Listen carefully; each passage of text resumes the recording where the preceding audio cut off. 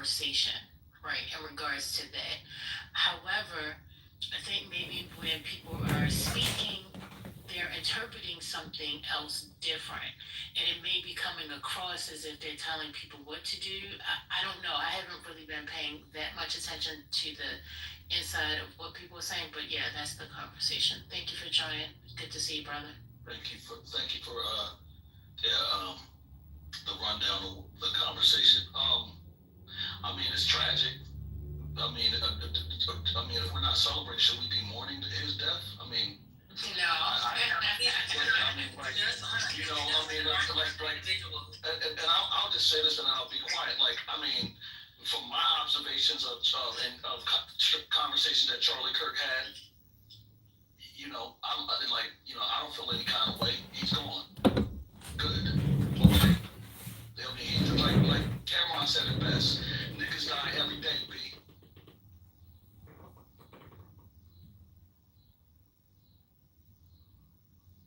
um. Okay. Hey, I believe people are entitled to their opinions. I'm not sure. I wasn't in the space previously before where this sentiment came from.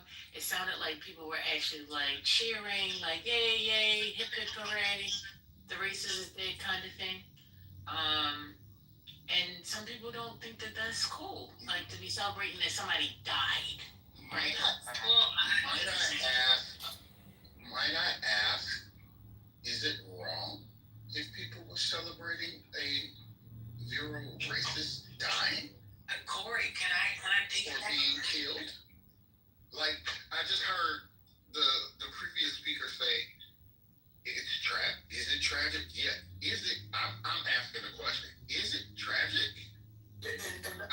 And I might want to grab it. I'm gonna look up what tragic is. Yeah, Corey, I hear you, brother. And I said that kind of facetiously, like, I mean, tragic, that he died, and that's why I was going on. I went on further to say, like, I know I've listened to Charlie Kirk for quite a number of years now, and heard the vile things that he said about black people, and heard the vile things that he said about like the people that look like me and exist in this world like me. So am I sad that Charlie Kirk is dead? Fuck no, I am not. I am not. And I'm not going to try to force myself to feel any otherwise. It is, and I'll say tragic loosely that he lost his life, that he is no longer amongst the living. But I kind of feel like, yo, you know what? You reap what you sow. Well, it's interesting because I remember when Osama bin Laden was assassinated and killed. Americans celebrate when international terrorists or what we deem terrorists are killed. But when it's somebody that's spreading domestic terrorism in very various ways, then we're supposed to view that very differently when it's ours. Well, technically, because he was technically an American like us, I think that is what people are trying to placate the notion of, like, oh my gosh, he was an American, he was a dad, he was all like. While that may be very, very much true, he still had an everyday life that he chose to actually go out and spew nonsense. He went out there and made comments about Palestinian people and how they are the equivalent to cattle. And that they should not get a relatively thought about and all these. Like, these are the real things he was doing. And let's be clear, his organization, the Turning Point USA, he only has on YouTube 14 million subscribers. You don't really get that much engagement as well. So, like, I understand he may be someone they make clips out of, but he really didn't get that much notoriety. Like, he was only popular with my youth group, and that's it. Well, he is popular with young people. I've got kids that are in college. One just got out of college. So, how should one feel when this individual makes the world a more dangerous place for your kids? How should you feel when it comes to their demise? He was literally in the middle of saying something. He had just said something about trans people doing mass shootings, and then he said something about gang violence and those type of mass shootings, which we all know that dog whistle. So, I mean, he was in the midst of doing what he does the best, and I would say he's pretty popular. You guys, well, he did. Even if he, well, not for you, not for anybody on the stage, but for people who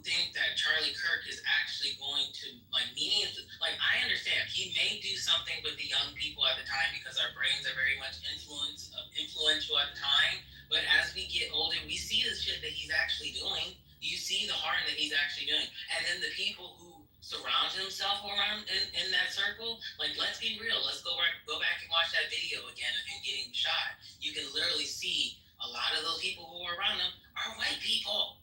Like, they're not any of us. Yeah, man. As I said before, I don't think anybody should cry over his death. I'm just curious as to what this means politically in terms of, I mean, gosh, what part of Trump's justification for entering DC was nothing really about crime in DC, but because one of his staffers or something got killed, or robbed or some shit like that. Can't exactly remember, right? Like, an administration. Well, it wasn't even and black. It wasn't even killed. It was supposedly beat up. It been beat up. Which I don't know Exactly, what that happened. right? Like an administration president who takes, personal slights and then weaponizes the military and a good part of the executive branch against black and brown cities. I would not be surprised if Trump finds another reason to do this even further and to push even harder. How do the young niggas say it today? We smoking on that Charlie Kirk pack. Hey, stop it. Smoking on that Charlie Kirk.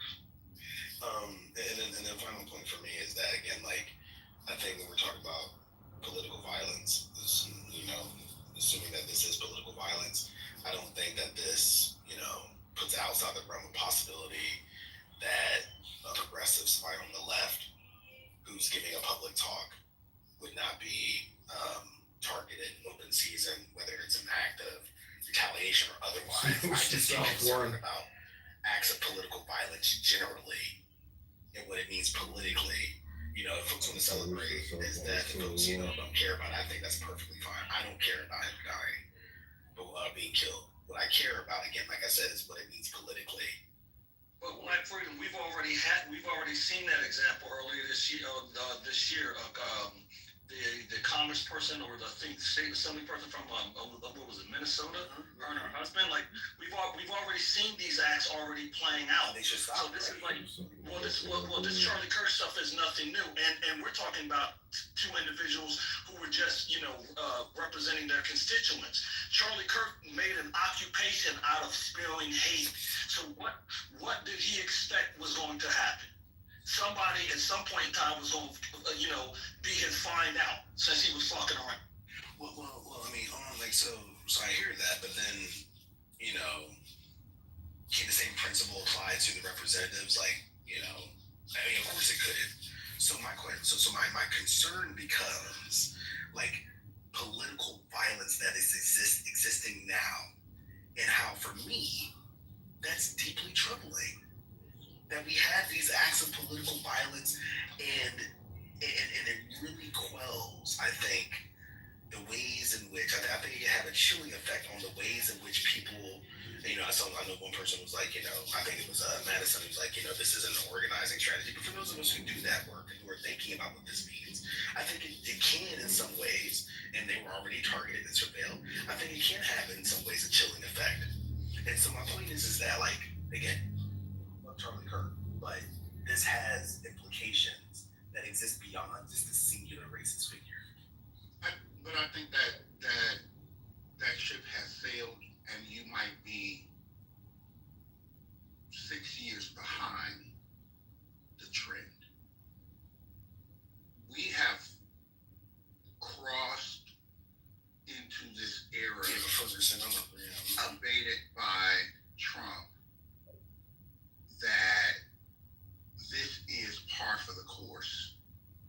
I mean, I don't know if you all saw the video of the representative in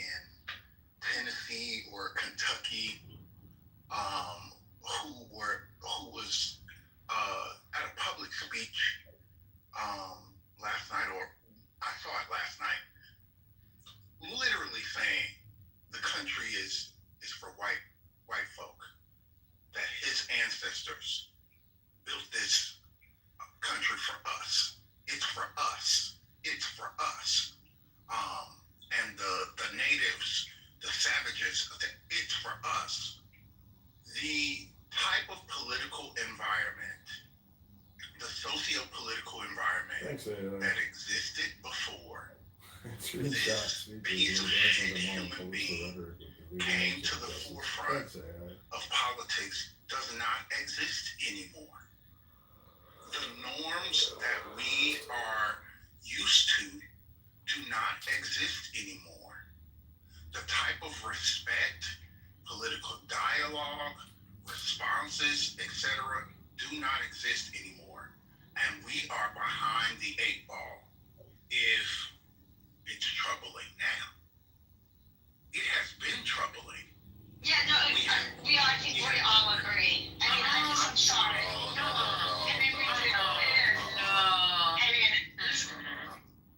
No. See you later. No, man. Can Corey finish? Yeah, Corey finish.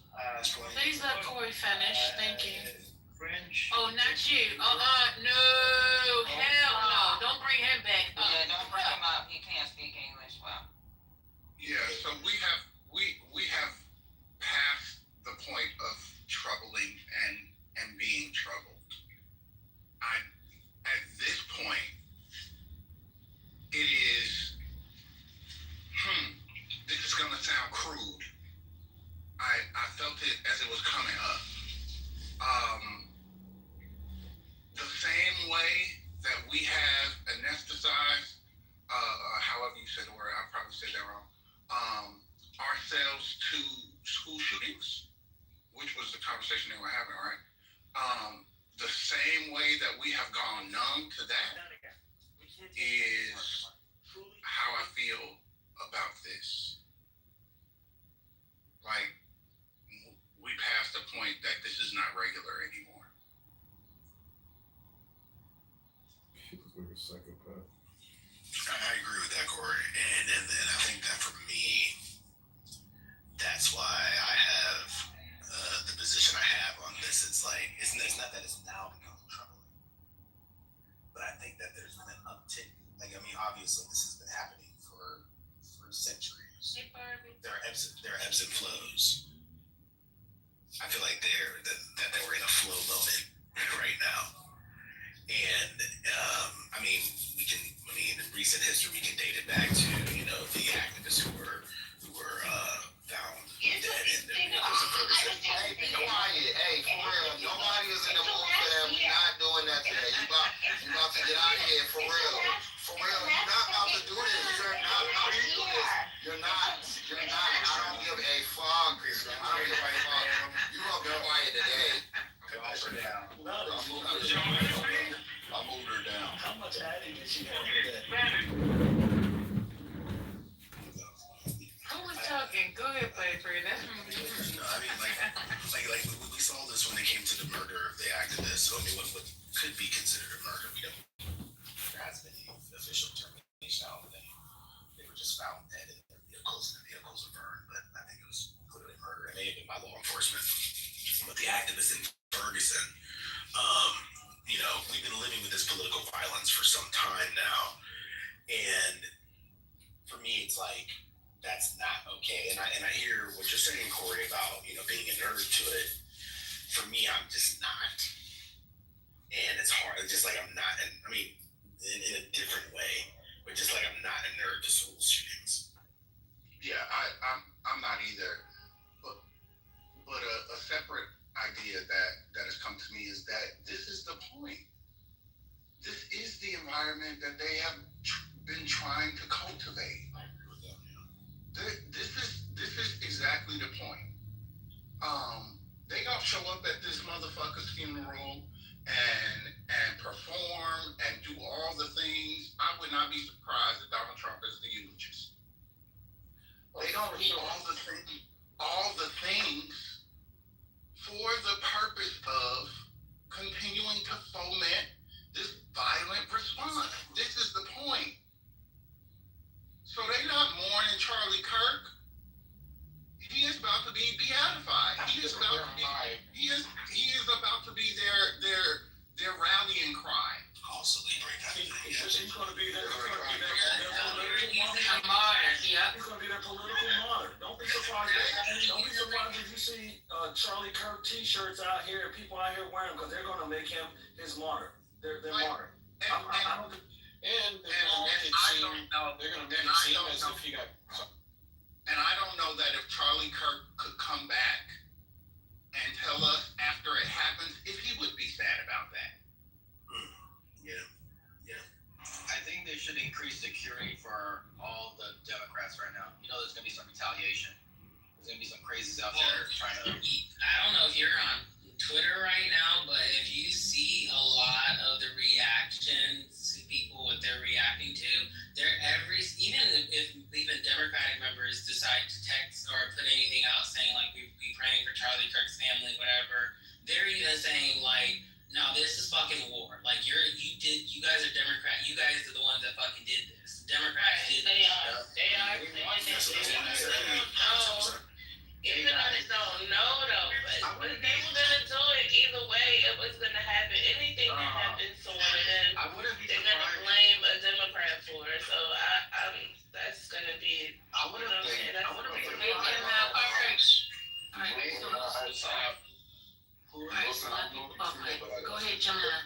Whoever wants to start that. What you said, Gemini? I said, I don't know if you've seen it, but I sent you an invite. I sent you a couple invites in the other spot. Oh, I seen it. Yeah, but what I was going to say is I was literally arguing with TC because TC was trying to blame, saying that Democrats are being so violent. Oh, I don't understand why every time something happens, they got to get violent. Like, you cannot take outliers and start trying to blame outliers and say that is the mindset of the entire political party, right? That part, to me, doesn't make any fucking sense. It is the weirdest shit ever. You know what would happen if it were them? They would say, this black on black crime is fucking crazy. Yep. This black on black crime is fucking crazy. What about this white on white crime? Okay, can I speak here before I get, can I give me a second here? No, other people want to speak. Just give me 60 seconds. No. Yo, white ass, I don't give a fuck about you spazzing out, white lady. I don't give a fuck. No one should let the fuck out of here. One second. Let me take it. Too many people on the stage and too many voices going at the same time. I wouldn't be surprised if somebody. 1 second. Who's that? 1 second, Jeremy. I'm gonna come right over to you. Just in case, because there's some new speakers on stage. I want to make sure I hear from everyone. But let's just be mindful. We don't do all that talking out of turn crap. Like, if there's a squabble, people going back and forth, whatever, that's fine. Those two people can have that conversation, that dialogue. That was a great conversation between Corey and Black Freedom. I like the way that you all be able to express your thoughts. Pay attention to. Without arguing back and forth.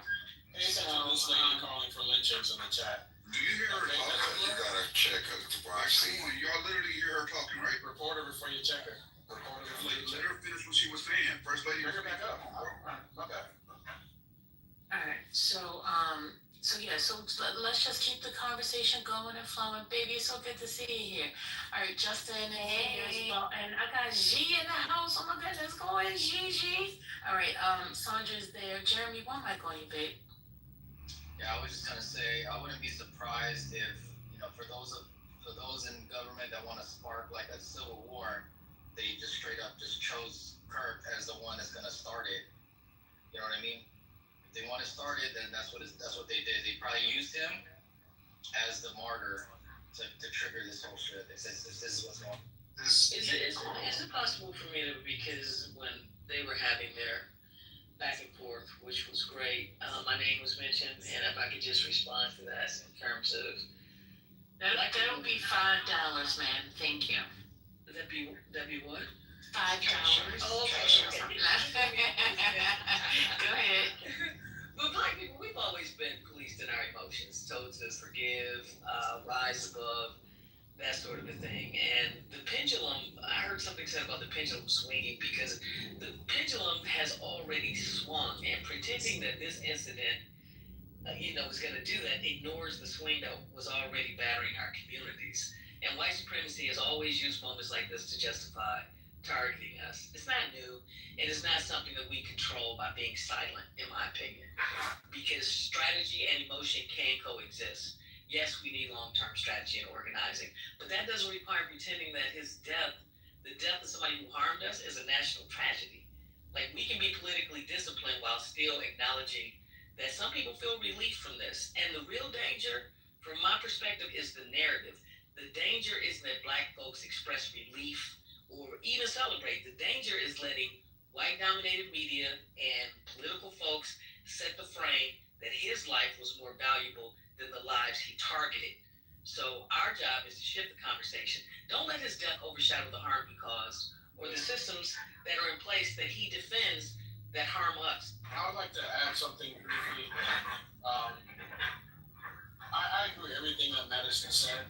I think we're spending a little bit too much time talking about, well, what if Charlie gets martyred and all of these Klansmen start blowing up churches? While that's probably going to happen and was going to happen before he got assassinated, the reality is it's a much worse climate when you can say the things Charlie Kirk said and make millions and millions of dollars and live a very safe life. What you actually do want societally is for there to be some level of fear and desensitization for saying some of the brutally cruel, evil, inhuman things he said about people. Like, I'm just going to use a quote from Charlie. I think empathy is a newfangled, corrosive word that we use, and it's very toxic. We should throw empathy out the window. Someone in a free society, a free democracy, getting millions and millions of young white armed men to consider empathy as a word that doesn't belong in the English language. Someone who's going around saying you shouldn't want a black pilot. Someone saying that if a trans woman wants to play sports in high school, she should be taken out back and taken care of.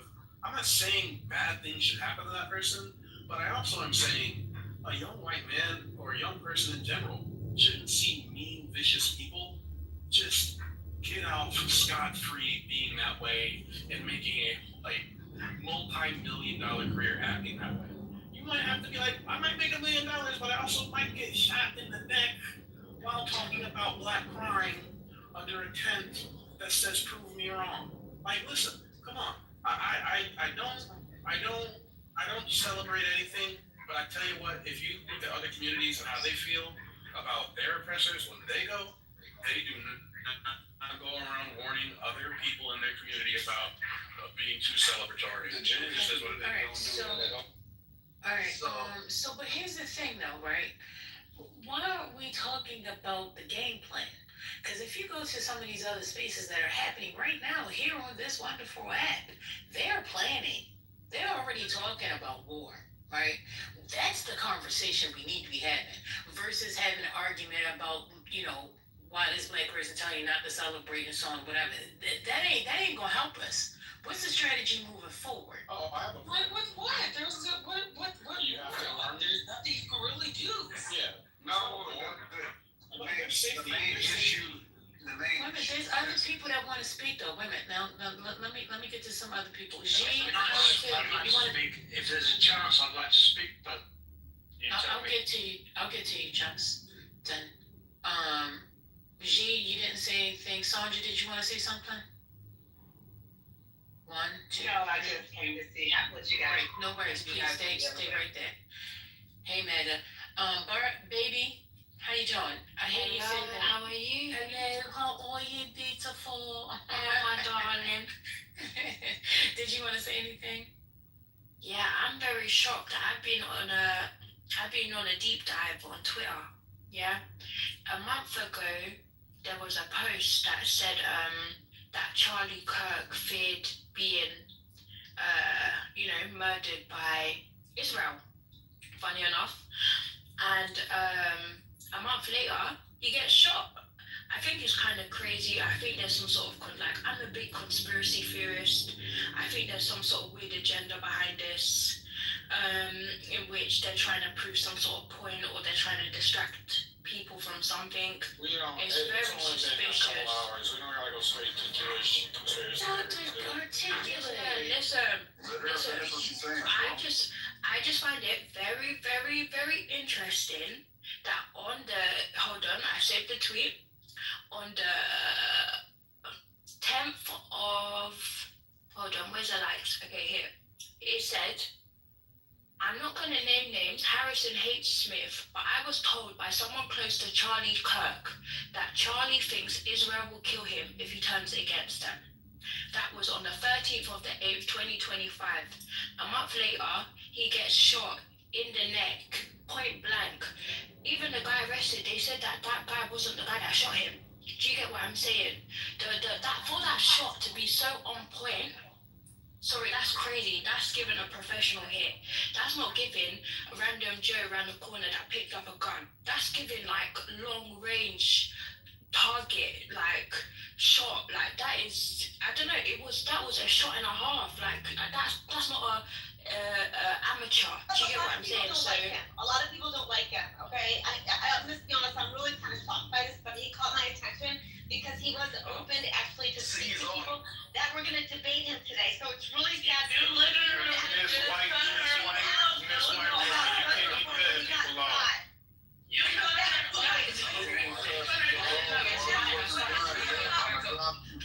no, it's fine. I started to joke. I was shocked. Y'all talking about cutting her off, but the ridiculous bullshit. Barbie, were you done? Wait, Barbie, were you, baby? I'm sorry, baby, were you finished? Oh no, go ahead.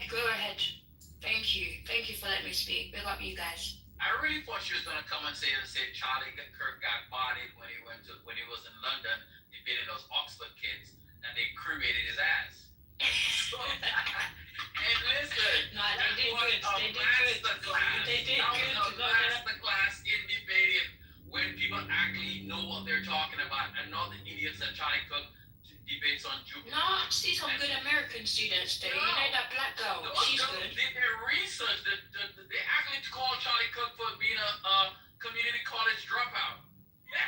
That hurt his ego. If I could, I'd really like a chance to share something, if I may, but you tell me. Go for it, sir. If I could. Go for it, sir. Thank you. It's like Charlie Kirk, that's what the room is about, okay? And it's like, I'm not saying I was ever a fan or anything, I was an observer of him, and I wasn't sure if he was just doing it for his own media attention and whatever. And it's like, however, in these circumstances of what's happened, all I feel inside myself, nothing to do with politics and race and colour, is that was a brave man. He was a brave man. Yes, let him finish. We allow all pushing it to the other side. Pushing it to the other side. Okay, yeah, maybe I'll go, but someone said let me finish, so fine, thank you for that. And so I thought, well, he's a brave man who's got his own opinions, right or wrong. I'm not saying I support them or anything. It's like, I'm saying it's a brave man. The fuck was a brave? Okay, so what the fuck was brave about going and badgering and picking with little college kids and on stages across America? Hold on. You made this. Let me just complete my thing. Let me just complete. Y'all, is this a white thing that y'all feel like y'all just can't just let me finish fucking talking? All right, so what was so fucking brave that he went around and sat on the stage and picked with motherfuckers and tried to outwit them as a fucking grown adult with kids that he could have been doing something? What the fuck was so brave about that? Please explain.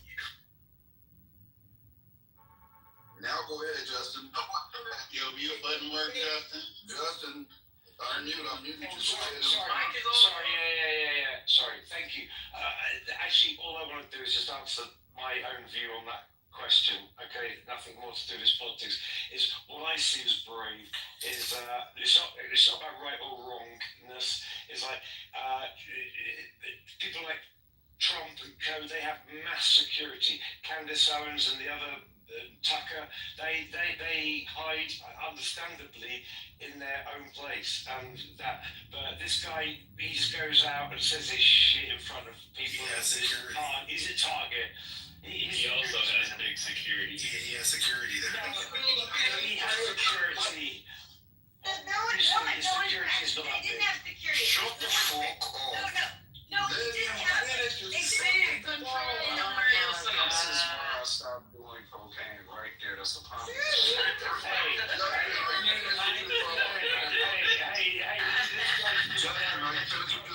This guy got shot today, standing up, and I'm just saying at least he's brave. I'm not saying he's right. I agree with you, Justin. Don't listen to these I'm people. just saying he's at least fucking brave. Alright, come on, y'all throwing it all up one time. You can't.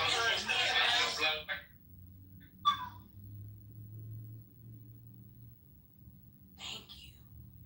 Wait a minute, did articulate leave? Yo, why y'all? Come on, one at a time.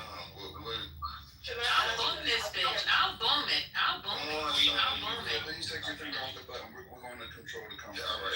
Come on, ladies, don't boom the room. Please don't boom the room. All right, y'all gotta please stop jumping off mic just to say, please keep your intrusive thoughts to yourself. We can't hear nobody else. We're going to start shooting. If there's not a cue and you're not the person directly after, we're going to have to shoot you. No disrespect for anybody. That's what's going to happen. Alright, so if Justin finish, Justin, he's finished with his response. Okay, he's gone. Alright. Yeah, can I just, I'm not no mod or no shit, but I don't even think it's that crazy in here today.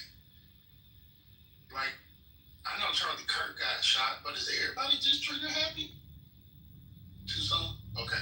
This room, in my opinion, and I go to a lot of different rooms, this room is very tolerant when it comes to that. There's not really, I don't see trigger happy mods in here, but people are over talking each other. We can't hear each other's thought to even respond to it conclusively. That's all. That's what's being said. I don't think it's that crazy, but people are over talking them. We can't hear the conversation. It doesn't have a natural flow. Where did articulate go? Because I was moving on. He flew over our heads. It's fine. Can we move on? Don't do that. No, it's the more Lord. I do think that. Because I think all you guys, we're all saying the same position, like over and over and over and over again. I don't think anybody wishes unalignment onto any person, nobody wishes death onto someone here upon this earth. However, when you feel and bigoted shit, guess what? Shit comes to you. And so, there's nothing we can really say. Man died, we move on.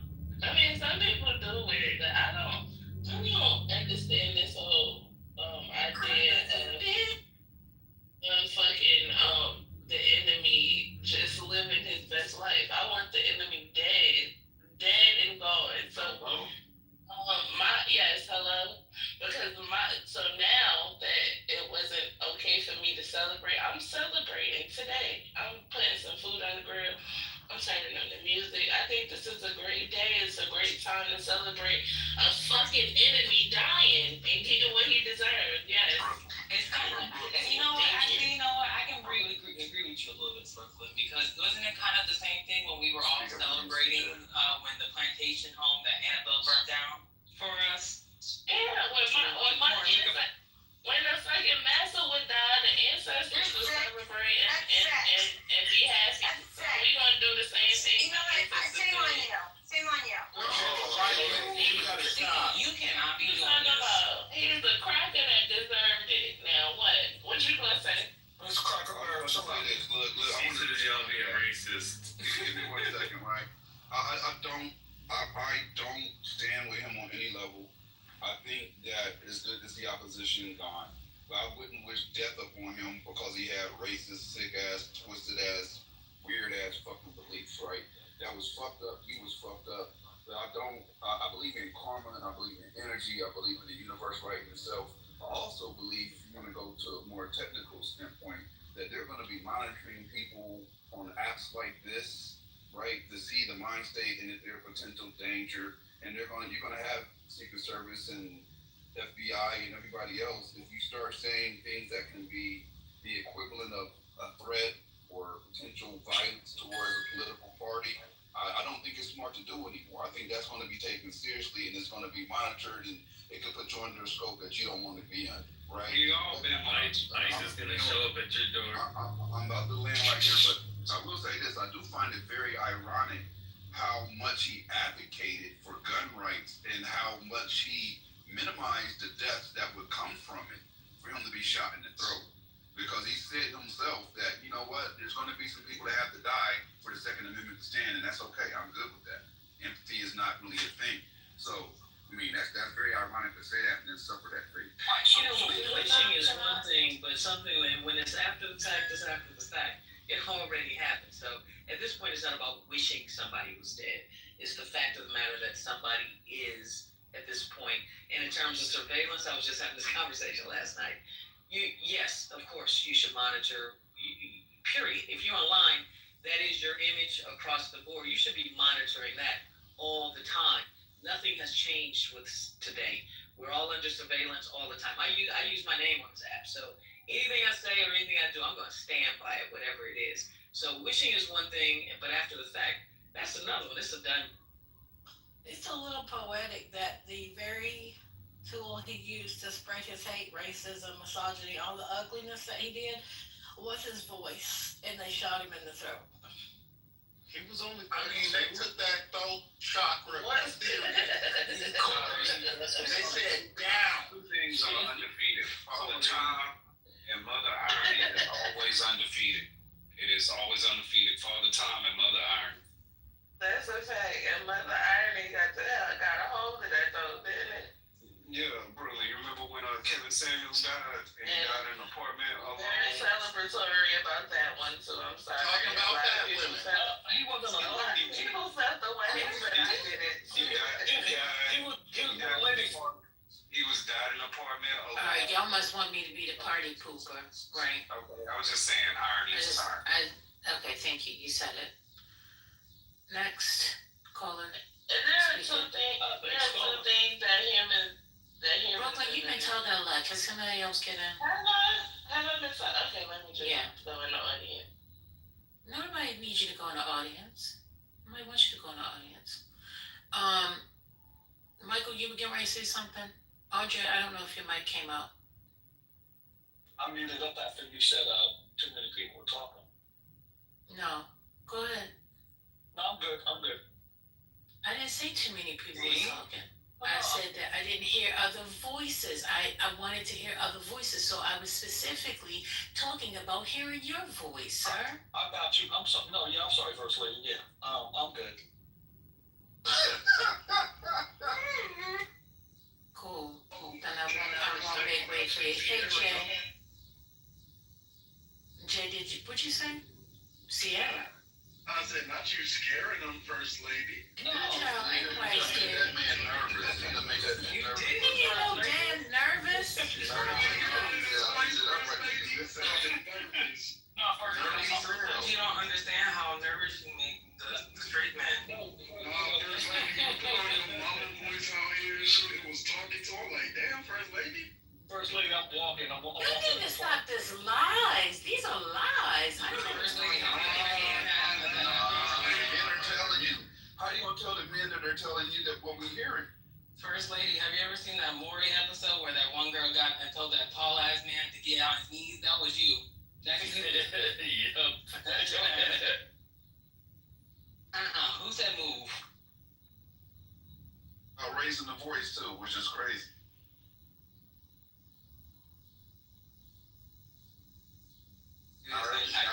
Everybody's scared. She done scared the room for Shut up, Gemini. So, First Lady asked about solutions. I think the stats can't be that much different now. With the same amount of now, there are two parts to this. The same amount of percentage is way more than it is us. So the numbers is off. Of white people that own guns, black people own guns.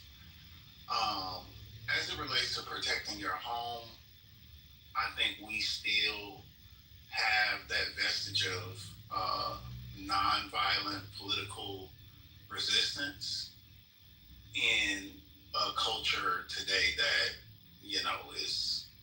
has it ever been? It's never met our nonviolence with nonviolence. And so I think that as they continue to foment this type of violence, the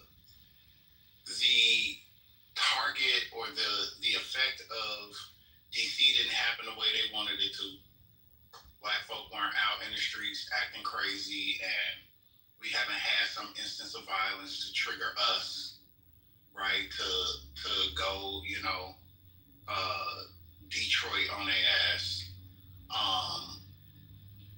And so this might be theirs. And I just think that, for the people who want to, like, go to a gun range, get a gun card. Now, does that say that most people are killed or injured by their own guns that they own in their own home? So, take that safety course a bit seriously.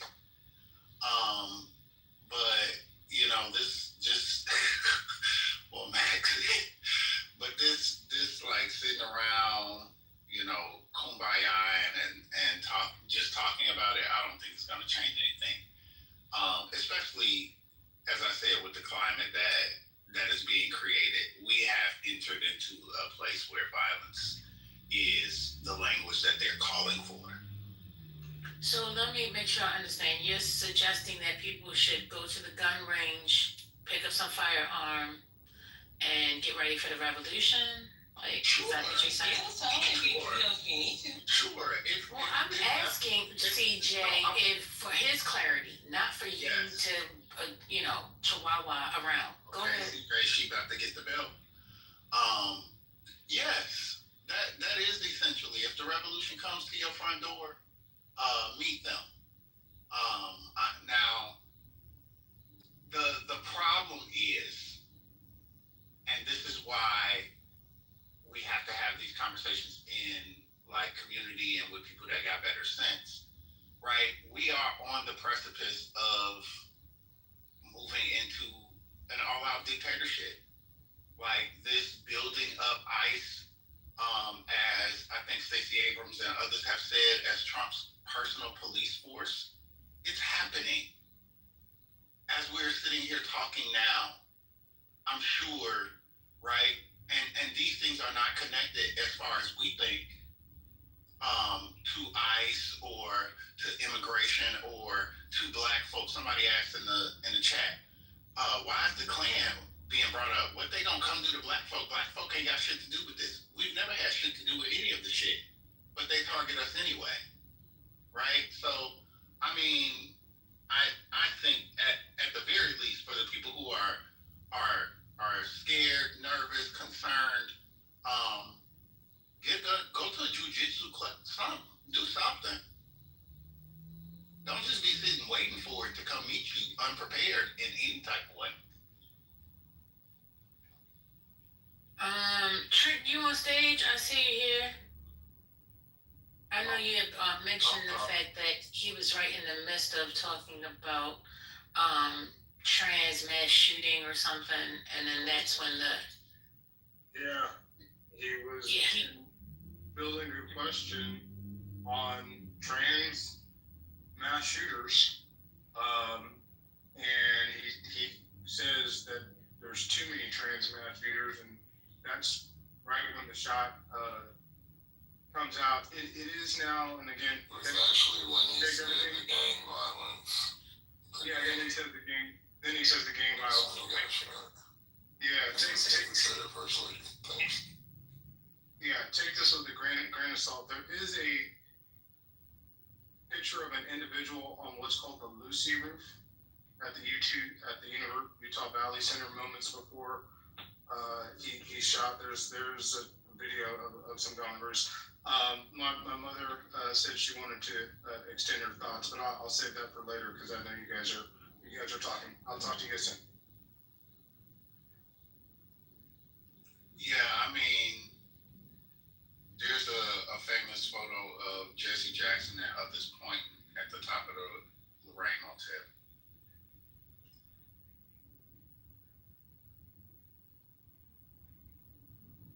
So there's a conversation regarding,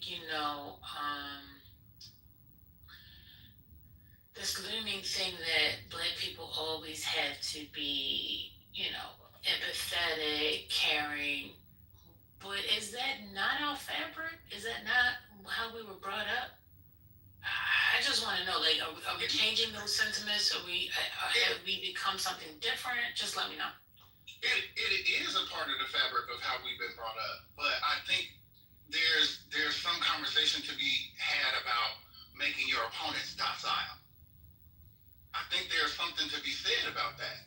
And I've said this before, that if black folk tapped into a portion of the rage that we have inside us genetically and turned it on this country, we would fuck this bitch up.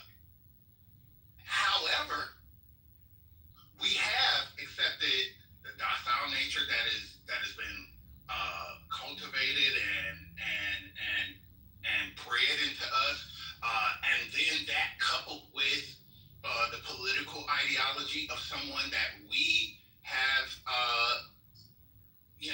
turned into a saint and a martyr, right? That whether or not it served us the way that we wanted it to, whether or not it continues to serve us the way that we want it to, respectability politics and not being angry or showing emotion that would put your life in danger, all of that contributes to what you're saying, First Lady, and I think that sometimes we chalk it up to, well, we were raised to be kind and empathetic and the laudable parts of it, without talking about the reason that we were raised that way was so you wouldn't be the next Emmett Till. Right, so that's what I was saying about the revolution, right? Because the way I hear this conversation started, it just sounded like, all right, we're ready to fight, kind of thing. And what Just was saying earlier in regards to, we ain't got them kind of weapons. Like, you trying to fight the federal government? Like, retarded. What's going on? So that's what I'm trying to figure. I'm just trying to figure it out. I'm trying to figure out what people say. I don't think that it's the federal government that we really have to anymore. It's their goons. Who do you think is back and white people? Hello? I mean, I'm just and listen. I'm talking about the Aprils. I don't mind going to war. I'll fight anyone. But yo, strategy is a thing. I feel like mostly like everybody else, but I'm also not putting like whether we willing to die for it. I don't want to put my moms and my sisters and the women I know. I'm not ready to just willy nilly throw them out there. I don't know. I just think there needs to be a little bit more strategy involved. If y'all talking about and we have war fighters. Just, I want to say this real quick. I want you to think of it on this level. We can't fight the federal government. They are armed, trained. They have skill sets and assets that we don't have access to. So that's just silly. However, to be armed and to be able to protect yourself from the outliers is super important, right? It's not going to be the federal government showing up at your house if things are happening. It's going to be your neighbor. It's going to be the little group, the little active group. Militia from the neighboring the little local militias. Matter of fact, a lot of people don't know that Los Angeles County has more hate groups than any other county, even though we have the least amount of white people. As far as registered hate groups, we have the most. So to not be armed and be able to protect yourself against threats like that might activate once things go is just going to be short-sighted and stupid. I'm not saying not keep our guns. I'm not saying don't keep our guns. I'm saying, go get your guns. Definitely learn how to fight, all that shit. I encourage that. But maybe I'm missing what's being said, because it's like, we ready to go to war, and I don't mean, to be fair, know if it's time for that. We're ready to go to war. That's not what I was saying. To be fair, Gemini, you might not have said it, but there's been a couple people in this conversation that have just, for no reason, talked about civil war and war. No. It's a very irresponsible way to treat these things, but there is a responsible strategy. For the past 10 years, you've been in a climate where your family's in danger, especially if you're in a red state, if you're in the South. But now, at this point in time, we're in America. So if you're black, living in a black community, if you're just an American living in an American community, it'd be important to be armed up. to be raising your children in a culture of discipline and self-defense and safety, and to maybe have a community watch. Like you living in the country you're living in, it's only been about 40, 60 years of not continual stochastic and intentional terrorism against particular communities, namely ours. And you need to pay attention to where we are historically and try to learn from past tragedies. I got a Caltech KSG. It's just a shotgun. It's just for my house. I'm not walking around marching. I'm not like Mr. 2A. I just know I live in America and things get violent. And I'm in fucking Connecticut. If I was in the South, I'd be marching up and down my neighborhood and a community watch. If I didn't have that, it'd be a first priority. If I'm living in Atlanta, I'm worried about the rest of Georgia. But y'all, it is time to really, really talk about what the worst probabilities are and be prepared for that. Now, when we talk about race war, that's not my conversation. I'm not. Yeah, no, I'm not talking about that. It's a phrase that needs to be buried, really. That's a phrase that needs to be buried, really, because it's not happening. Yeah, I'm not saying get ready for a race war. What I'm saying is you need to have knowledge of arms and protect yourself and be capable of using a firearm to protect yourself. Be familiar with said firearm, go to the range, take it apart, put it back together, know that firearm intricately, so whenever anything happens, it's muscle memory, it's not you learning during the process. I think if we have that right, which our ancestors died for, to keep and bear arms, and we don't exercise that, we're doing everybody a serious disservice, especially to protect yourself. When people do show up at your house, if they do, and I hope they don't, if somebody shows up at your house with the intent to harm you and yours, words ain't going to work. Hey, no, stop, it ain't going to work. I'm calling the cops, ain't going to work. You're going to have to be able to protect yourself in the moment. That's important. But haven't we learned at this point that it's not gonna, like, it's 2025, like, I don't know, we describe shit like it's 1950. All of these shootings have been from long range, and it haven't been, well, there was the one with the Democratic senators, but they were coming home from dinner, right? They were coming home. What'd you say? They're in a baseball game. Right. And you know, like I'm minding my fucking business. I'm headed to a concert tonight. Motherfuckers don't just show up at your door. Like, it's hard for me to hear these things and take it seriously, but I would, since there are war fighters, shout out to Hexet, there are war fighters in the room, like, how do y'all feel about all this? Or is it that, you know, like, it is what it is. This is America. Motherfucker can get shot at the mall, like, anywhere. And that's just it. And you're not going to be able to protect yourself. This is the society that we've created. This is the society that we live in. King, I'm going to tell you this. There are some outlying communities in Los Angeles County, because it's such a large county, it's one of the largest, if not the largest counties in the United States. There are some outlying communities that are MAGA, believe it or not, right? And in those communities, and I know because of a couple of warehouses that we operate out of, they will intentionally go and break in and steal from the properties they know belong to black people. So what you're saying is not happening, is happening right fucking now. It's not happening to you, but it's happening here right now, right?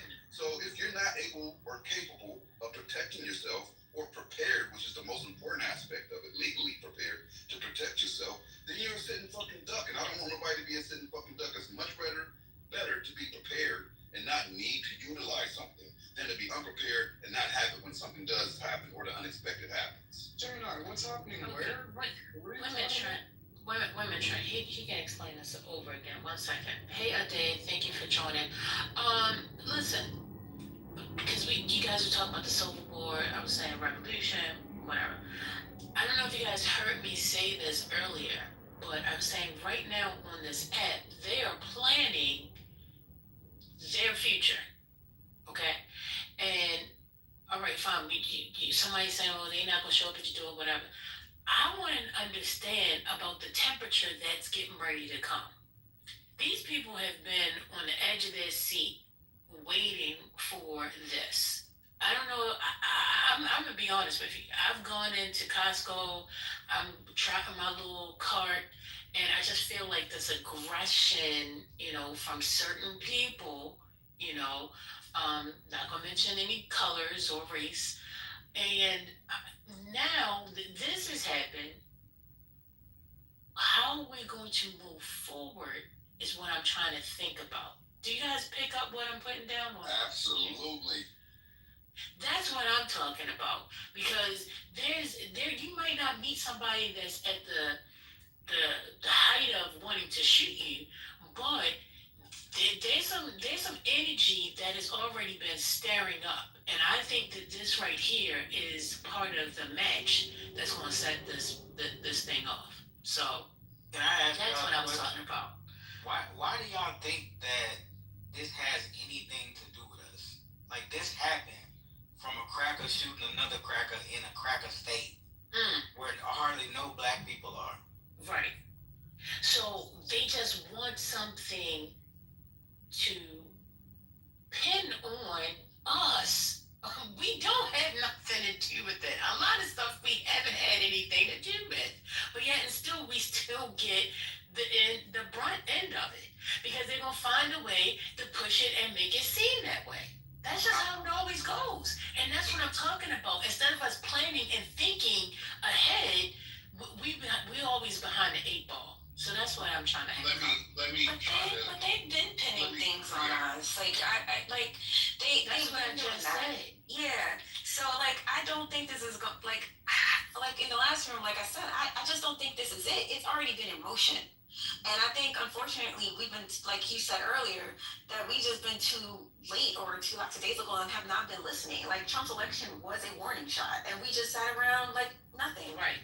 And so it's like, for me, we gotta pay attention and we have to see where things are going, and we have to be active. We have to be proactive. We can't be reactive. Exactly. And that's the problem.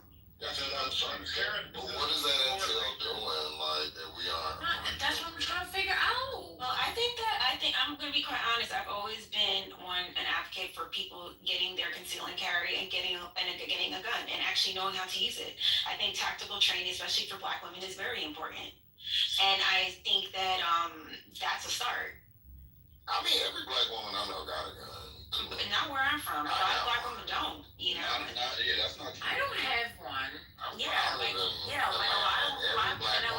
don't know how to shoot. And a lot of people don't know how to shoot. They don't know how to clean their guns. They don't know how to shoot. I always tell Black women, go to tactical training. Get yourself a gun. It is dangerous out there for us. But do y'all think that that's just the majority, or is that the limit? Because I don't know that all the Black people I know, period, are very. Even the people that aren't. My mama got a gun. She's not a gun person, but everybody that live around me that's Black got a gun. Like it's just a thing to have. That sounds like an Atlanta thing, but this is not. But most Black people live in the South, y'all. Yeah, but we're all here too. I'm in LA, but hear me out. Just want you to think of this, right? Having a gun is actually more dangerous than having a gun with training. That makes it less dangerous. Having a gun just means you're up in the ante because now you got a gun, but you're not really trained with it, so you're gonna get fucked off, right? But why do you think we're not trained? You don't have the muscle memory. The second that you raise that gun and you're not really a gun person, you're gonna get fucked up if somebody know what they're doing. Why do you think that people are not trained? Man, they're not training, bro. They're not training, bro. Having a gun, possession of a gun, I go to the range all the fucking time. I don't see a lot of Blacks at the range I go to. Ain't no fucking. Let's not argue about who. Well, I'm not arguing. What I'm saying is that's to me what they're saying. It just sounds like an assumption that because I don't know. We can ask other people, but all the people I know, they have a gun and they've at least gone to the range or taken a class to know how to use it. I think Black people are very up on guns. I think it's more than going to the range. Like for me, I'm very specific. I'm saying tactical training. That is what people need to start doing. It's not just going to the range. You can see a piece of paper and clap, clap, clap, clap, clap, and then go home. I'm talking about tactical training, actually knowing, like strategies, like skills, decision making, in high stress level environments. Using like physical tools like your firearms and stuff like that. That is what I tell people to do. It's not just going to the range. I don't know. I just don't think everybody's a soldier. I think you have a certain amount of people that are gonna do that will do that. But I think just like in real life, everybody's not a soldier. Even in the army, everybody is not doing combat. So I think having just knowing how to shoot for somebody like my mom, she just not a gun, but she know how to shoot. We make sure she know how to shoot. So if something were to happen, she can bang on a motherfucker if needed, but she don't really want to, deal with it. I've heard other women that are in the army that don't really like guns, so that's just the nature of humans. But I do think that is an assumption because you have cities like Houston, Atlanta, Miami, DC, or give or take, that are in the South or Virginia. I'm sorry, that have like pretty much more loose gun laws, and I know the women that I know, and especially the men, they got guns. Just this is what I did because I wanted to make sure it wasn't an assumption. I hear what you're saying. The good thing about gun ownership is you have to register. And when you have to register, you have to provide your ID, which contains your ethnicity. So they have stats to back that. What percentage? And I just looked it up. Do you think a black? Let me take that back. What percentage of gun owners do you think are black? No, let me take that back. Let me rephrase that. What percentage of blacks own guns? Well, what's the plan? The percentage of it's a minority. I mean, it probably is low, but that's to say that it's first of all, it's a lot of people in the South that guns are a part of the culture. So before they were registering guns, there was black people with guns here, right? It was black people with guns. There's black people that knew how to use guns. It's a part of something that they grew up doing. Like when I moved to Georgia, I was shocked. All of the black people, all of the black women that I knew that hunted, that did it as a sport. And every gun is not going to be registered, so everybody is not going to know. They're not going to know the exact amount of black people that got fucking guns, but that's besides the point. Why are we even caring about black people with guns at this point? If anything, it's not going to be a race war. If anything, it'll be probably civil, and if that's the case, then it'll involve more than one race. Wait, black people. Hold on, Gemini. I see 30% of blacks and 38% of white people. I see 24% when I look, right? But this is the thing. Let's just say it's 24%. That's not like 38% of white people. It's similar. The 24% number is from 2017. Just, I want you to think about this. So it's more people that own guns now. I want you to think about this. When you say most, that means 51% or more, right? That's most.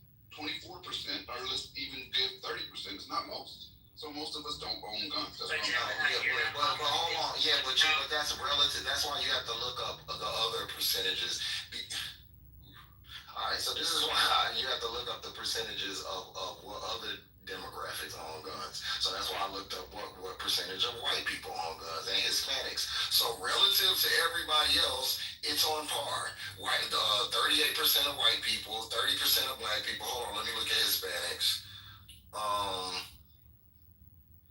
Well, I want you to be clear, Judge. What you said was not relative to everybody else. You said all the black people I know, all the black people own guns. Within gun ownership, that's why we have to understand statistical things and relativity. So I'm talking about those who own guns. So we're talking about relative to people who own guns. So there's a percentage of the population who owns guns, just overall. So actually, black people's is relatively on par, or just a little lagging, like it is in everything else that we do. So it actually does make sense. What I'm trying to if you understand the other, you can't just see just throwing a statement out about black people or about a demographic. You have to. There are other factors that you have to pull into it. So it's not. I didn't say most people have guns because that's not the case. Most people don't have guns in general. Right, but when you start saying all the black people I know, I'm telling you, like a lot of black people I know don't. Which I qualify by saying I live in Atlanta, a black city, and a southern city. Right, which is probably we need to agree to. But let's take it outside the relative part because I agree with you on the relative part, right? It's got to be relative to other racism, we can look and see we're on par and behind. I don't want us to be on par or behind. I want us to be ahead. I want us to be double. Like, I want us to be armed to the point where we have an advantage. That's the point I'm trying to make. Yeah, there's no such thing as that. And it is kind of like the gun conversation is an important conversation to have, but an important aspect of the gun conversation is realism. There's no way for Black people to arm themselves into safety. In fact, the higher percentage of us that is armed only results in a higher percentage of gun regulation in our communities, as well as more arms amongst our oppressors. And so this isn't, guns isn't in any way going to be the thing that liberates Black people. It's a last line of defense when crackers are barreling into your neighborhood and kicking down your doors. And so you should have, in the same way that you should be raised how to throw a correct punch, which most of y'all don't know how to do, you should also know how to fire a gun, disassemble it. You should be aware of what guns are best for your protection within your homes. Again, I highly recommend shotguns. Pistols are kind of overrated. But you should just know basic safety and self-defense. But you 2A radicals pretending that you're in any way, with any amount of investment, will be prepared for a wartime situation. You need to talk to more actual, like, special operatives, people who are veterans. The only way you get better at war is being in a war. What are you And if you're talking in a about? war, Follow the conversation. Dr. Ridiculous. I didn't follow the conversation. Yeah, that wasn't even the conversation. You're talking about percentages of people who own guns. No, that wasn't the He conversation. was under the train. Hey, listen, guys. If Did it just you change? haven't Did the conversation just change? Did I miss If you something? haven't already placed your vote, please draw your attention to the top here and go ahead and cast your vote. We thank you for flying with Politically Correct. If you don't have your gun legally, please don't answer the question. Thank you, because I'm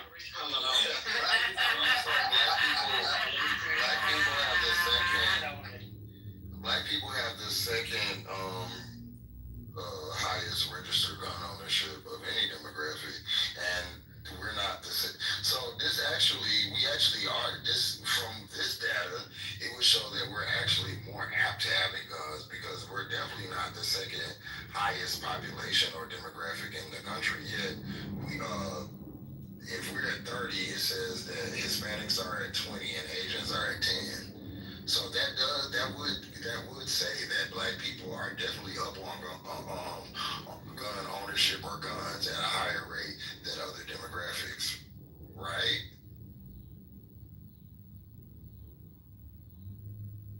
So wait, I'm so confused. What's the point of this again? Yeah, what does that say, Jess? I said let's not get caught up in it, but they ain't listening. And that's just registered owners, right? That's Wait, no, like again, I'm confused. What is the point? Like I'm trying to Yeah, I already asked that question, Jay. Say it doesn't need your answer because no. Can y'all tell me what answer y'all put? I see a lot of gray. Can y'all tell me what answer is that one? Those numbers could be skewed because depending on where you Great live. news you didn't participate in the service. I did. Okay, so depending on where you live, you might not even have to register with them. So like in certain states, state I live in, you don't have to register with them. And I can tell you right now, fuck with me, you don't think I was a military veteran, and nobody knows what I have. Most of you niggas are stumbling and fumbling over your guns in real situations. This shit is annoying, bro. You niggas, Nah, they shoot it that bad. What you tell talking about? motherfuckers don't handle pistols when they don't Like the go New to York Giants player. All you niggas are killers. All you niggas are fucking murderers. Who the fuck said something about being a killer? All y'all are fucking killers. It sounds goofy. What are we talking about? Can somebody please ask me if he's a serial killer? Can y'all please ask me? Is she gonna show you how to work that gun? Y'all want to play? About Black people. Being proactive. Like I don't really understand like how the conversation was. Because everybody not built for that. Everybody, that's just everybody. But nobody's even talking about people going to war. It's just protecting yourself, having the basic skills. Exactly. Everybody's not even built for that. Like, It doesn't matter whether they're built for it, but if it's something that's coming, then you want to be prepared for it. Thank you. Being built and being prepared is two different things. So I might not be built for it, but so guess you what? spend your I know I can be prepared. $8.99. So you spend your $8.99 on karate for 2 months. Now, Billy Bob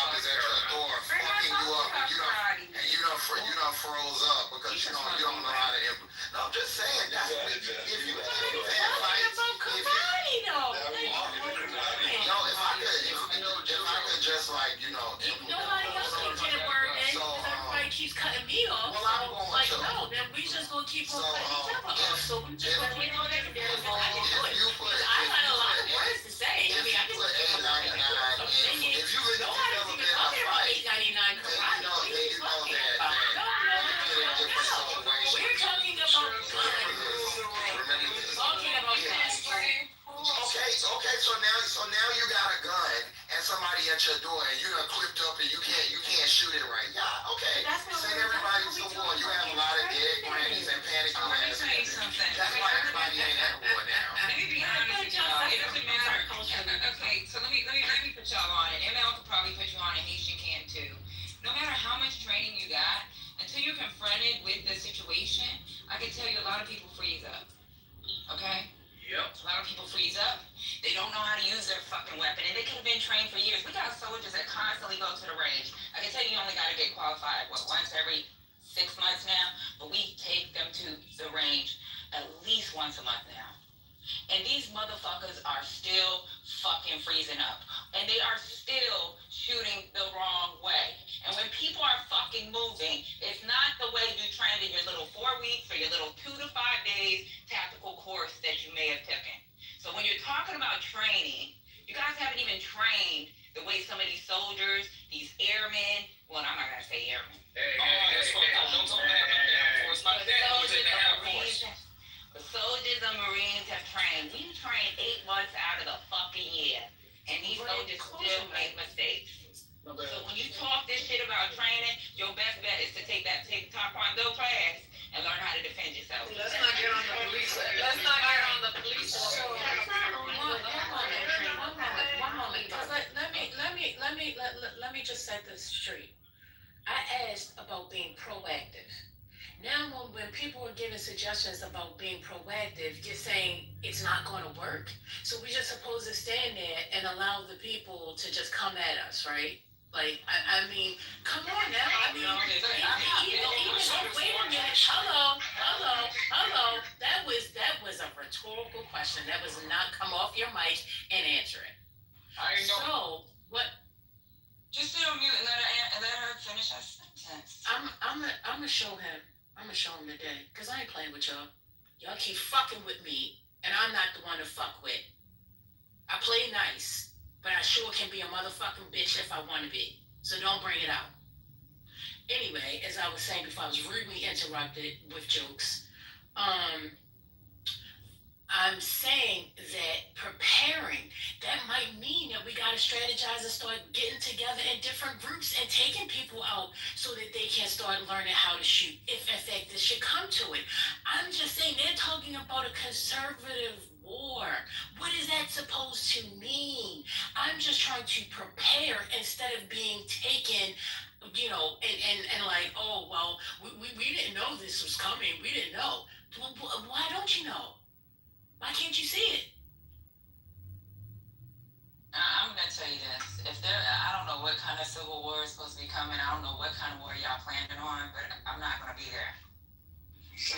I'm not either. I didn't know there was a. I'm not either. This is the conversation. This is what I'm perceiving the conversation to be. So when people are talking about, I don't know what y'all preparing for. I'm preparing my dinner right now. I'm sipping on my wine and I'm listening to y'all talk crazy. They fantasize. I mean, it's just like, what is First Lady? She's not shooting nobody. She's gonna be pretty.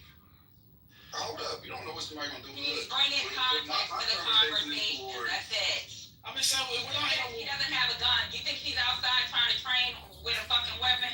No, we gotta protect her. Okay, so she's just playing devil's advocate. So make it make sense. I wasn't roasting her. I'm agreeing with it. I'm agreeing with it. Okay, there you go. Once again, let me hop in here for 1 second. I'm so confused how we got from Charlie Kirk and John to all of a sudden it's going to be a war on all black people in America. We need to get guns. We need tactical training. Let's be very honest. This is equivalent to the niggas in Chicago saying that if the military ICE were to come here, we're going to blow their asses down. No, the fuck they're not. Like, it's the same thing here.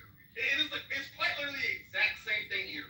Let's say if, in a wild fucking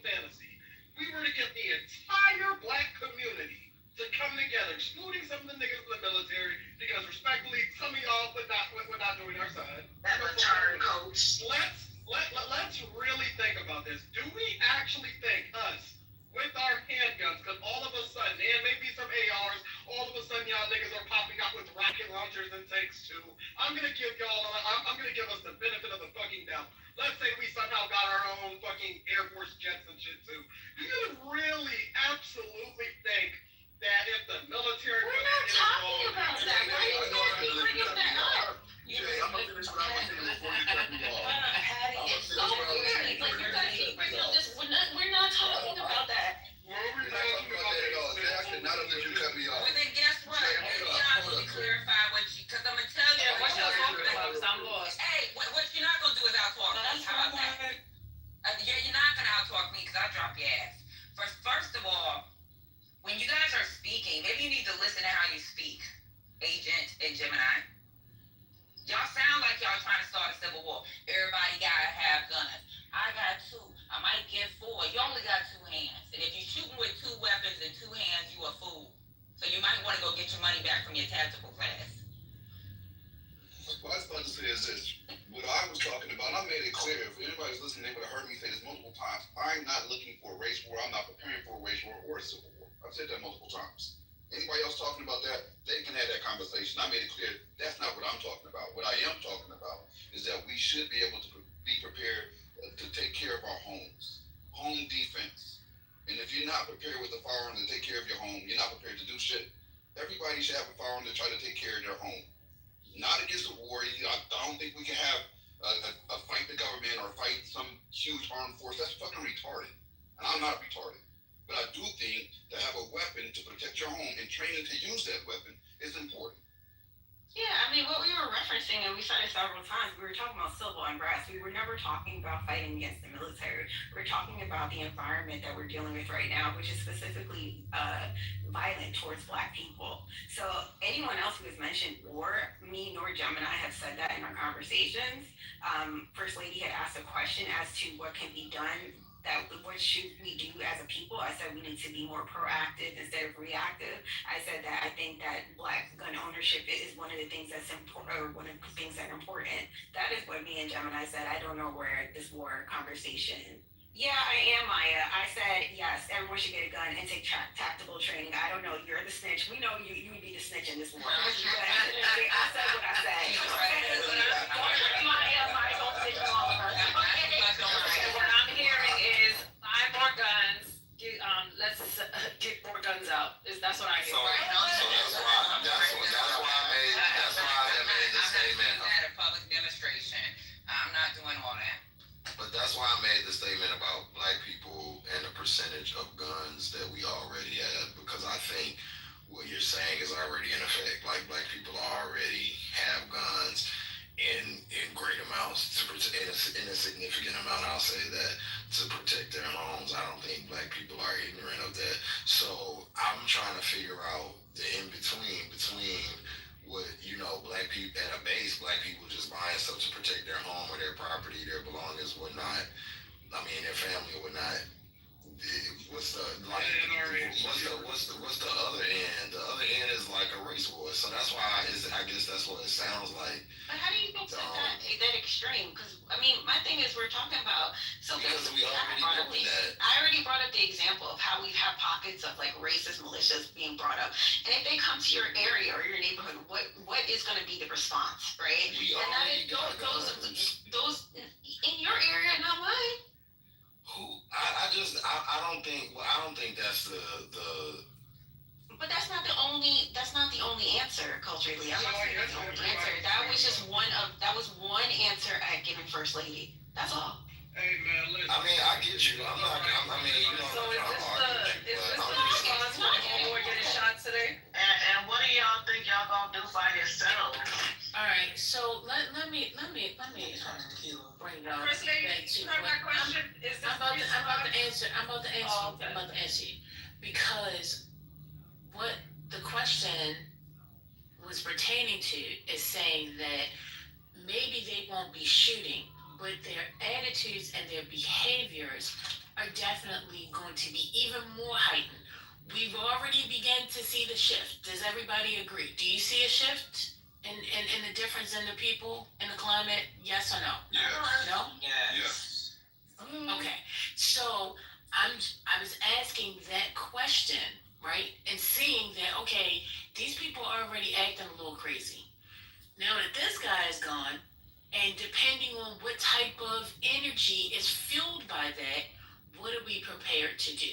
Like, how are we going to respond to these people and their attitudes and their behaviors? So, who knows? I don't know what's happening. I don't know what could possibly happen, but I just know that these people are ready for fighting. They're right. They're ready. They're on the edge. They're scared. People are trying to take their guns. I don't know. So I guess that's where the conversation kind of went. Octopus, if you will. And first lady, earlier when you guys had Hold on. Trent got breaking news. Go ahead, Trent. we do? Okay. Speak up. You sound real low, sir. Your mic is low. They got the suspect in custody. That's what he's saying. Thank you, Trent. Congressman Patel from his official X account, he just announced that they're going to have a press conference. What race is this? Do we know who? We don't. I'm watching it now. They didn't show it. It's a press conference. And First Lady, kind of what you were saying earlier, and because I had mentioned earlier about some of the things that I have been seeing on X, and I guess for some people who took some of the things that were going on X and then came on and espoused some of the race war stuff, that's where we got to. I was trying to make that clear earlier, that we had went off some quotes that were going off on X, and then somebody hopped in and said, well, this is going to be a race war, and that's how we got here. Well, they blaming Democrats, not black people. Exactly. That's what I don't understand. They always associate. Do y'all want to hear the conference? Y'all want to hear the news conference? Do y'all want to hear the news conference? Yeah, but I got breaking news real quick. Charlie Kirk was 31, y'all. That's kind of more like good time. Yeah. He looked old as fuck. Them guns told his age. Real talk, race war, that phrase has been mentioned 100 million Y'all don't want to times. hear it? That's fine. Hey, come on, y'all. Ladies about to quiet. Stop that. Agency personnel from the Salt Lake field office responded immediately. We have full resources devoted to this investigation, including tactical, operational, investigative, and intelligence.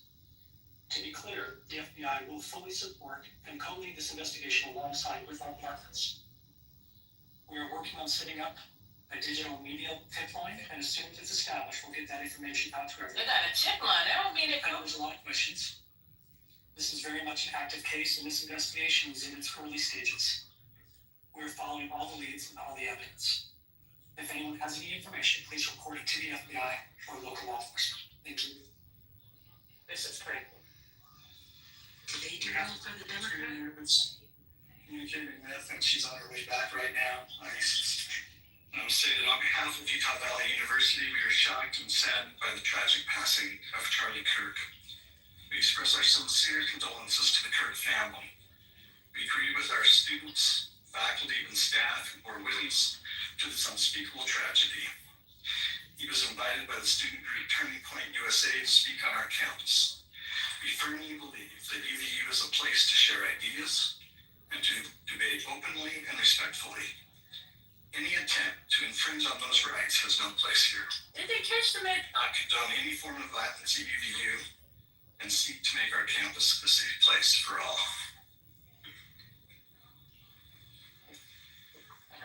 Ladies and gentlemen, thank you for joining us on this dark occasion. I want to thank our law enforcement officers who are leading this investigation, starting with Chief Long and his response here with the UVU Police Department. We're grateful for your leadership and your team.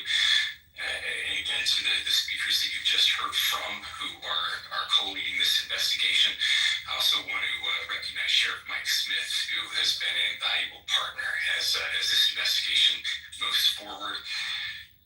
I've been in touch with President Trump, with FBI Director Kash Patel. We are completely aligned with our state and federal partners as we work through this case. Now, this is a dark day for our state. It's a tragic day for our nation. I want to be very clear that this is a political assassination.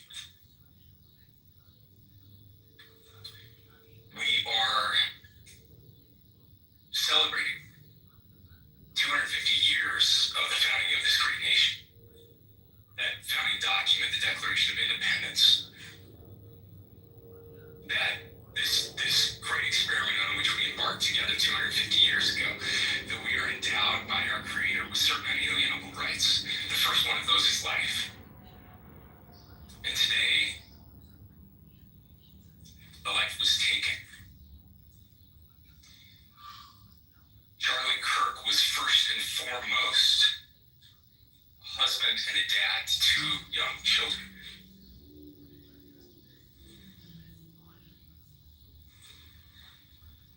He was also very much politically involved, and that's why he was here on campus. Charlie believed in the power of free speech and debate to shape ideas and to persuade people. Historically, our university campuses in this nation, here in the state of Utah, have been the place where truth and ideas are formulated and debated. And that's what he does. He comes on college campuses and he debates. It's foundational to the formation of our country, to our most basic constitutional rights. And when someone takes the life of a person because of their ideas or their ideals, then that very constitutional foundation is threatened. Now, we have a person of interest in custody. The investigation is ongoing. But I want to make it crystal clear right now to whoever did this, we will find you. We will try you. And we will hold you accountable to the furthest extent of the law. And I just want to remind people that we still have the death penalty here in the state of Utah.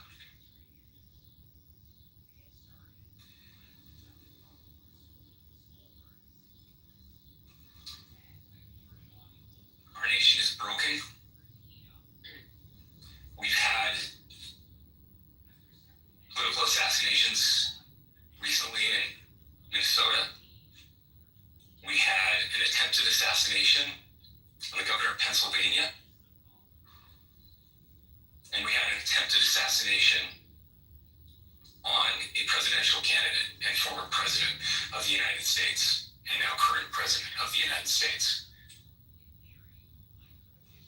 Nothing I say can unite us as a country. Nothing I can say right now can fix what is broken. Nothing I can say can bring back Charlie Kirk. Our hearts are broken. We mourn with his wife, his children, his family, his friends. We mourn as a nation. If anyone in the sound of my voice celebrated even a little bit at the news of this shooting, I would beg you to look in the mirror and to see if you can find a better angel in there somewhere. I am a laugher. I care what his politics are. I care that he was an American. We desperately need our country. We desperately need leaders in our country. But more than the leaders, we just need every single person in this country to think about where we are and where we want to be. To ask ourselves, is this it? Is this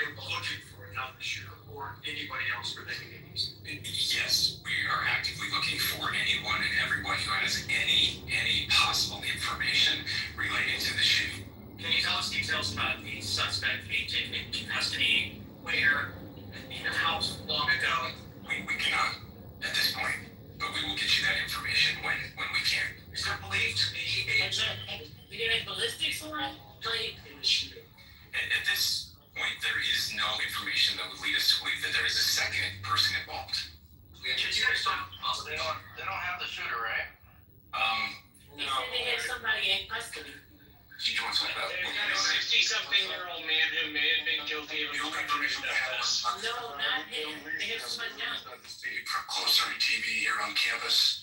We do have that. We're analyzing it, but it is security camera footage, so you can kind of guess what the quality of that is.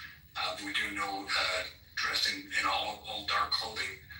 We don't have much better description other than that. Where came from? The shot came from here on campus, from a location And a dark group. potentially from a roof, yes. A longer distance shot from a roof. So to clarify, with the security camera footage you have and the person you interest that's in custody, does that match? That's what we're trying to decipher right now. So did FBI and DHS have anything to report this morning?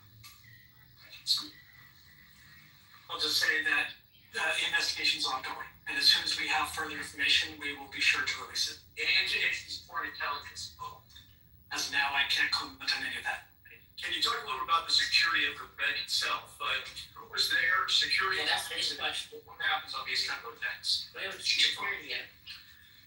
So my name is Jeff Long. I'm the police chief here at UVU. And I'll tell you right now, we are devastated. We're a small police department. We have a very large campus. We have over 40,000 students, and we love our students. We love our visitors. And Y'all remember that? what happened today? This is the police chief's nightmare. Yeah, I think it was a wrap. Yeah, we can't give a fuck about these niggas. I'm saying police chief was making excuses. Yeah, no, he was literally making excuses because my university. Because most likely it's the white Republican that did it. They don't want to talk about it. Charlie Kirk had his own security. We know he had his own security. They had campus police and they had the local police. These people were all present at this event. I don't know. Like I said, sometimes when you say things, you advocate that we in the United States would have a number of mass killings, shootings every year. You know, it's a price we pay to have guns. That's what he said. You say you can talk all that shit until you are the person paying the price, right? How many other people had to pay the price? Children in high school had to pay a price today and get shot. There was a young boy, 13 years old in Washington State, I believe, who had access to 23 fucking guns in his home, explosives. His parents are not being charged. They took his ass in for plotting.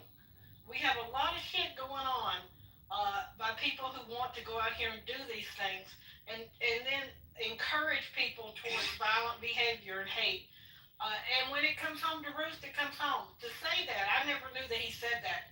I'm finding out a whole lot of things he said, but that right there to say that, you know, it's a price we pay, and he knows it, but nobody else was willing to say it but him. Okay, then you got caught in the throat where those words come out of. I think that the fact of the matter is that one, not everybody is fully aware of who Charlie Kirk is, because Charlie Kirk was, Turning Point USA is a white supremacist group. They hide behind their seemingly a support of the Second Amendment, but really when you look at all their talking points, their white supremacist talking points, Southern Poverty, I think they've been on the radar of the Southern Poverty Law Commission as a white supremacist organization. What they do differently than, say, your regular run-of-the-mill Ku Klux Klan or neo-Nazi party is they were specifically targeting undergraduates on college campuses, and their MO is this. What they did is they would encourage undergraduate students to start a Turning Point USA club on their campus, right? And then they would, once the club got official, they would petition Turning Point as a national organization, and they would send one of their national speakers there. This has happened in my state, in many colleges around my area. It's happened in other colleges. And their goal, and this was even before the pandemic and during the pandemic, their goal was to recruit young, college, professionally mobile white supremacists and imbue them with white supremacist ideology and talking points. Now, they didn't always use white people for that. The two people that they used here was they had this black man that used to go around until he got mad and threatened somebody on social media, so they kind of put him away. Candace Owens was a part of their national platform and all of these things. And what they used that for was to galvanize. It really, they would say, oh, we're going to come and have a conversation or a debate. But actually, it wasn't a conversation or a debate. It was really them spewing their bullshit. And then they would say, we're going to ask a couple of questions from the audience, and they actually wouldn't do that. But what they would do, because, that was a part, it started a firestorm, and then it would attract other people to their ideologies. So they use it basically as a big sign-up drive.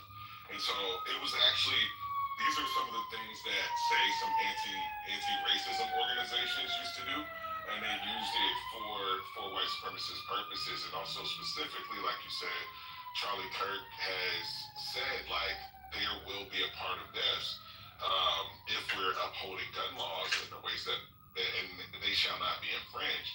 So I think that this is a win. I think this is a win for Charlie Kirk. I think this is a win for his organization. I think things happen exactly the way he wanted them to, and I think that we should be celebrating. Wait, you think Charlie Kirk wanted to kill? Don't even respond. Don't respond. Yeah. Well, we know these motherfuckers are Charlie gonna Kirk say, don't respond. He said that there will be a number of deaths, right? And those things are okay in order to protect gun laws. And so, wait, you think a 31-year-old man? Marshall, don't even entertain this bullshit, man. Come on. You think a 31-year-old man with 2 kids and a wife wants to die for the cause of gun rights? That he doesn't want to go home to his family at the end of the day? That's what he said. That's what he said day in and day out. I said earlier, that was his whole platform. If Charlie Kirk could come back after reviewing the after effects about this, I don't think he would say it's where the nation is mourning. Exactly. I mean, I just don't think it's a good idea to be dismissive about somebody who's politically alive. Hold on. It was an assassination. What are you talking about? He's not a political figure. He's not a fucking assassination. He got shot in the head. He's not a fucking. He's not a name. He's not a. No, but he is a political He doesn't have diplomatic immunity. He's not an assassination. Okay, great. So I don't know why he was targeted He yet. gets shot outside of clubs for saying dumb shit every fucking day. That doesn't mean it's an assassination. He got shot in the neck. So You don't know that. You don't know who take a shot from Marshall.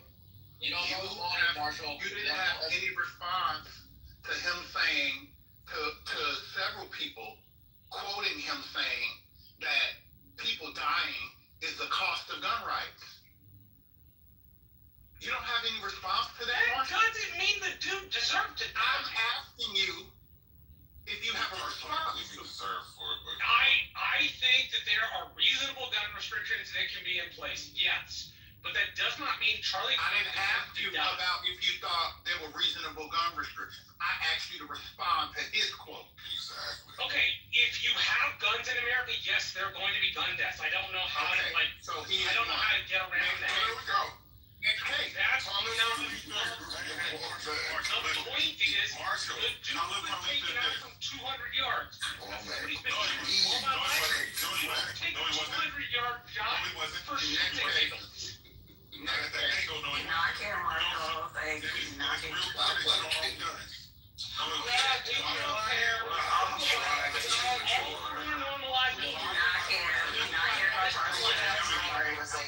Yo, we gotta have one mic in here. Come on.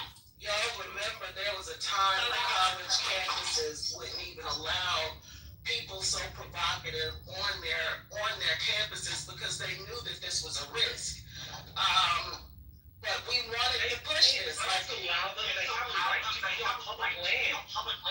Listen, they do. They have a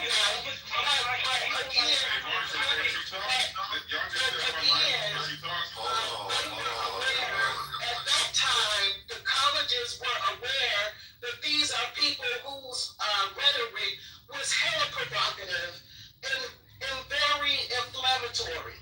This is what people have been saying all along. Did I fucking say that? I don't read. This is not the time for shit. No, that's you saying that. That's you saying that. Again, this is not the time for shit. This is not the time for blame. This is a time for a confrontation with reality. accept reality. Why people be mad? Why people be mad when you like? The I reality said is, why? man, Why? Why do people be mad when you?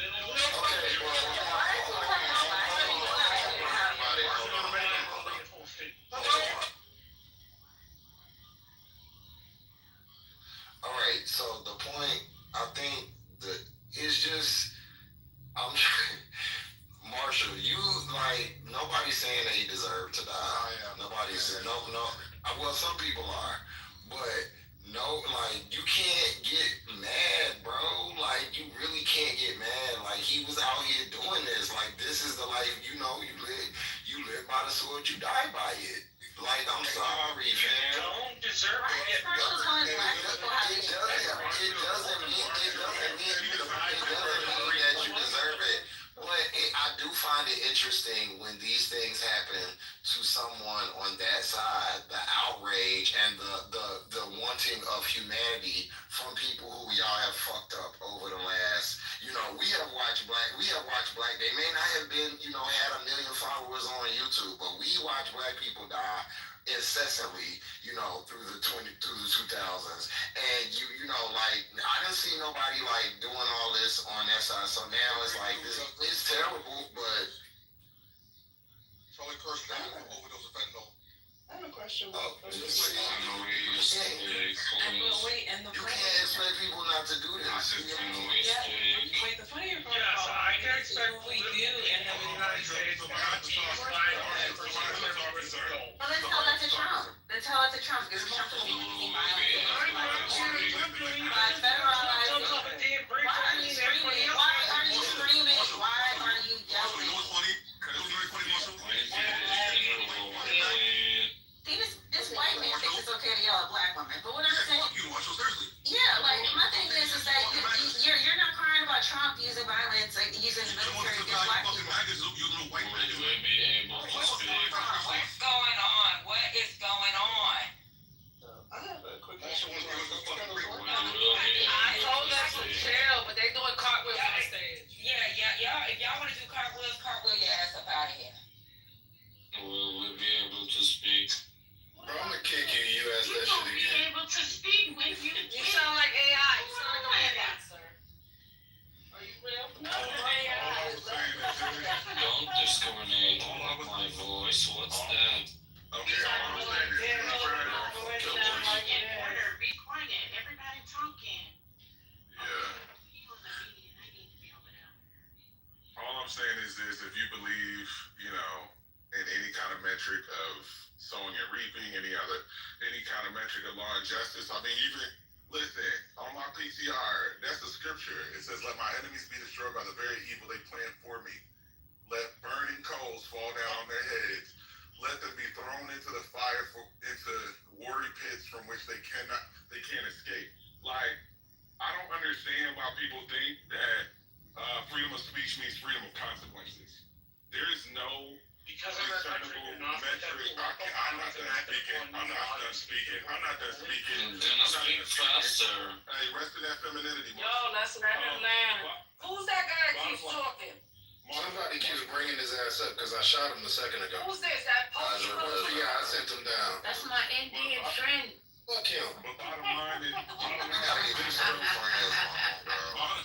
line is this: there's no way that you show that amount of hatred, that amount of fear, that you're doing this for years. Because, like I said, he was doing this before the pandemic. Turning Point was a organization and a national organization far before we even got into the pandemic.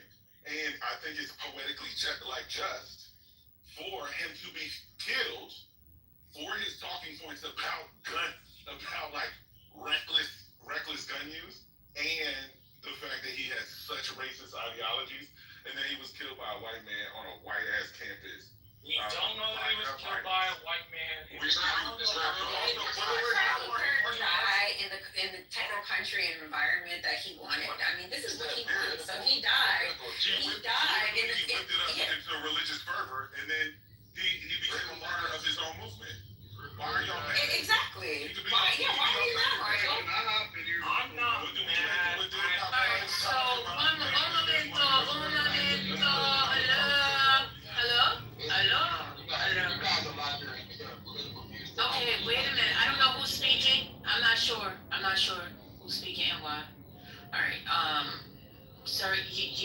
get your chance to speak, and you have spoken. We have heard you, and I appreciate your feedback. MOG. I wasn't talking to you. First lady. Hi, Dr. AG.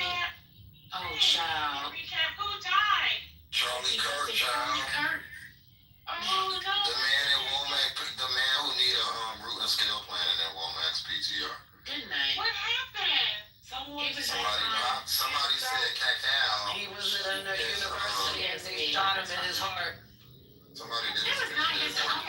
No. That wasn't his heart? That was right to the neck. Oh, I didn't know. It was so graphic and so they hit what they meant to hit because I never seen so much. They hit his aorta. So does that mean? So that means America is making better snipers? No. I'm trying to get the clarity. That nigga came up on the side of that nigga and shot him. So wait. What's going on? Wait, so he was speaking at the time? On mass shootings. Yes, ma'am. Specifically, he was speaking on first he spoke on the trans mass shooter, and then he did his little gang violence mass shooting dog whistle, and in the middle of gang violence, somebody said. Just in the audience? Oh my God. And when I tell you, you know how in the middle of the night, when you be real parched and you gotta go and get you like a cup of fruit punch, it looked like I poured a cup of fruit punch. Okay. Also, he didn't get shot in the aorta. He got shot in. It probably hit a carotid artery. So it's not the aorta. It's a carotid. I was just saying that. No, not you. It's the other people who keep saying. No, but it was me because I said it. That man ain't got no neck left. I don't know what they gonna do. Wow. It is, and that we're having a conversation in regards to, the racial implications behind it. The governor just finished speaking. He said Who shot him? they said they had, first of all, they got somebody that was like a 60-year-old man, and then there was like, oops, wrong person, and now they have somebody, but they haven't confirmed that he is the actual person. They said they're still looking for a possible another person, but then they didn't. So it sounds like they got the person. So I guess they got it. Well, the exact words. Y'all doing a lot of chihuahua in around here. Yeah, this is I know a lot of people new to this space, and I'm so grateful that you guys are here. But the chihuahua talk has got to stop. First off, all I was saying the exact words was from the actual. CJ, you're doing it right now. Dr. AG, we're downloading Dr. AG right now. Can we get her? You Okay, I'm giving the exact quote, but okay, go ahead, got it. Okay, all right, go ahead with the quote. Come on. I thought you was just. No, I wasn't. I was giving you the exact quote. They said the person was a person of interest. They never said they clarified. They never clarified that it was the exact person. Yeah, that's what I just said. I said, but based off of the fact that they're saying they're not looking for, the way they said it, it kind of sounds like they have the person that they think that they should have this time, but they also alluded to the fact that they're still investigating or searching for anybody that might. They made a pretty big deal in the press conference of saying that they want people to call in with any suspicious stuff, that they're still looking. It was pretty ambiguous. I mean, they said yes, interest, but you didn't get the feeling that they were anywhere near ready to say yes. However, they did say that they do have the on camera. It was from a rooftop from one of the buildings, and they've got the camera footage of it, so they can match that up to the person of interest. Thank you, Angela Lansbury.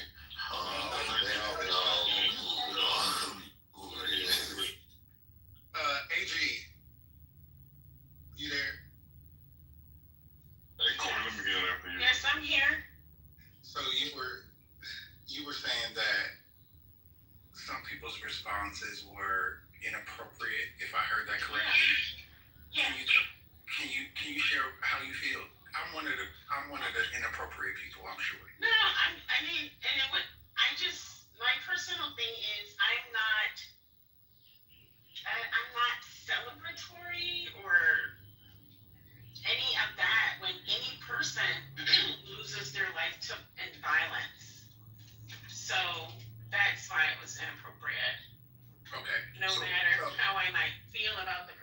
or whatever. Go, fucker. So some of us, me included, I mean, some folk might think it is celebratory. Yeah. I mean, everybody has their own kind of thing. It's no judgment. I just wanted to give you the perspective that some of us have said Charlie Kirk has reaped the whirlwind that he sowed. And we have no quarter for sympathy. We are not in mourning as a nation. We ain't giving no excuses. Oh, this is tragic. This is what you planted in the ground, in the universe, and it grew. It just happened to be the weed that choked you the fuck out. That's my feeling. I don't have any negative association with the results that he has reaped.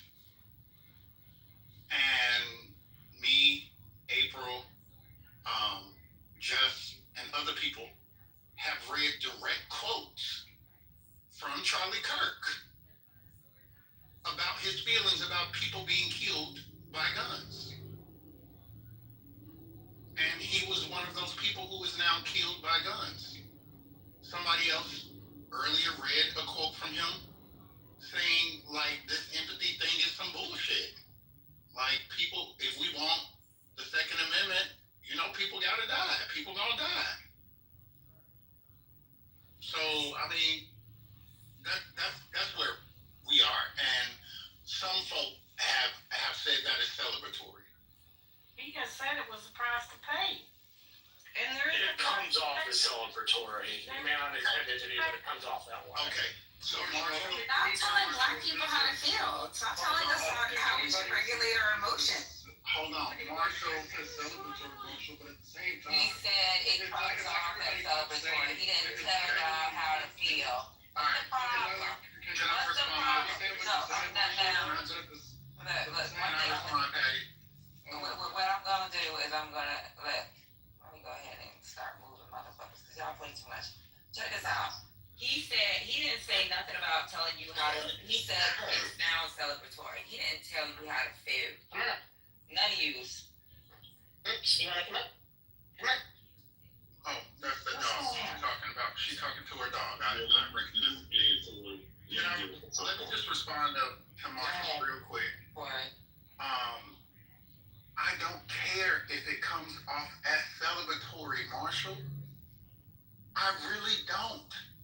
Because what happens often is white people, especially in this country, feign morality and empathy and sympathy and care and calling to our greater angels, like the fucking governor said. But that shit is not present in your politic. It's not present in the laws that you pass. It's not present in how you treat homeless people, queer people, trans people, none of that shit. And so now all of a sudden we're supposed to tap into this wellspring of high morality? You could kiss my motherfucking ass. Excuse me, I'm not gonna do too much because there are some ladies here that I respect. I don't care. No, I was gonna say a bit more than that. I don't care how it comes off. It's political violence, no matter what you think, disintegrates Marshall, I did not interrupt you, and you've been doing this shit continuously. This is the shit that we're talking about. Like this patriarchal position that white folk think they can have when talking to black folk. Don't lecture me on what the fuck I can say or feel in this instance with what you and your ancestors and this motherfucker's cohort have done to black folk in the way of political violence, and y'all have been silent. That's actually not what I said. What I said was political violence can normalize, takes down republics and democracies like it's going out of style. It's like the worst poison you could inject. And then stuck through a trainer. It destroys republics. It destroys democracies. When it becomes something that is just common, it destroys the entire ability to live in a democratic system with rules and a constitution.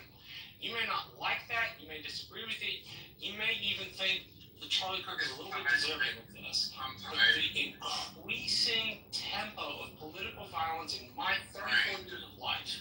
Welcome to Black Lives Marshall. That the country is tipping itself toward an edge where it will destroy itself. Oh, you should have known about that when they were destroying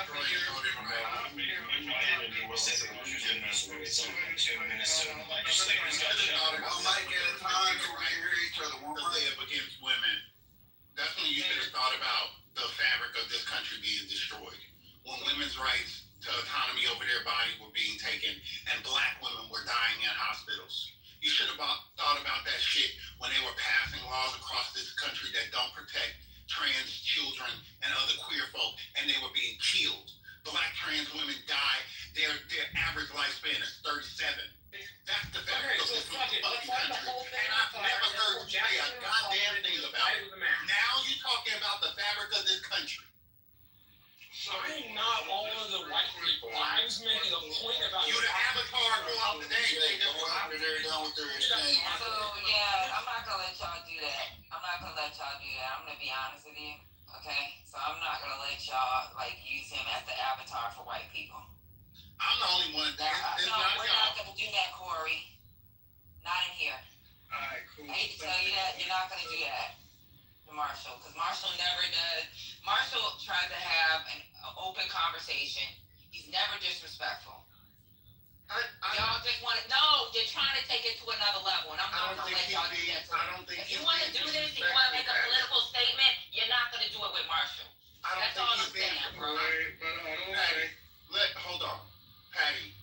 Your perspective of Marshall playing this middle ground always. Guess what? You guys aren't going to listen. Lady done told y'all before how y'all like to try to impose how y'all feel about somebody on somebody else. You're not gonna do it to me, and I'm not gonna explain myself. I got you, but what you're not gonna do is try to make me feel how you feel about somebody else. And if he's modding in here with me, that means he on Patty's side. He with Patty. So that's what he with Patty. I'm not gonna allow you to attack him. That's it. Now, if he takes something out of hand, me and him can have that conversation. But I will drop him. But I'm going to tell y'all not going to be disrespecting Marshall. He just here. We'll have his conversation. Okay. That's it. Patty, can I respond? Or is... Hey, but we're not going to talk about Marshall. You got something to say to me, say it to Patty. I'm talking to you. Okay. We talk, don't we? Yeah, you know that. We talk about shit. I got your phone number. What I'm saying is that, and I get what you're saying about Marshall not being the bad guy, but Marshall's position is endemic of how white folk respond, right? MLK said in the letter from a Birmingham jail, it's not the racist that I'm afraid of or that are the problem. It's the silence of the moderates. It's the complicity of the moderates who try to play both sides. And calling for sympathy for Charlie Kirk is right in the middle of that moderate lane. Alright, cool. So I'm gonna assume that y'all got all that out, hopefully. Hello? I'm good. Oh, okay. My phone number. We good, Patty. We fine. If I go to New York, me and you eating together. So me and Corey are friends. If I have a conversation with him, that's between me and Corey. Corey already know what it's. We good. We fine. I just know, and Corey knows that even with Marshall, he has Marshall on his side when he needs to have that even voice in his rooms. Am I correct, Corey? Yes. Okay. I just put a link in the chat. That's Donald Trump's statement. So, like, all I'm trying to say here is, I don't think anybody, or I can't say anybody, because some of y'all have, but I don't think the majority of people in here are trying to celebrate this nigga dying or anything for being shot. But at the same time, I kind of have to agree with Corey here. You can't in one breath say that it's okay with people dying as long as we continue to have the freedom of our Second Amendment, and then in the next instance, expect people to, or expect anyone at all, to be, or to give some type of sincerity or solemnness for your death when from a gun, when you yourself were a staunch advocate against gun regulations. I mean, it's kind of it's irony and it's damn near poetic justice in and of itself. I mean, he has been and I know most of you probably know the guy too. I met him while I was in D.C. during college. When Ford was talking about the turning point, he invited all the student government presidents from New York City out to D.C. and from New York all the way down to Georgia out to D.C. for a meeting. He was trying to get us to join Turning Point USA. Met the guy. I'm not saying he's racist, but he's definitely a dick and a prick, if anything. I don't feel bad about him dying. I mean, he lived by what he died by at the end of the day. Nobody's celebrating that shit, but you can't be a staunch advocate for it and not willing to die by it. He died about it. I mean, it's that simple. That's how much of an advocate he was. I can agree with you on that, Jay. I can agree with you 100% on that. He said there was a price to pay. He was okay when the price was other people paying it. But you don't get to have what you want unless you get to pay the price. And I honestly give thoughts and prayers. That's all I can do right now is thoughts and prayers. Because the Bible also says if he was a Christian conservative, as he claimed to be, there's the power of life and death in the tongue. Paraphrase. So what I wanted to say is that this is America, right? So it's like, so welcome back to what the country was. We had maybe a 5 or 6 decade break, but what Trump was doing, that's what I was talking about before, this shit that he's doing and the division he sows and all the hatred and where people feel like they can come outside now, Patriot Friends outside, the Klan is outside, all of these groups are outside right now. He's doing things in American cities. In the 60s, so you had 3 black and 2 white that got shot the same way that Charlie Kirk got shot. You had Medgar Evers, Malcolm X, Martin Luther King, Robert Kennedy, and John F. Kennedy. This is what this country has been. It's a powder keg.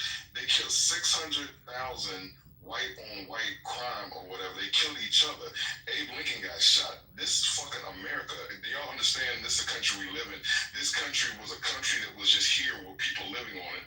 They got discovered.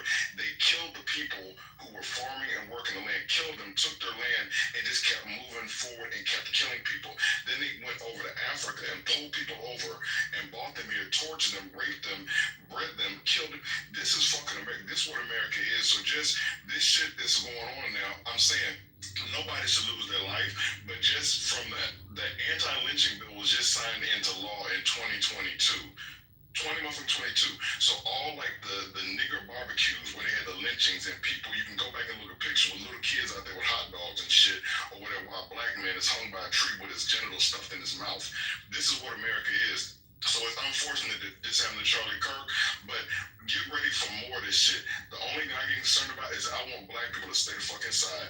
Black people don't shoot nobody, don't assassinate anybody, because they waiting to unleash the military on our ass. So it's good. This white on white shit, just keep it like that and just stay safe, black people. That's all I got to say.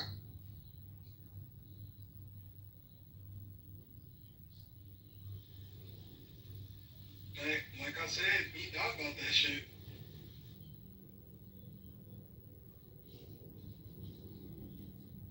People often talk tough when they think they can never be touched. He had security. He had security everywhere he went. Why? Because the way his mouth ran.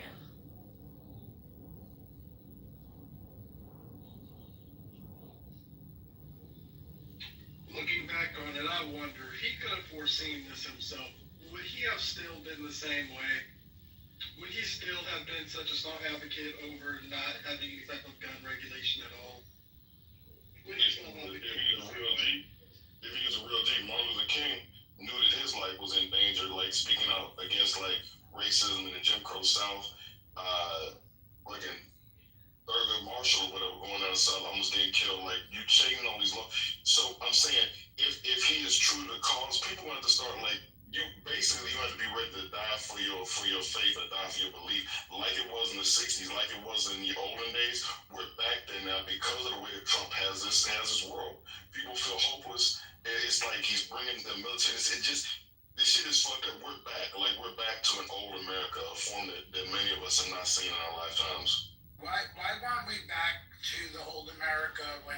Giffords was attempted to be assassinated, or the two Minnesota Democrats who the Republicans really didn't show any grace on that writ large when they were assassinated 2 months ago. So we are so shocked that in a country where the MAGA party, who is in charge, the Republicans, people in the White House, and people who co-sign everything they do, like Charlie Kirk and all of them people, we are surprised when their rhetoric is violent, when their policies are violent, and when everything they do is violent towards so many people in this room and so many millions of people across America, and we're surprised that there's violence. Spirit, I can tell you why. I can tell why I think why when Gabby Giffords and why when this other stuff happened, because you had leadership that had sanity or people that tried to quell things. Trump has changed the Department of Defense to the Department of War. It's like all this shit that he's doing. It's like somebody said earlier, I think Corey, about like this whole thing about reap the wind and sow the whirlwind. They are literally just putting things into the atmosphere now that haven't been there. Like America's a powder keg. We are super segregated. We super hate each other. It's like we just sort of keep this thing together. It's like fucking glue and strings or whatever. But to that point, now with this stuff now that's going on, who's going to be the one that's going to really down talk this? We on stage talking about, like, people feel like that Charlie Kirk got what he deserved. Like, what's the administration going to say? Are they going to quell it? Or is it going to be like, like, okay, we're taking the military in Chicago, like we're taking the military into Baltimore, we already have them in DC. I'm saying Trump is putting shit in the atmosphere, and it's like we're gonna have to deal with that. Like I said, I just want people to stay safe because this shit is not getting any better. It's like it's really got to get worse, I think, before you. Michael, I find it ironic, right? And I'm not arguing in his death just for clarity, so people keep saying that, but he said that empathy was a made-up term, rejected it as a valid concept. He said it was used for political manipulation, right? By the left, to be specific. He said they use it as a manipulation tactic for their agenda, right?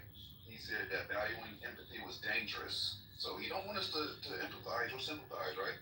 And he said that gun violence has there's going to be deaths, and that's just the cost of liberty. And he said that with a lack of what? Empathy. So now all of a sudden we're supposed to sit here and cry?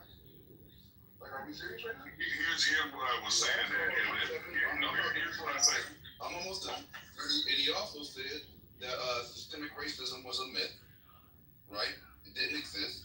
And when you start denying the obvious that's impacting us in significant ways, that means you're advocating for our demise, right? So why would we sit here and shed a fucking second of sorrow for him? Are you? Yeah, no, you're fine. I don't have any sorrow for him at all, so I hope I didn't come across like that. I'm not celebrating this. Like that in general. That wasn't to you, Mike. Oh, okay. But here's what I was gonna say about some of the stuff he was saying is that, so if somebody tells you a lie, you don't have to believe that it's true. You don't have to behave like it's true. We need to be better. He was a piece of shit or whatever, basically. Like, he literally was a piece of shit. The stuff he said, I don't know if it was just a persona. He was a piece of shit in real life or behind the scenes. He was a good person, but what he gave out to the world, he was a piece of shit. So anything he said should be looked at as just lunacy and just something that was said by a piece of shit. Nobody should follow it. Basically, that's what I was gonna say as far as that. Okay. So, did anybody read? Mel had put something in the chat. Did anybody say what? Did y'all know Trump had a response? Yeah, it was. And we've been waiting for fucking responses for other shit.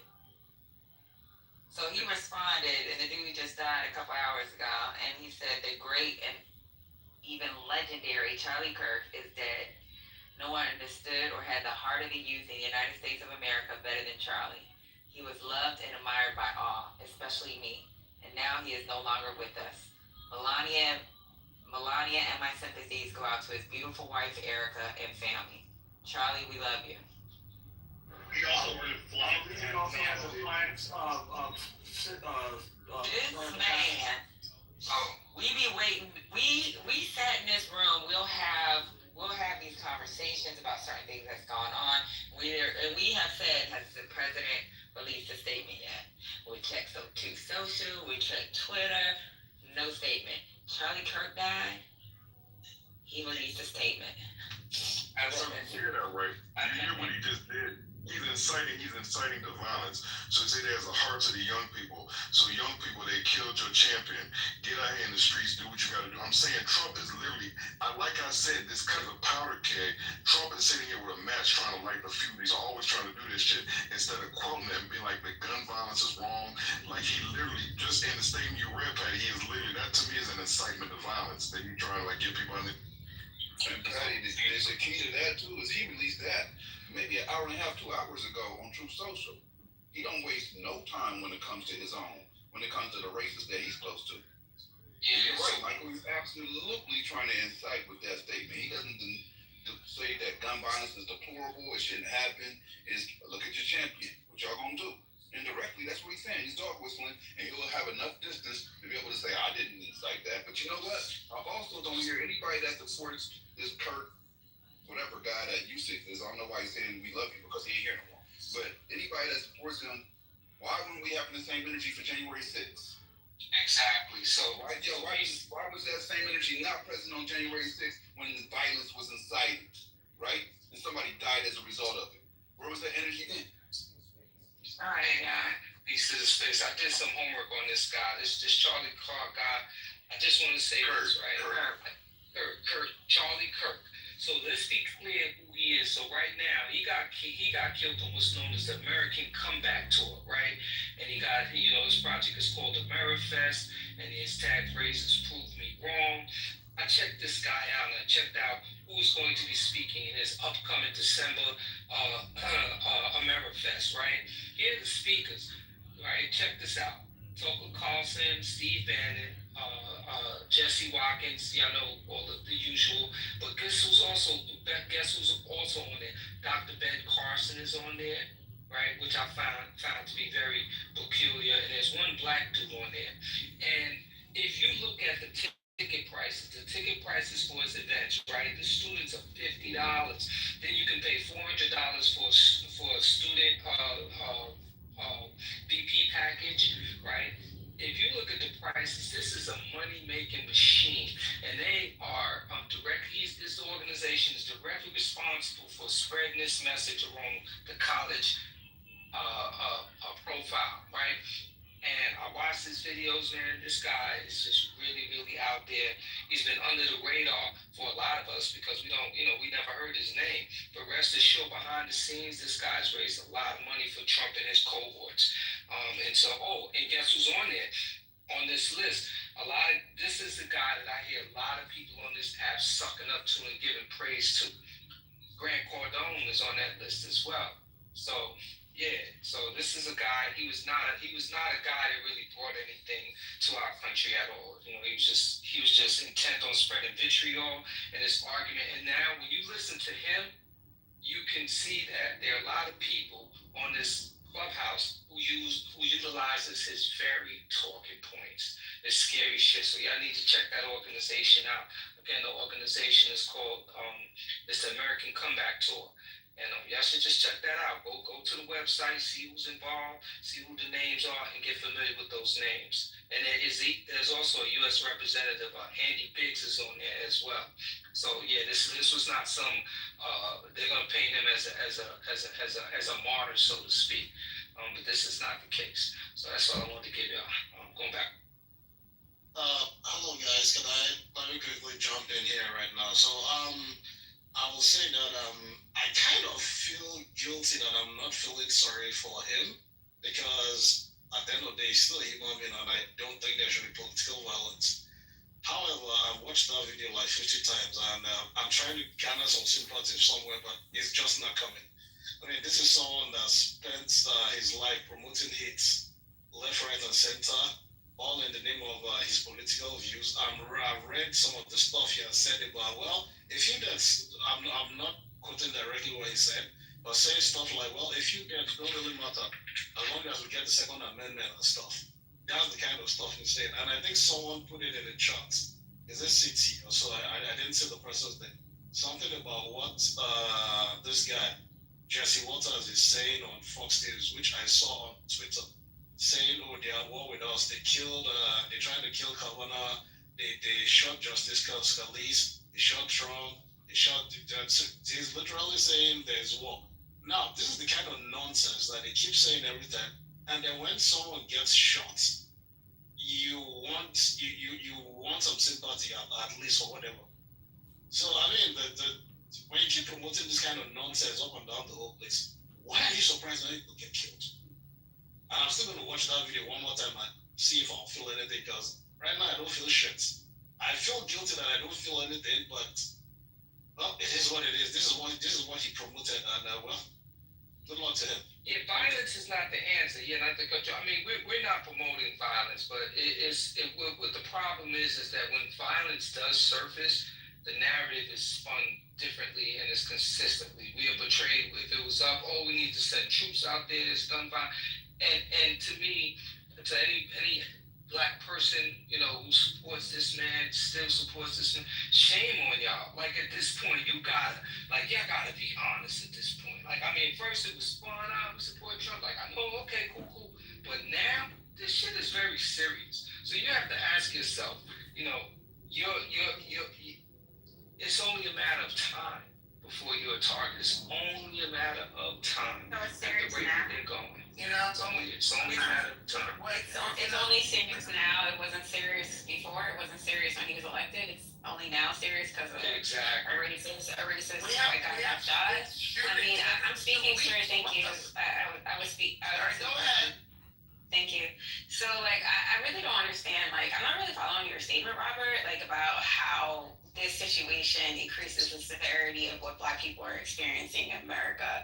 Like, have we lost track of what's been happening, or our rights being taken away and stuff like that? Like the policies. Okay, so agent, we don't know each other, right? So if you knew me, right, it would make a little more logic to you. But I can assure you, I've been writing about this for years. What we are seeing right now is well documented.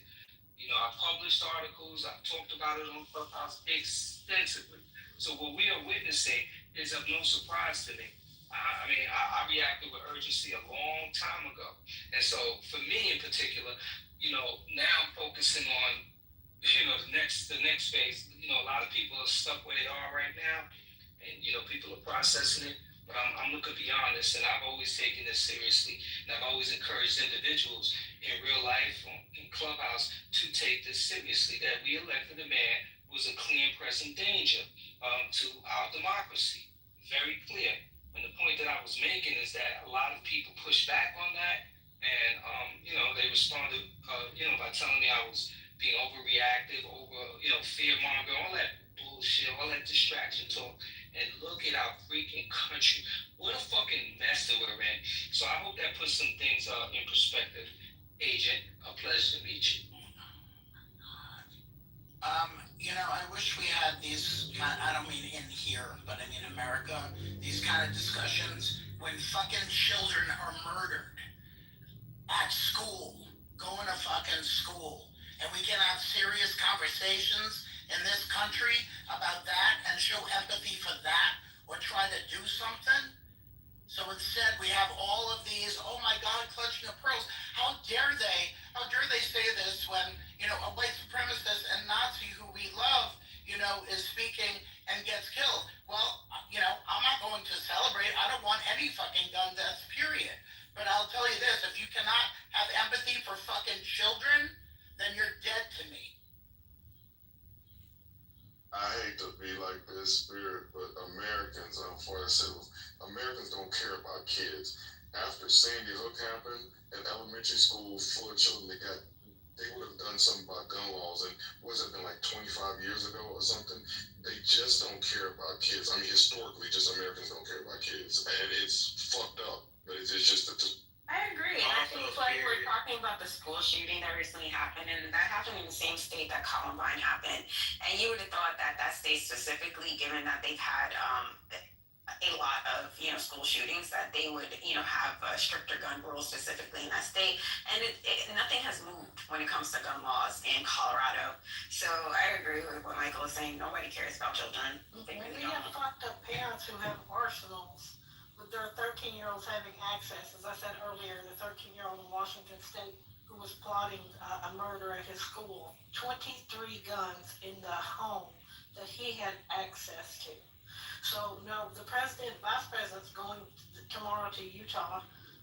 President Trump put out that statement about Charlie Kirk almost instantaneously after he found out he was dead. He's putting the flags at half staff. Half mast, I believe, is on a ship. Half staff is on land. Doesn't matter. But yeah, absolutely, Michael. He is stoking things with the way that this was a fucking podcaster. Yeah, he had political ideas and talk and rhetoric. He's not a legend. He's not some kind of giant of this country.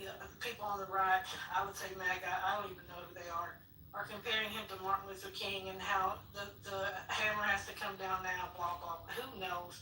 They're full of venom and vitriol and violence and ready to vent it. There's all my V's for the day. Here's the thing. I wouldn't be surprised if Trump or that administration has something to do with assassination, just like you talk about Kennedy with the CIA and all this shit. I literally wouldn't be surprised if it was something like that to be an inflection point to like get something set off or whatever. Because like the guy that tried to shoot at Trump or whatever, apparently he don't have good aim, but this dude does. I'm just saying, I just feel like it was professional. Yeah, it might have been some government shit. So, just ain't trying to be funny. Or maybe to try to get some heat off the Epstein story. Yeah. No, understand, Epstein is an issue, but they're trying to militarize. They want the military to be our police. He wants everything to be like what he saw in D.C. He went out the other day telling me he can walk the streets now. He's been talking about this. Again, I go back to the April 28th executive order he signed, where he talked about getting the military into non-lethal ways of policing the public. He wants to be like North Korea. He wants to be like Xi Jinping. He wants to be that military force that's policing the American people. And I'm just saying, for black people, just stay aside. Don't get involved with this shit or whatever. And I hate to be like, I guess I'm getting old, so I'm just like trying to because keep yourself safe, because he wants us to fuck up. He's literally looking for us to fuck up. So you can put the Marines in Chicago, put the Marines in the Southeast DC. He wants that shit. Like, he really wants us outside. So just let them just do whatever the fuck they're doing, and let's just stay out here. Yeah, don't walk in no fear, don't cower. Pay attention to your surroundings, pay attention to what's going on. Like, and know what it is out here. Y'all don't be out here sleeping. Like, stay woke as fuck, as a matter of fact. That's what I said. Stay woke as fuck. Stay alert, stay in the know, and don't be out here don't be moving like that. This is not the time for that. It's really not. The agenda is very clear at this point, so I'm not even bothered. I'm not wasting any energy on convincing anybody or you got it. Like, okay, you got it. Feel how you want to feel, but I'm going to move accordingly. And I'm going to speak truth to power.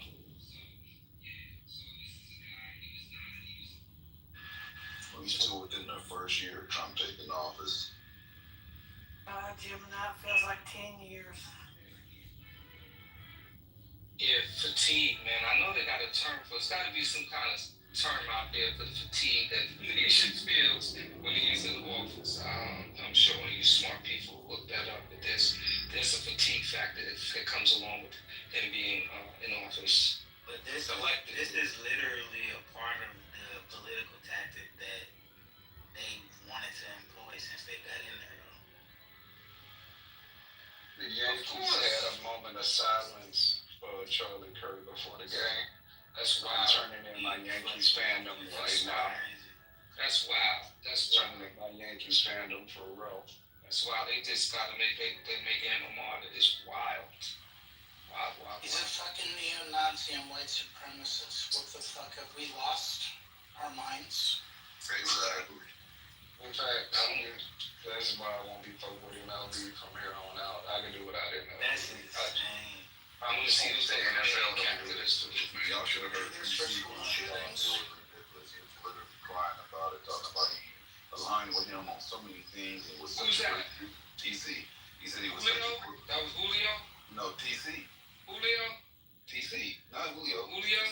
But no, he was such a great mentor to him and he learned so much, and people mischaracterized him. He was a great man, a great man. The equivalent, this is the kicker for me, he said he is the equivalent of Martin Luther King, and he will be martyred as such. That's what he said. TC said that, bro? TC said that? TC said that, bro. I wouldn't lie. You could bring him in here and ask him. No, I hear you. If you bring it, you could bring him in the room and ask him. I guarantee you, he said what now? He's the equivalent. He said that them losing Kirk is the equivalent of us losing Martin Luther King. They're on the same level. That's what he said. I think TC might be going through a divorce or something because of what? Oh boy. I'm just making that shit up, but I'm not. Who you divorced? When TC come in the room, can y'all do the silent treatment? Like the motherfucker just trying to pull y'all aside. Like y'all just keep getting playing with this shit. That's a stupid ass comment. It's one of the dumbest fucking comments I've ever heard in the 57 years I've been alive. That fucker's dumb as fuck. So please don't follow that shit when it comes to nigga. That's the dumbest fucking shit ever. Like, don't pay attention. And that goes beyond trolling. To fix your mouth to say some shit like that, Crazy. I think you also have to consider where he said it. But is that strange? This is the type of extremist rhetoric that they employ. It's always to the extreme. Did y'all just hear Patty read the quote? Yeah, we heard it. The great, even legendary, who was standing up for all youth in America. Sorry, we're not to hear what Jesse Water said. We're not to hear what Jesse Water said. Just wait until you read that. Like this appealing to the extreme, and then, like I said earlier, this call for sympathy and empathy. Girl, miss me.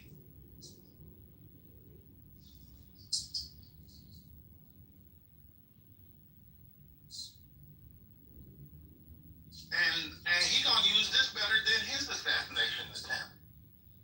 Whatever that was. May I ask you a question? What do you think about Jesse Waters' statement in regards to specifically saying that they're at war? I haven't seen it. Oh, okay, I'll put it in the chat. can someone read it? I think he said they are at war with us and we can't let this happen and blah, blah. You know, I keep saying blah, blah, blah, like what they say is not important. It is important, and I'm not brushing over it or pushing it to the side. I actually had to tell my youngest, do not post anything on social media with your name attached. Do not send messages to any of your friends. You live in a state of MAGA and it's a red state. You could lose your college admission. Anything. People could come to our house, and people may say I'm crazy and reactionary for that, but no, we live with crazy people. Okay. So I told him, do not react on social media at all. Well, I have one here. It says whether we want to accept it or not, they're at war with them, and what are we going to do about it? That's what Jesse Waters said. I told you, you don't believe it. And he also said this can never happen again. It ends now. That's that. Their strategy from the first day of this administration, 12:01 p.m. on January 20, has been to figure out how to provoke violence. Over and over again, that has been their strategy, and this is going to be used the exact same way. Like their entire rhetoric for people who are saying, like, why are y'all talking about race wars and all of this? Like, what was it, last week when another Southern white legislator was talking about we need a Marshall Plan for babies for our culture, red herd white people. Like that, this is the war. And when people were saying, like, why do we keep saying this race war, or why black people, this ain't got shit to do with black people? No, on the surface, no. But black people stand in the way of their achievement of this Marshall Plan for white babies. Black people stand in the way of what the Kentucky or Tennessee, wherever he was from, legislator was saying last night, that our ancestors built this for us. Talking to a room full of white folk. That's a fact. So I asked the question last week, the week before. So where are we going? Where are we leaving? That's number one. And then I just have a slight pushback, Corey. I believe they started planning November 5th at 10:11 p.m. Eastern Standard Time. Oh no,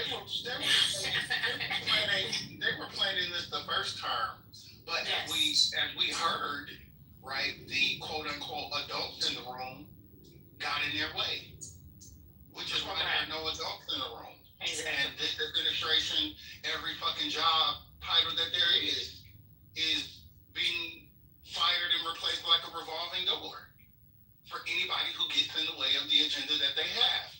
And most of this was detailed in Project 2025.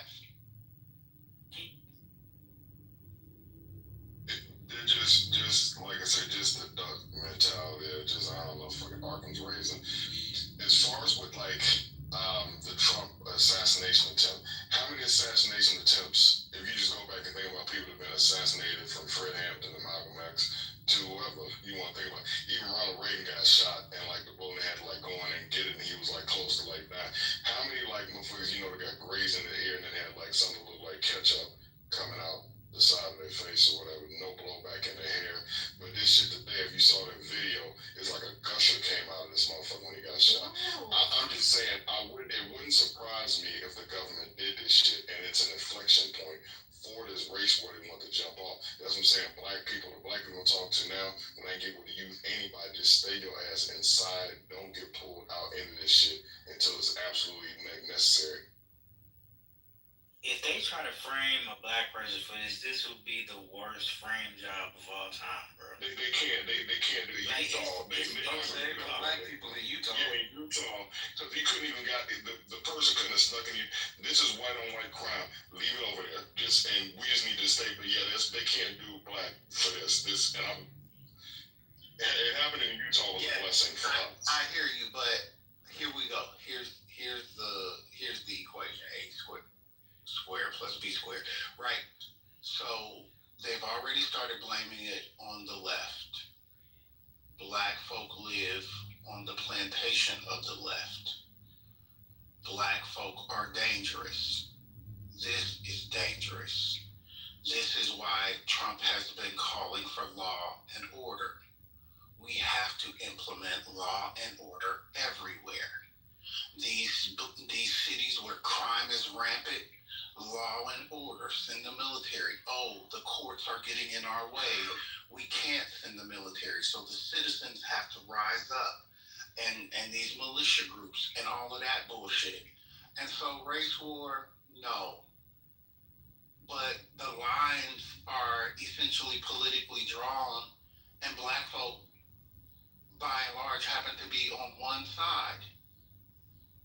So the blowback will inevitably come to us. We're on the same page, Corey. That's why I was saying that's why I'm not celebrating. That's why I'm not celebrating this because we're on the same page. Anything that happens to them on that side, and that's what I'm saying. Stay inside. Police are saying that dispatch audio reviewed by this People magazine. That's all I can find. Described a person of interest in all black with tactical gear and a black long gun. According to other transmissions, the person wore aviator glasses, a black bag, long pants, and longer hair. Right. Okay. They say they were wearing all black clothing and tactical gear.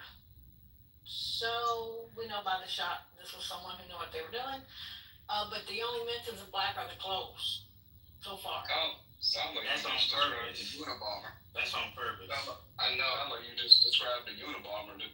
That man who shot all those people. Oh yeah, that doesn't sound noticeable at all. You can describe every article of clothing. That's all the white boys' uniforms. Yeah, I was gonna say that's every killer's uniform. Yeah, but not his face. Okay. Let me just get my word up.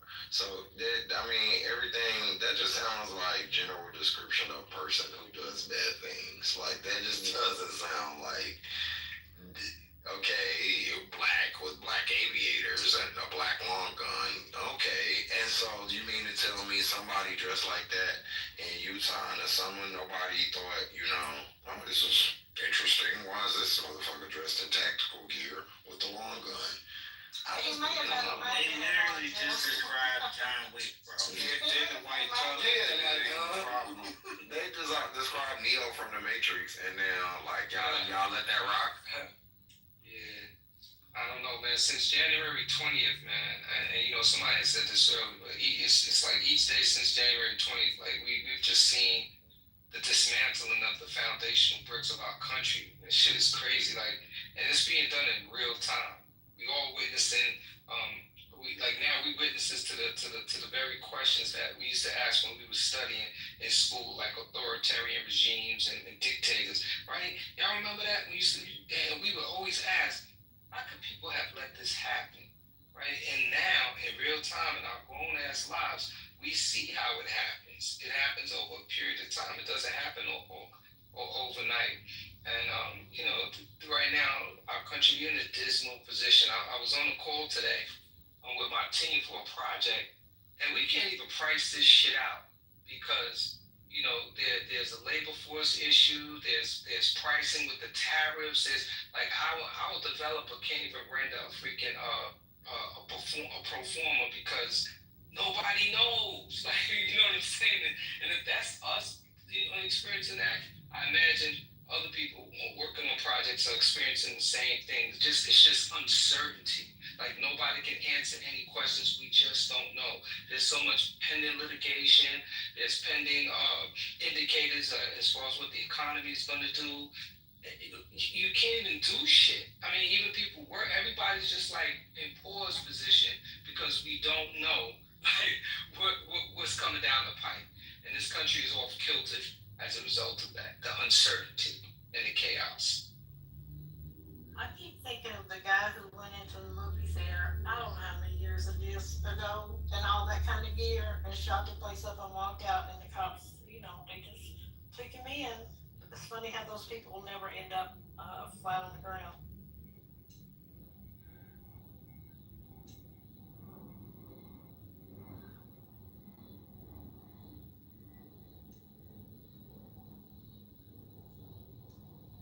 I'm gonna address Casey too in the chat. I hate to do it. Y'all know I love to go out to chat. I'm gonna shut up.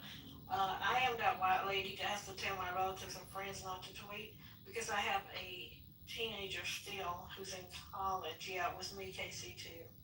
And because he is a teenager, there are sometimes I have to still tell him, remind him, hey, don't.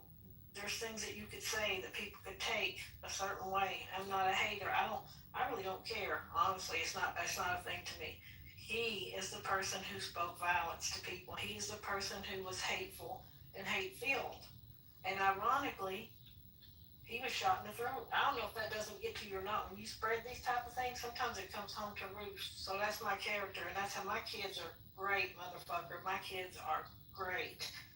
Don't worry about it. Well, we don't take abuse in here, so yeah, it was nice knowing you, Mr. Casey. Thank you for stopping by. Come back when you got a better attitude. Bye. Thank you for me. Well, that was that. First lady has spoken. I strongly suggest you guys go to their website, to the organization. I won't say anything. I just want you guys to go in, click around, see who's in the part of the organization, look at just do it on. I don't need to say one word, So you guys do your homework, and I guess we'll talk about it, tomorrow a little bit more. But because this story is going to be up front for the next couple of days, and we need to really familiarize ourselves with the type of person that this individual was, and that's it. And then just chill, because this is something that we can't be baited. Like, they try to bait us either way, and somehow they're going to turn this into a liberal thing. They're going to turn it into, against any cohort that they don't like, whether it's black people, Mexicans, whoever it is. This story is going to be spun. And it's going to be spun with the dog whistle, and there'll be other acts of violence. The war has started already, if you ask ask me. Anytime you have the president of a country deploying troops and military assets to different areas of the country, that's dealing with strategy. That's dealing with terrain. That's dealing with weaponry. That's what do we think this shit is? Like, it's on and popping. Like, it's in real time. And like you guys have said, it's only a matter of time before more lives are lost in an incident somewhere in this country. I don't know where, but it's just only a matter of time. Tick, tick, tick, tick.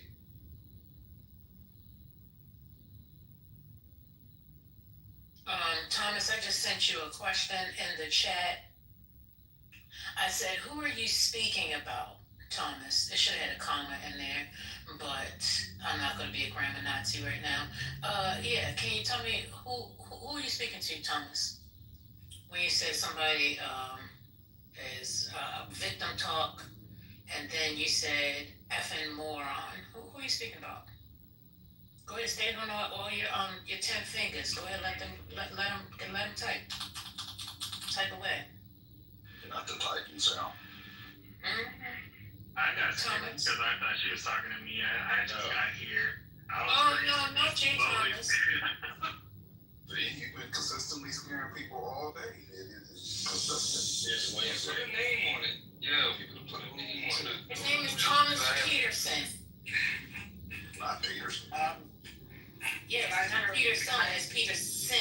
Let me not be stereotype. I ain't gonna stereotype Peterson because that name, I don't know how many axe murderers and like kill. Anyway, let me be quiet. But that name triggers me. Why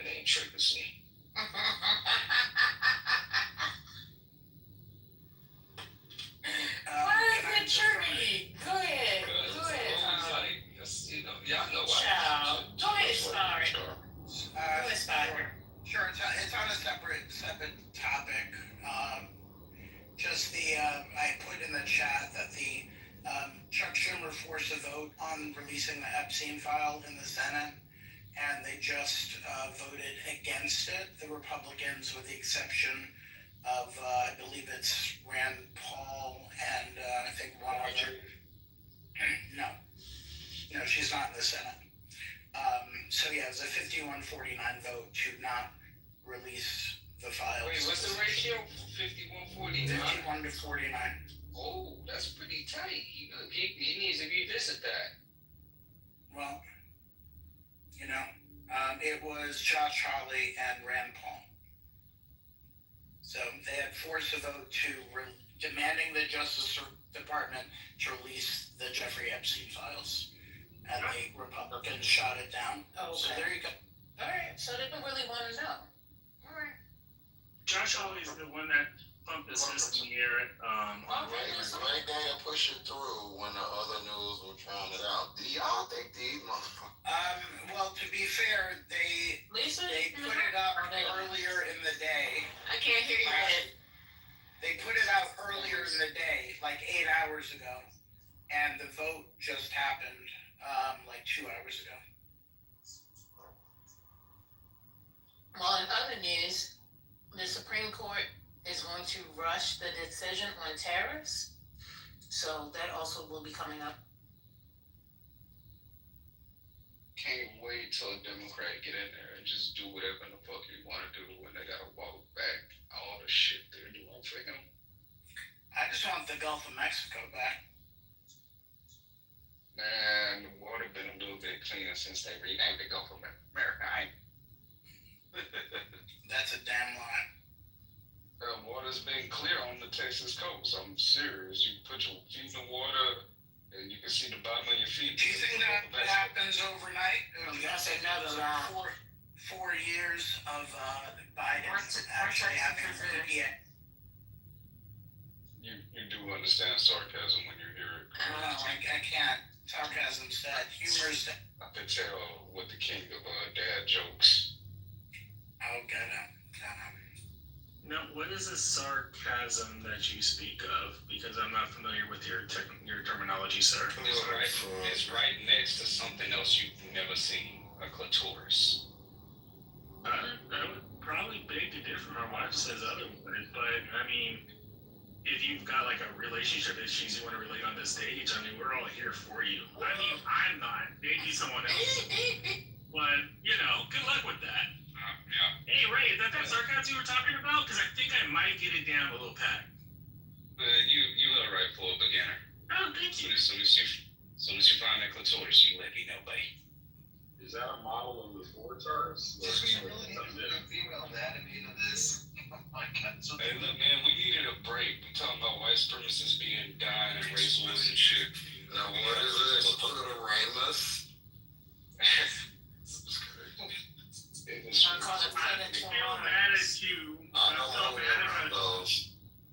I'm still mad at you with the sundress, your sundress theory, sir. So you're Nobody want no party ass sundress every day, and but y'all probably like them smells, women's gas and stuff. So I mean, to each his own. Depends on the woman. If it's beyond that shit, sundresses are amazing. It's time for you to go lay down, Joss. I think it's past your bedtime. He said he wants sundress every day of the week. Sometimes they be looking a little. You gotta change it up, man. You gotta change it up. I remember that conversation. I remember. And y'all the ones who be getting food because the sundress be hiding a lot, and then they come about that sundress and be looking like a busted motherfucker, a bag of biscuits, and y'all be upset. That was funny. Oh my God. They looking like Ghost Dad standing there in the middle of your room. That shit. That's gonna be my go-to when I get big. Watch. Only when I get big. That's hilarious. What sundresses y'all talking about? Usually the men talking about the ones that fit tight and fit. That ain't a sundress. That's a bodycon. That's so But I think that's what the them sheer suckers and them sundresses, they be like kind of like it might be fitted at the top, but that shit be flowy. I think the men like the ones that fit it tight sundresses so they can see the booty. Chic. It's a tight, there's tight sundresses. That's a bodycon. I got. We niggas just, we don't know the name of that shit. That's the one that's flowy. Right, niggas.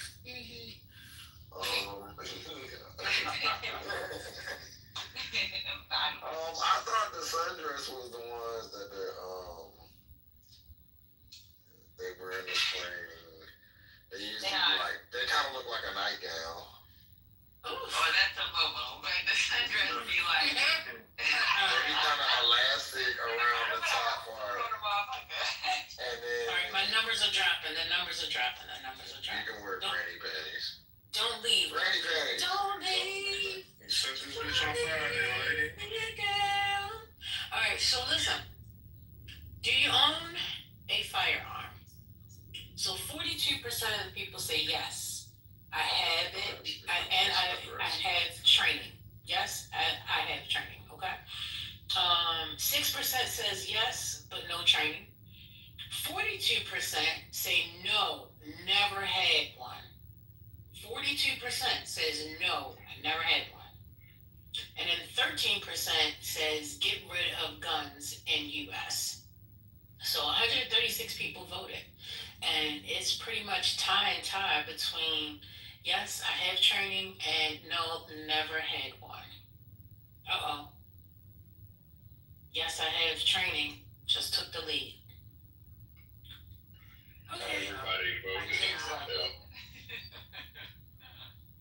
What'd you say, Patty? I said, yeah. Niggas ain't gonna be able to save you. Not with their little pistols. Listen, I just need a bunker to get in. Y'all can have your fun fighting and warring all y'all want to. Just give me a hole. Let me climb in it. Give me some food. I can plant my food. Your little sundresses. No, I wouldn't wear sundresses. What about the I said I option for wouldn't wear having guns, training, and also wanting to get rid of guns in the U.S.? I'm sorry, say it again. What about those of us who have guns, have training, but also want to get rid of guns in the U.S.? Well, then you gotta choose which one you want. Well, we're supposed to pretend that you people don't exist and that if you have a gun, that's supposed to be your whole cultural identity, like the Republican Party. See, that's the misconception that I didn't really stutter, like people with guns, because that's the misconception of the mislure of, you know, having proper gun control. Because I have friends that have like assault rifles and they would love to have better gun controls to protect, you know, I think, what is it? Is it gun deaths or one of the leading reasons for children's death at this point, but we don't talk about it. Thoughts of concepts of prayers. So, and Thomas, those are worth it for the Second Amendment. So saith the recently departed Charlie. Yeah. But here's the thing, Dark. Like, when do we stop like caring that MAGA's taking MAGA out? Right? Like, I mean, what happened was sad, and I get it, but at this point, I'm like, concepts of thoughts and prayers, because it's the same energy he put in when he was talking about, like, you know, school shootings. You know what I'm saying? And then at the same time, like, we have to ignore that MAGA is literally insulting MAGA, because, I mean, I'll just go ahead and say it now, and then you can be like, Thomas, how did you know? But, well, it's likely in this whole crowd of just MAGA hats, you know, Trump's approval ratings aren't really that high anymore. He's got like the lowest approval rating since, well, I mean, shit, the last time he was in fucking office, right? So it's like, at this point, it's sad, it sucks, but when do we stop covering, or they start protecting the fact that MAGA is taking MAGA out? And I think someone said to the stage earlier that they're going to just find a way to spearheaded to that this is a democratical issue, when the truth of the matter fact is y'all are really just targeting each other because you don't like what the other person's saying. I mean, what was it, Scotty, you said that Josh Hawley voted for this Epstein thing, right? Yep. And he was what, the fist bump guy on the January assault, right? Yep. Same dude. Yeah. So, you know, at this point, it's just like, we just wait for them to take each other out at this point. I'm sorry. Thomas, let me read a quote. I can't stand the word empathy, actually. I think empathy is made up. It's a new age term, and it does a lot of damage. Guess who that? Charlie Kirk. That's right. Yeah. So they think, and Elon Musk thinks the same way. This is what the manosphere and these fucking right-wingers, they think empathy is weak. That's what they think. They actually said that empathy was not Christian. That's what the white nationalists said. They wanted to get rid of empathy. I'm sorry, I just wanted to reinforce the fact that they want to get rid of empathy. I mean, at this rate, I don't know why Second Amendment enthusiasts aren't thanking Charlie Cook for his service. Literally asked for it. He's one of the deaths that made the Second Amendment worth it, right? No? Or is it just other deaths? You see what I'm saying? Like, and hey, what's going on, Sandra? How you doing? I hope you're doing okay up there. It's been a minute. I'm good, Carlos. How are you, babe? I'm doing all right. I keep looking at these car rollouts and I just keep thinking about you. So I just wanted to say what's up. So, but it's like, I mean, at this point, it's like, it's hitting the news and it's like, oh my gosh, and it's like, for what? I mean, you had, what's his name, John Sink from the Young Turks over here talking about political violence. It's like, but it's one side. It's literally one side. It's not even like it's just, you know, it's going back and forth. There was one weirdo on the Democratic side that shot at a bunch of senators, like back in, how long ago was it?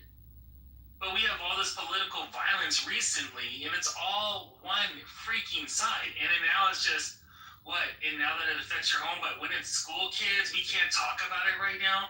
Let's give it more time. Thoughts and concepts of thoughts and prayers.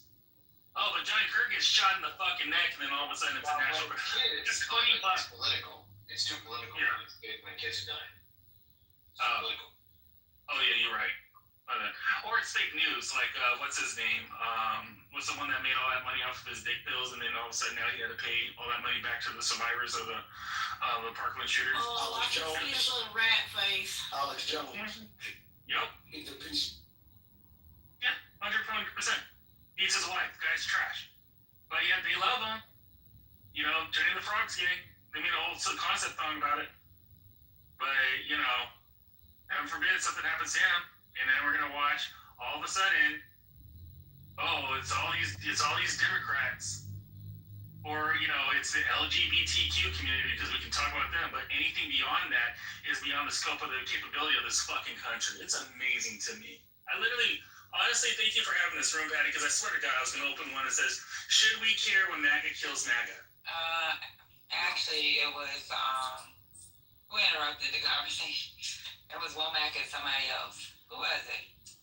Yeah, that's what we were talking about. No, we opened this room because I sent you a text message. Okay, are we celebrating somebody's death in here? I'm not clear. No, we're not celebrating nobody's death. Anybody's death. No. I can't hear anybody. What did you say? You're opening the room. The room. Oh, that's, yeah. Oh, She said that somebody celebrated. Let me explain real quick. That's what I said. The other people was talking about it. We had to open a new room. Lady said maybe we should open a new room, and then we let them have that conversation in this room. That's So John Pierre has joined the stage. Hello, Glenn. You have also joined the stage. I'm not sure if you've been here. Let me go to refresh. All right, so Glenn is new to the stage as well. Hey, John. Hey, Water. How are you? Hey, Glenn. John Pierre. John Pierre. Hey guys, how are you? I'm good, thank you. Welcome. Thank you. Oh, hey, how's it going, Scotty? So, well, apparently there's breaking news that just happened. Kash Patel is saying that the person of interest that he had in custody, that he said was almost surely the assassin, has been released. So, the person that they were so sure did it is now back out on the streets. After they What? And I think that's an interesting part of this story because when I look at Kash Patel, the FBI officials, the West Wing officials who spoken on this, and I look at local law enforcement and the mayor, and I watch their press conference, there has not been coordination, number one, between the two sides because they've been saying contradictory things for the whole day. And I think a part of it is because they were so, in my view, gung-ho about coming forward with commentary that they forgot how to do police work. Because when I watched that press conference, there was a lot of this country is going in the wrong direction and we need to heal and he's such a martyr. Not a lot of fact, which is usually what they lead with. Certainly they will offer condolences, but what I saw looked like something that would happen on Steve Bannon's show, not like something I would see law enforcement do in front of cameras. And I think that that's an interesting piece of this story. I also think it's really interesting that the media outlets that I've been looking at aren't using Charlie Kirk's words. They're not talking about the fact that this terrible thing happened in the middle of a question about gun violence and then playing his viewpoints about gun violence. And that's an interesting choice. All of these things are choices. You know, media literacy, very important. What you're saying, what they're choosing to put on that screen, the quotes that they're choosing to show from him, the quotes that they're choosing to show from politicians who are putting out statements, these are all choices. And I don't know how long that's going to last. I don't know if that's just out of respect. And if they're going to have a real conversation about what his views were on guns, what his views were on empathy, all the things you guys I'm sure have been talking about. But I really hope that that real conversation happens, because if it doesn't, it's propaganda. If we don't have a real conversation about the era of political violence that we're in and who led us to that era, it's propaganda. If they don't play his own words about an act that ultimately led to his demise, it's propaganda. And so I'm going to be watching CNN, MSNBC. I mean, I was watching Ari Melber. I was watching Aaron Burnett. I'm looking at Anderson Cooper right now. It's a lot of wishy-washiness. It's a lot of empathy, right? Ironically. I can't Not a lot of find fact. the story. I'm sorry? I can't find the release story. Can you post it, please? Actually said that on YouTube. He It's, posted on YouTube. It's No, on Cash. I'm asking the person who's speaking. Yeah, it's on I'm Cash talking to Patel's Cash Patel's Twitter. Because again, like I said, Cash Patel Twitter. yeah, he put it. Huh. I still call it Twitter, guys. I'm sorry. Can you put it in if you don't mind? Because I'm looking at I'm going all through breaking news and I can't find it. Yeah, sure. And I'm not surprised if you can't find it, because it's the point I kind of opened on, that this has been botched from the beginning. The communication, the coordination has not been done by the book, because they're so gung-ho about blaming this on the left and using this story in a political way that they're not doing good police work. They're not doing good communications. They're not doing, frankly, good politics. And so that's the reason why you're seeing that happen. Because normally these outlets would have been tipped off about it, and then you could put a statement out, but they're just going straight to Twitter, right? That Twitter, Truth Social, these platforms are their defaults, and they don't even go straight to journalists really anymore. They're going to people like Steve Bannon and Candace Owens, and so the whole entire structure that would get us the information accurately on time doesn't exist in Trump world, right? And so, yeah, that's not a problem. I'll try to find it and I'll go back. It's already been posted in. It's Meriden just posted. Okay. It's right there. It's Meriden already posted on there. But to your point, though, it's like, I'm not holding my breath, because it's the same thing. Remember that bomber that was blowing up those houses in Alabama, right? And it's kind of weird, because when they found him living in a van. When they found him living in a van, they tarped up his van as they're going through while they were transporting it to the police yard or whatever. To the point where they were like, the police people were like, why are they tarp up the van? And the truth of the matter of fact is, he was highly MAGA. Like, he was just, his whole thing was Hillary Clinton and saving the kids and Donald Trump and all this pro stuff. So, the revolution is not going to be televised. It's been censored. Just like the act of protests that are going down here in LA, they censored that. Remember when ICE decided to take their little trips to Flatbush, right? And they got their ass beat because apparently Haitians aren't playing that game, right? That got censored also. Same thing with Compton. Compton's beating ICE Asians' asses in a high degree that they have to go down there with security. That's being censored as well. So when they find out what MAGA nut this is, and then they disown him, and then they sweep it under the table, it's not going to be televised. It's just going to be swept. It's just going to be more shit that becomes part of the noise. And of course, they're not going to say what he says or all the nonsensical shit that he says, because at this point, there's violence and everything else is stuff that they've been stoking for years now. And now, unfortunately, Trump got his hand caught in a cookie jar with his Epstein shit, to the point he can't hide it anymore. Yeah, I think that this is important for the left, Democrats in general, to acknowledge the culture shift that's happened with the media. What Trump world did very effectively is they engaged in a strategy to scare the media, to scare institutions like colleges out of doing the things that they've done and that they have a responsibility to do, which is to usher in truth and fact. They sued, and these institutions capitulated. You saw Kamala Harris talk about this, Barack Obama capitulated, ABC capitulated, CBS capitulated. Based on frivolous lawsuits, they ended up settling. Because of one settled, you saw like dominoes, all the others settled. And now they're making decisions about what to put on air based upon what MAGA wants. Make no mistake about it, when you see those negative stories, when you see them talking about the Epstein files, all of a sudden, it's not because they're so anti-Donald Trump, it's because MAGA said, let's talk about that. Be very clear, they are in Trump's corner like they were in 2016 when he got $1 billion of free earned media over Hillary Clinton. Just like Les Moonves said, who was the former head honcho, now disgraced, former head honcho at CBS, the serial sexual abuser, he said that Trump was bad for the country, but very good for business. Remember that? And so we're back in an era where they're going to do what MAGA says to do. And so this pomp and circumstance over Charlie Kirk, you just saw the New York Yankees. I don't know if you guys saw this or talked about it. The New York Yankees did a moment of silence for Charlie Kirk.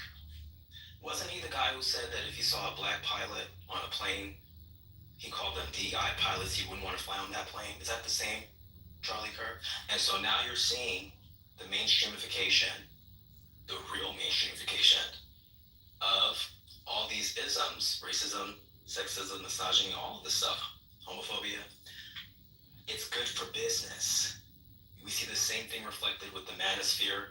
Every passport bro with the microphone no longer, because of new media, has to deal with blowback from sponsors. They're getting monthly subscription fees from all these incels all around the country, and so it's good for business. And so Democrats, the left, we have to recognize that that is the era that we're in, and we have to push back. And so when you see people with money providing funding for influencers who are Democrats, don't crap on that. That's what the Russians did. That's what Republicans did. We should be paying influencers on the left to put good information out there. And so we have to fight back. So I just have a quick question. You know, Fucking great. when we were growing up, I don't know, for me, I was always taught like you shouldn't talk about race, religion, and politics. Those three things. And I feel like the more we have gotten comfortable in speaking about it is where a lot of the hate is coming from. But what do you guys think about that? Because this guy, he's going around saying all his hateful stuff, and now look what happened. Well, I want to say this. With you being 79, there was such a big difference between when I was growing up and when you was growing up. Excuse me, sir, I'm 87. I'm 87. Get the age right. My bad. But with that being said, I completely agree. When you give too many opinions out, it leaves a lot of room for you to be judged. And, you know, chickens always come home to roost. That's all I've been saying all day. Just like Brother Malcolm said about JFK.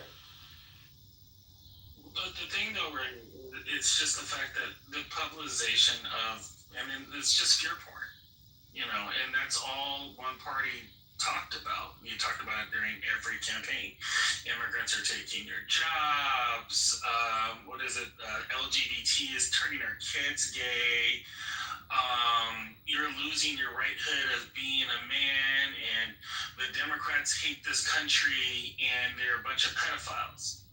You know, you create this nostalgia, and you want people to sit there and listen to it and vote, because now what you're doing is you're creating an emotion, which is a visceral rage.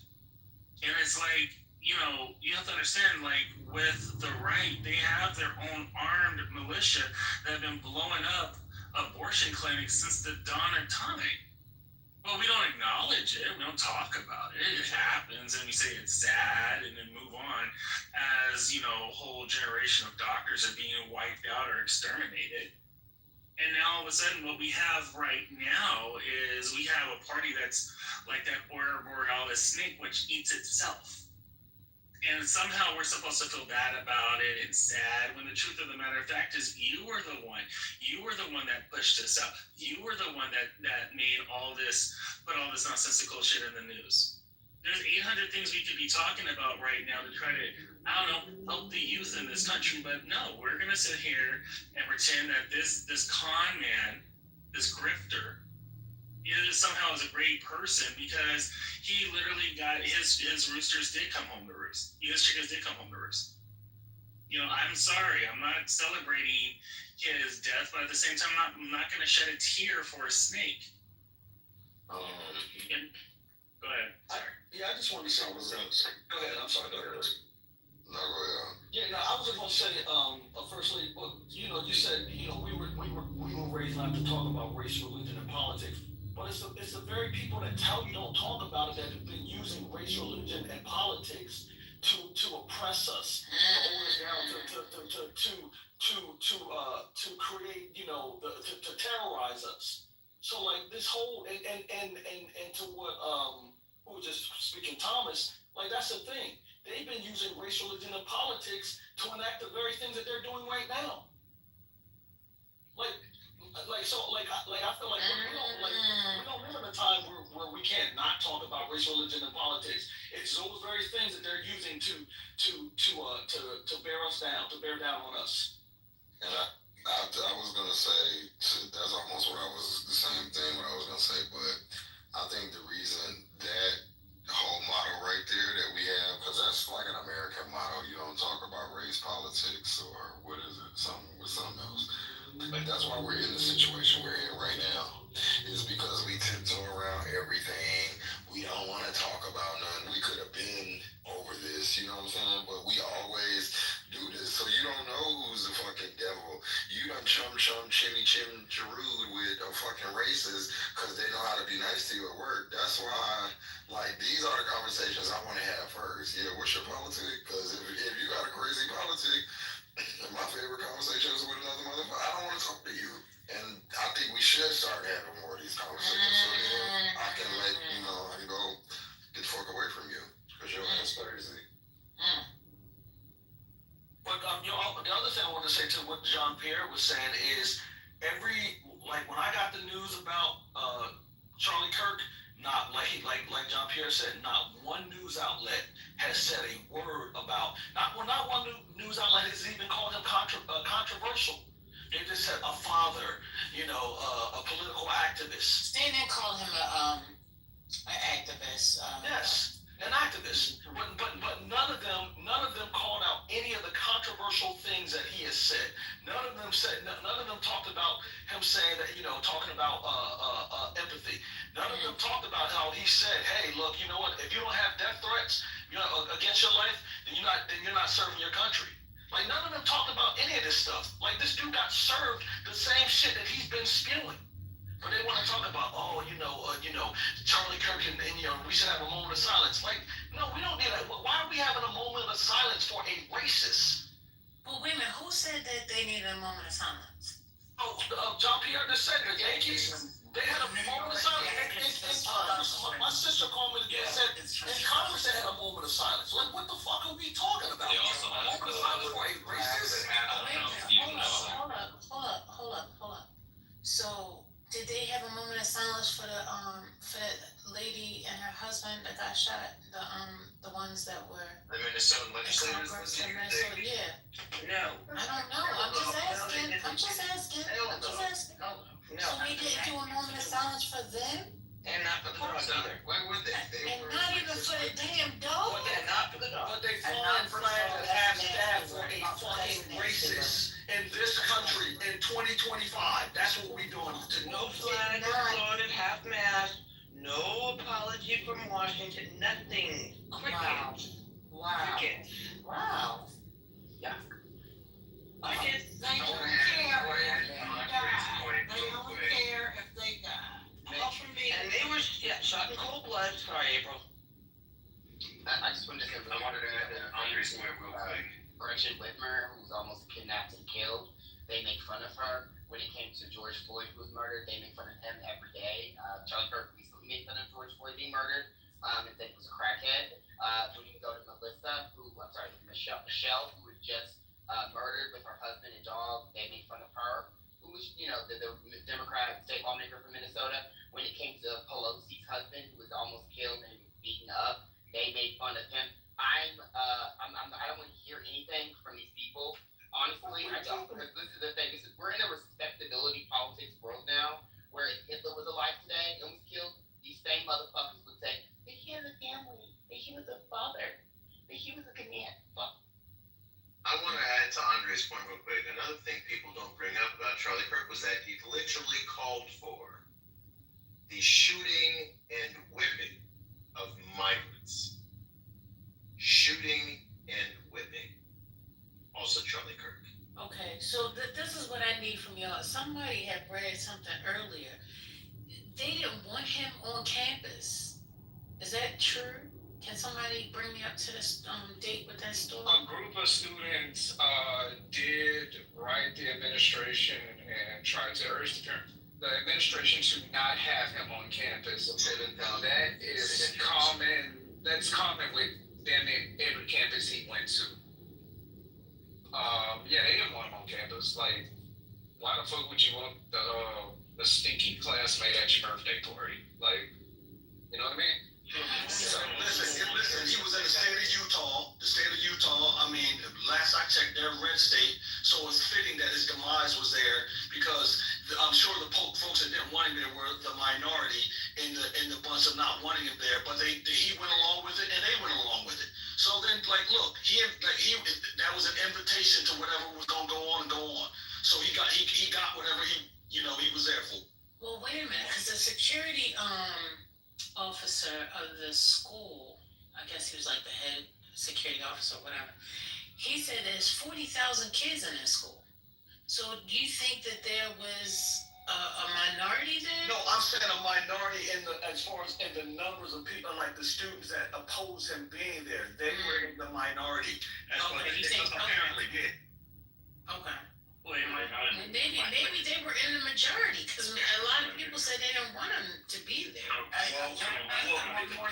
Looking at the number of people that showed up, I mean, they look like they were 40,000 people though. Yeah, they look like they were in support of him being there. He was throwing out t-shirts and they were coming. There was a lot of people from around town that was there too, like from that crowd side.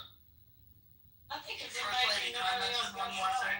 And there was a lot of protesters that were actually there at the event, and Is there a queue?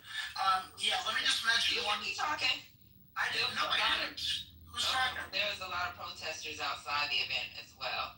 And there was people that was trying to storm the event, because I'm reading an article right now that was talking about there was a lot of people there that did not want him there. They protested him coming there, and there was protests at the event. Okay, so let me have this. Here was next. So thank you so much, Queen. I appreciate it.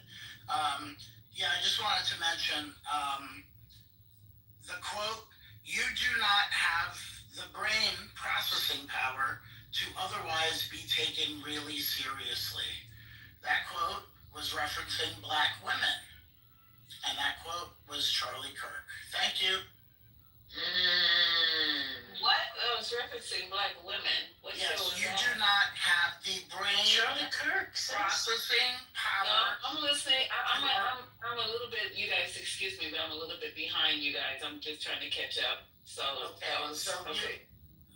You do not have the brain processing power to otherwise be taken really seriously. And then he added, you had to go steal a white person's slot to be taken somewhat seriously. And he was referring to Joy Reid, Michelle Obama, Sheila Jackson Lee, and Ketanji Brown Jackson. So there you go. There's the one that we should have empathy for. Fuck that motherfucker. About Charlie. I wasn't saying having empathy for anybody. I did make that clear. I was just trying to catch up. Referring to you. Oh, okay. Because I said, "Are we celebrating somebody's death in here?" And then I'm reading the articles right now. I'm not too much upon him. I don't know too much about him, but I thank you. And so when I'm looking, he got shot at the school, and he got shot in his neck, and he perished. Correct? And he didn't die. That's it. He died at the hospital. He died at the hospital. Okay. Yeah, Russians. Most likely he died when that shot hit. Because I saw the video. That's what they said on the news. I just read it. They said they died in the hospital. Yeah, well, one of the bystanders said that it was there. He said he saw him talking. He said he saw blood coming out of him and his body go limp. And then they escorted him away in a limousine or something, like a car. And but yeah, whatever efforts they. I have a question. Called the paramedics. The way he was gushing after that shot, I think he died on route, if not right then. I don't see how he was living. Well, it's a public event, so what they did was go rush him up. This is what they're reporting. I'm not a doctor. Yeah, they probably, he's just probably pronounced They're dead saying at the that he hospital. died. They said he died at the hospital. So yeah, they probably pronounced him dead at the hospital. Yeah. Somebody wanted to ask me a question. I'm sorry. Yeah, I wanted to ask you a question. I was like, what's the crime rate in Ohio? And do we send National Guards over there because you're talking about a national treasure got shot that we have to put everything half-mast? So does that mean that we're going to put National Guards in Ohio now to lock that shit down because of this horrible tragedy that happened? No, this happened in Utah. I never said Ohio. It happened in Utah. Yeah. So does that mean we put National Guards now in Utah now to lock that down because Charlie Kirk got shot at a school? We will have to wait and see. We'll have to wait and see what the Trump administration wants to do because, you know, he's about, he's totally against violence. Obviously, the answer is to send a National Guard to Chicago for this. That's what the answer is. Right. I actually think it's going to be something more sinister. I think what we're going to see is a ramping up of surveillance because it's already going on. Let's be clear about that. But they're really going to ramp it up. Anything that you say, I mean, we're seeing it when people are coming into the country, even U.S. citizens are looking at your phone just to see if you've said anything that's anti-Donald Trump or anti-Israel. And so they're going to be watching, especially those who are influential, pop culture, celebrities, influencers. They're going to be watching what they do, and we have a great history of that, right? As we know in this country. You saw the files. Yep, one word, Palantir. Right. So it's really interesting because I'm talking to my son and he said that he was at his campus. I was like, wait, your campus is a liberal campus? But he said, yeah, they were race baiting. He was basically race baiting. So I'm learning a lot about Charlie. Didn't know too much about him. Yeah, he goes to every campus. And everybody in the crowd is not like a pro MAGA. He invites folks to debate him. So the person that was debating him when the shot was fired, I mean, he was anti-MAGA. Can I tell Lisa? Can I tell you just the tea I know about him? Just because I've known he for a long time. So Charlie Kirk said just a few things that he essentially said. He said black people evolved from chimps. White people were made by God. He said that's why we look like monkeys. He said black people we should have never ended slavery, and that we're in slavery because of our own fault. The Bible said it was fine and we should follow the Bible. He said that we should never ever have given us voting rights because now look at what we did. The civil rights movement should have never happened. He said Martin Luther King Jr. was a rapist and a liar and not a real pastor because black people can't be Christians. He said women should never have the right to vote. He said we should have whites only towns. This is a legitimate racist. He has said crazy stuff about Jewish people as well. This is a literal Nazi. He is the reason why all of these Gen Z men are right-wing. They all were isolating in the house during the COVID era. He is who they were watching on TikTok and on X, at Twitter at the time. This is one of the reasons why Trump won Gen Z men. Trump. So this, and people online are tweeting, this is our George Floyd. Disarmament.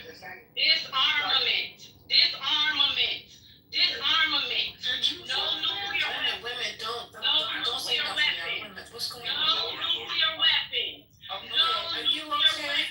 Are you okay? Do we need to call this the psych ward? What's going on? Yeah. 911. The last thing I was going to the last thing I wanted to tell Lisa is, by the way, a couple weeks ago, he was making fun of George Floyd's murder online. So it's kind of crazy how, and also the woman that died in Minnesota, the lawmaker, her husband and dog, made fun of them, said it was Democrats, said they deserve to die, who cares, it's all fake.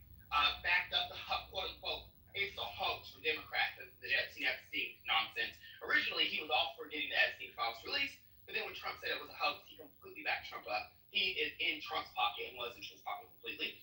So I don't give a fuck about none of that shit. All that shit is irrelevant.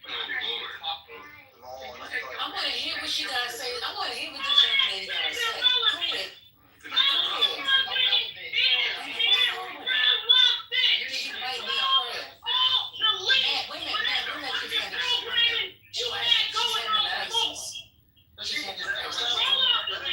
Whatever the fuck you got going on, get us the fuck up out of here, sir. Lord. Now. Control alt delete. Now, man, did you have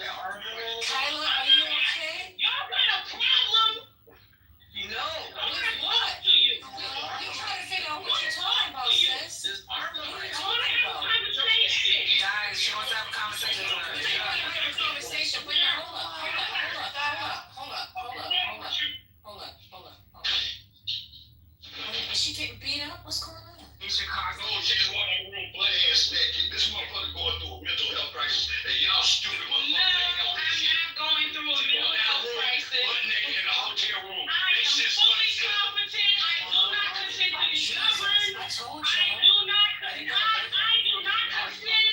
No is a statement. Please quit asking bullshit, y'all. Please stop. No. Y'all goofy as fuck online. Y'all sit on here. This has to be a Democrat. Should we Absolutely not. Actually, I'm about.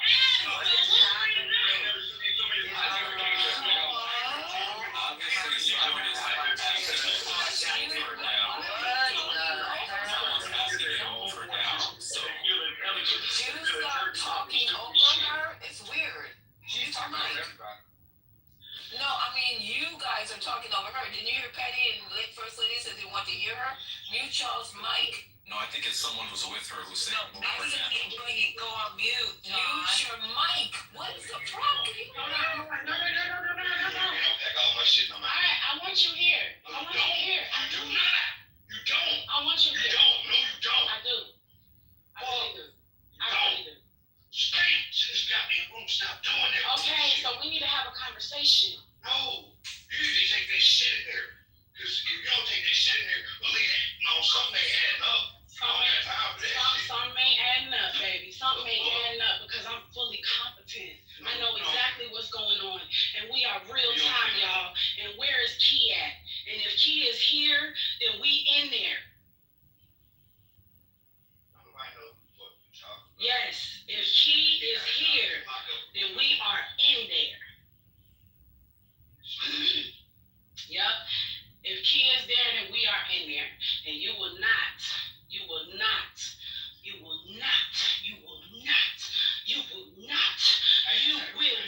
harm a hair on his motherfucking head. You will not harm a hair on his head or this vessel. You will not dare touch him. Don't ask me who the fuck he is, because you already know who the fuck he is. Where the fuck are you? I want to see you face to face, whoever the fuck you is. Because I wasn't talking to you, I was talking to ye. That's my people. And I got my people. Don't worry about my people. I'm good. Me and my people, we straight. Christ came, bang, bang. Christ came, bang, bang. Christ came, bang, bang. Christ came, bang, bang. Christ came, bang, bang. What hotel are you at? Don't you worry about where the fuck I'm at. You already know where the fuck I'm at. Where the fuck are you at? Ooh, Jesus. Lord, let the mercy. The spirit is moving. Why are you behaving like that? Why are you behaving like that? The man. Why are you behaving like that? Okay. It's just me and you in here. No, You here, Kirk. no, you just don't know who you are, baby. What the fuck, yeah? I know who you are, child. I have no doubt about that. Ain't nobody got to tell me that. No, You just don't know who you are, baby. no, don't feel that. You just don't know who you are. This is the baptism of the Holy Spirit, y'all. Oh God, this is the baptism of the Holy Spirit. I'm here. This is the comforter. Oh my God, I'm so glad that I found y'all. Oh my God. I'm so glad I found y'all. I'm so glad I found y'all. No, stop. Who's Stop. there? Is it Key? Is it Key? Who's there? I'm smoking on that 20 pack tonight, baby. See, now you getting dropped. You can't control this, man. You either gonna talk to the Most High or you want to prove to me that we got some shit going on in this You shit. guys are making fun. Stop it. You either gonna talk to the Most High or prove to me that this is Key. Ma'am, you're on Clubhouse. Is there anything we can do to help you? Where are you? All right, Like, now this ain't no someone we can psychotic call? episode. Let me go figure this shit out. My nigga figure this shit out. Okay. Everything My right. nigga figure this shit out. All right. I think he Everything figured right. this shit out. God bless. Lord, Lord, Lord. I feel like I might need a blessing. Woo! Christ gang, bang, bang. And so you know that shit's not funny though. It's not funny at all. No, at all. You guys are some twisted motherfuckers right now. Lord. You oh who? I Oh thank Lord, you. my ass. Oh Lord. drop you because y'all are Fucking demons always on. doing some shit like that. I'm so sick of these. You all need to relax. That was You know, not you need to my shut the name. fuck up, though. That's crazy. When you see somebody in pain, all you can do is mock them. You guys are some twisted motherfuckers. Oh, Lord Jesus. Well, I'm just gonna pray. Excuse me. Don't just give me a minute. I need a minute, okay? Because I don't know what to feel right now. I don't know whether she was trolling, whether she was serious. I don't know. But in case that she was serious, I am praying that whatever she is going through, that she gets the healing, that she gets the help that she needs, that God covers her heart, her mind, her soul, her spirit from the top of her head to the sole of her feet. Whether it was a joke or not, the fact that you even want to play like that, if you were playing, then something is still wrong. And if she's not playing, I pray to God that something will cover her and keep her. I don't know the man that she was with. It sounded like to me he was trying to leave. She said, "I don't want you to leave. I want you to stay." And then she said, "Don't touch the man, the boy. You can't touch him. Don't touch it." So I don't know what's going on. And then she didn't seem like she wanted to talk. We tried to ask questions. That's what made me kind of feel like maybe she's trolling. Don't ask me where the fuck I'm at. You know where I'm at. These are the words that she said. But he also mentioned mental Yeah, he said that. Yeah, he said that right from the beginning. He said that she's having a mental crisis right now. And then I think he said that we were weird. Did he call us weird? I don't know if he. Well, he doesn't know us, so he just knows that she goes from room to room and just be speaking to people. So he's just like, "Yo, y'all have her on the stage like this, like." I looked at her. But I've never seen her in this room. Yeah, I looked at her IG to try to see if we can identify anything. She goes to biblical smoke. She's a biblical smoke. She goes to the Maccabees. These are all religious spaces. And she also said the power of the Holy Spirit. This is the Holy Spirit. So I don't know if she'd had too much religion that's then got into her mind and got things going on. I'm not sure, but if you go to her Instagram page, it was totally damn, you different clicked on religion. it? Yeah, I did it because I was trying to see if there was something that it wasn't religion. I can tell you that. Okay. Some of the names all up out there, if you look at the names. Yeah, she was a dancer. And she was talking on her page. You did as much as you could to kind of, to keep this as, to get as much information as possible. So you did I just want to let you and the moderators know, you guys did as much as you could have. It was very hard to try to pick up and follow. So, and it's just it's just part of social media. Sometimes we don't know the whole angle or what is the stimulus from what somebody is saying. And this was a little hard to parse out at my end, to be honest with you. So you did the best you could. Thank you, I appreciate that. People have been harmed and killed on this app. You guys, it's easy to make fun. Sometimes you just have to sit there and be quiet and let people like First Lady handle it. First Lady's voice is calming. The lady was obviously in distress. And it was terrible to listen to. And I was praying to God we weren't going to hear something we don't want to hear. I know Clubhouse won't do a damn thing about it, but at least I made a report of it. I think all of us find a way to help people if you can. Bless her, I hope that everything's okay. And that's what I was getting ready to say. It's like he's so ready to make fun of somebody and take somebody's pain and use it for your pleasure. You couldn't know that you could possibly help somebody in this moment.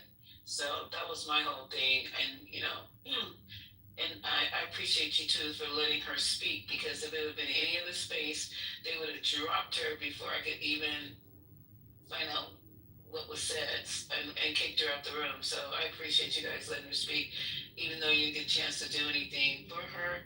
Maybe something positive is going to come out. So to God be the glory. I'm gonna be real. I thought I was in control at first.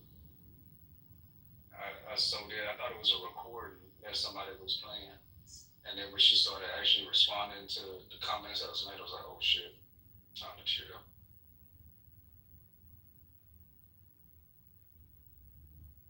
No, it was something about her voice when she joined that startled me right from the beginning. Like, wait a minute, hold up, this is something different. Because people come on the stage, they yell, but that just wasn't. That was a little strange.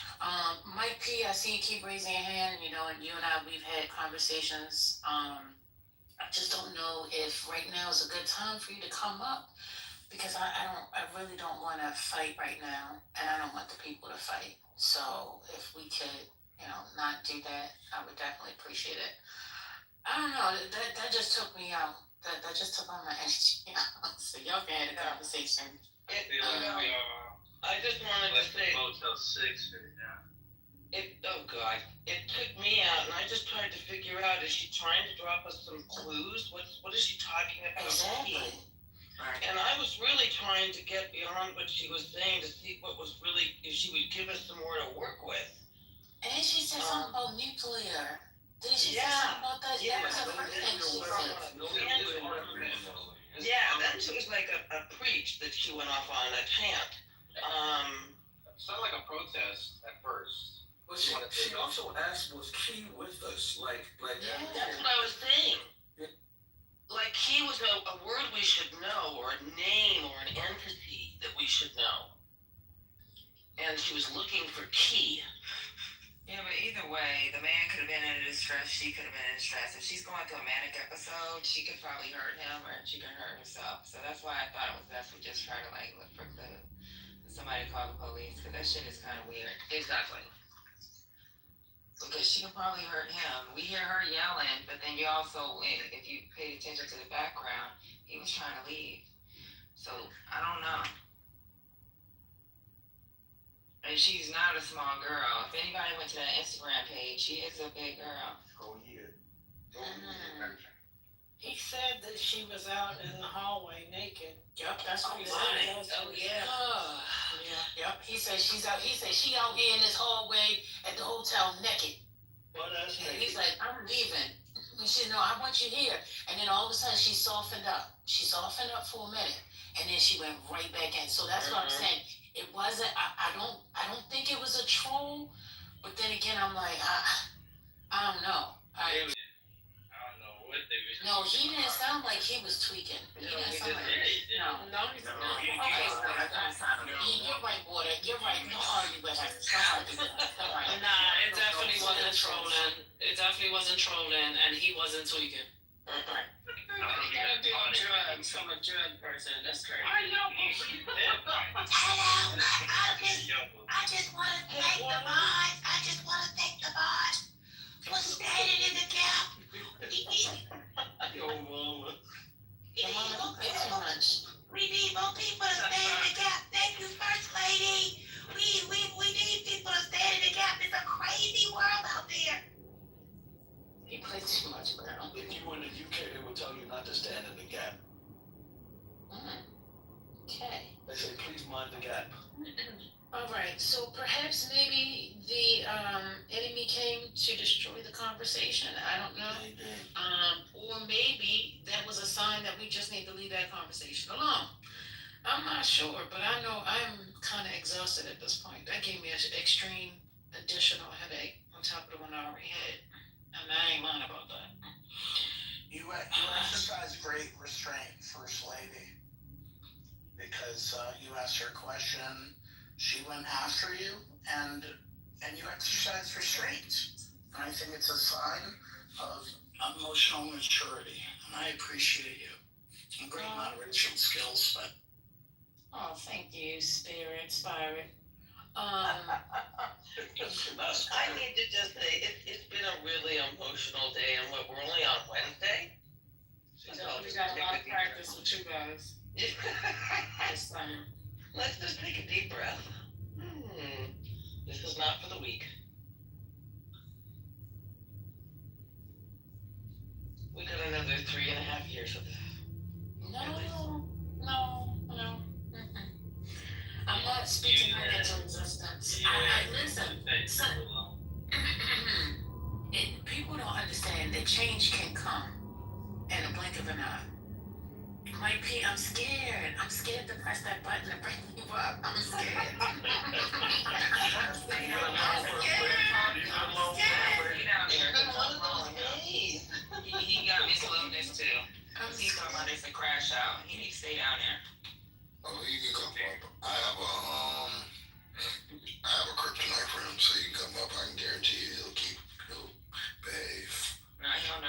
But you sound so nice and mellow right now, you guys. All right, Mr. Mike. Wait, so He opened his mouth one time, I promise you, I'm kicking his ass out. It's okay, I'm not Mike. playing with you, Mike. He always do this crazy shit, and then he did that shit with that woman. It's like he don't know how to. oh, hey, Penny. If you act stupid, I'm gonna post your picture. You know you look like Sinbad. Okay, Penny is here. Let me bring Penny up, and then I'm gonna bring Mike up. It sounds like Penny has part of the kryptonite for Mike. Okay, Mike. So before y'all lose it with Mike, you just have to know that. Hey, what up? Hey, listen. Hey, friend. Oh, it's Gemini. That's my brother Gemini. Hey, everybody. So, one thing about Mike that we have to remember is just remain calm. It's like I don't even think he believes the shit or that he said. Oh, Dr. Julio in the building? What's going on? That's my bookie too. And Mike really is a nice person. He has this ogre Shrek energy where he says he has layers like the onion. And so I don't know why he does this from room to room, but I figured him out. You just have to just say, "Aw." Penny, what are you? Penny, what exactly are you? Penny, what are you? Penny, that's the reason why I said I've had conversations with Mike, and I've seen a different side of Mike. So he tries to be difficult, like intentionally. I know exactly. Penny, I've never been difficult with you a day in my life. I don't know why he does that. I really don't. Penny, I've never been difficult with you a day in my life. I know, sweetie. That's what I'm trying to tell you. What are you telling these people? This is just a front he does. I don't know why he does it. What is the front? Can we get one mic? Can we get one mic on the honorable Dr. Julio? Can we get one mic? How y'all doing? Good evening, Dr. Julio. How are you? How are you, sir? Shaking up just a little. Okay. So shaking up. Oh my God, I came in at the right time. Hold on. Oh, you fools will never. I have a link here about with that. What's her name? Hold on. What's her name? Wait a minute. Come on now. Oh, no, I'm serious. I really do. All right. Well, I was in the middle Amanda Seals. If we could play that when the first lady is done, thank you. Oh. Excuse me. You're being rude right now.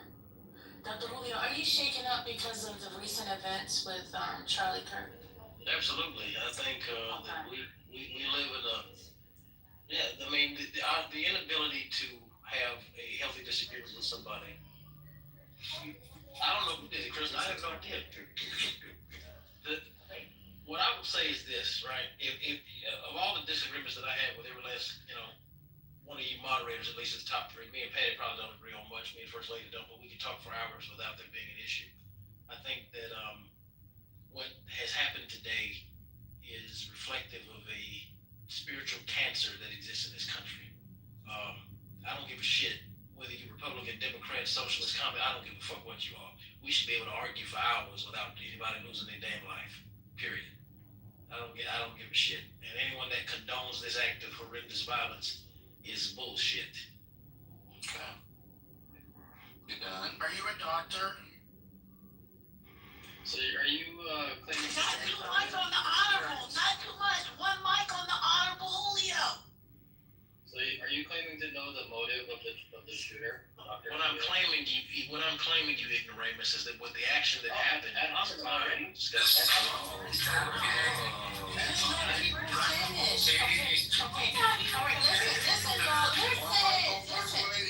Listen. In order for us to have a conversation, we cannot throw, these little ad hominems. I hate using that word because I use it so much. In this case, personally, it would be a red herring. Okay, whatever you want to call it. Can we please just try not to be negative? And y'all keep coming off mic. It doesn't help because even when somebody cuts me off, it triggers me. And then when somebody responds in an aggressive way, then you want to play victim. So instead of that, let's just allow one person to speak, and if there's an actual dialogue between two people, let's just try to, stay on mute if that's possible. Thank you. Appreciate you. Look. So someone was asking Dr. Julio, were you answering the question or somebody was asking you a question? What was going on? I don't. Yeah, started off after you called me an ignoramus again? You asked me if I knew the motive of the shooter. All I spoke to was the action taken. I don't care about his motive. His motive is irrelevant. I don't give a damn what his motive was. He took an innocent man's life. Yeah, but you claim to say that because of the disagreement, that's why he took his life. Is that what you're trying to say? I'm telling you that is what I believe. That is, I do not know anything of certainty. And if you're too intellectually capable to understand that everything I just said is an opinion, then maybe you don't need to be having this conversation with me. So, maybe I should be speaking to someone with common sense. Be nice, Well, guys. he said that it doesn't matter because let me just have this minute. He killed an innocent man, and everything that I'm learning about this man is horrific. It's nothing innocent about him. So I don't know. Okay, like what, Lisa? What did he do? Okay, so Dr. Julio, can you just give me a moment to express my No, tell me what he did that deserves him getting shot. Sir, I listen. Okay, so let me go over. Who was talking to me earlier? Was it Matt? Matt Goliath? Matt Goliath. Are you there, Matt? Are you here? Are you in the audience, Matt? Matt was talking about the school. Okay, but she was asking, he was telling her certain information about, Very disturbing, descriptive. Tell me what he did that deserves him getting shot. Just answer that question directly. Well, that wasn't your claim. Promoting That was hate. my claim. Promoting No, hate. you said he was innocent. She said he's not Yeah. innocent. He was innocent of anything that he didn't do anything that was Promoting hate and division. How did he promote division, Lisa? Okay, that's why, sir, I'm Dr. just Julio, this is not your show. You can't just keep coming on and asking questions. I feel like until you get me out of here. So. But why you gotta be like that if you want to have a conversation? He's a bitter I know you're asking a question, but you keep on, doing this rapid fire. Because she's not answering it directly. You can answer it over the You know, hey, I'm sorry you don't appreciate my answer, but I'm just saying, let me just make it basic. Is he still here? You love You can try that Okay, big white shit there we somewhere go. else. Fuck that mother. Fuck, you gonna tell her how she needs to answer? Right. This is what happens when you let Dr. Julio on stage. Foolery. Do you guys want to play that link on time? Good doctor, not too much. Yo, mama. Wait a minute, Jazz, you got the real picture for me? I know you got a new picture. What's going on, Jazz? Hey, Jazz, welcome to the stage. Hold on. Let me play this real quick. Okay. Is that okay? Jazz. All right, go ahead, play it. Yeah, I'm like, nobody's listening to me today. I think I gotta get some headphones. So. No, baby, I can hear you loud and clear. Okay, hold on.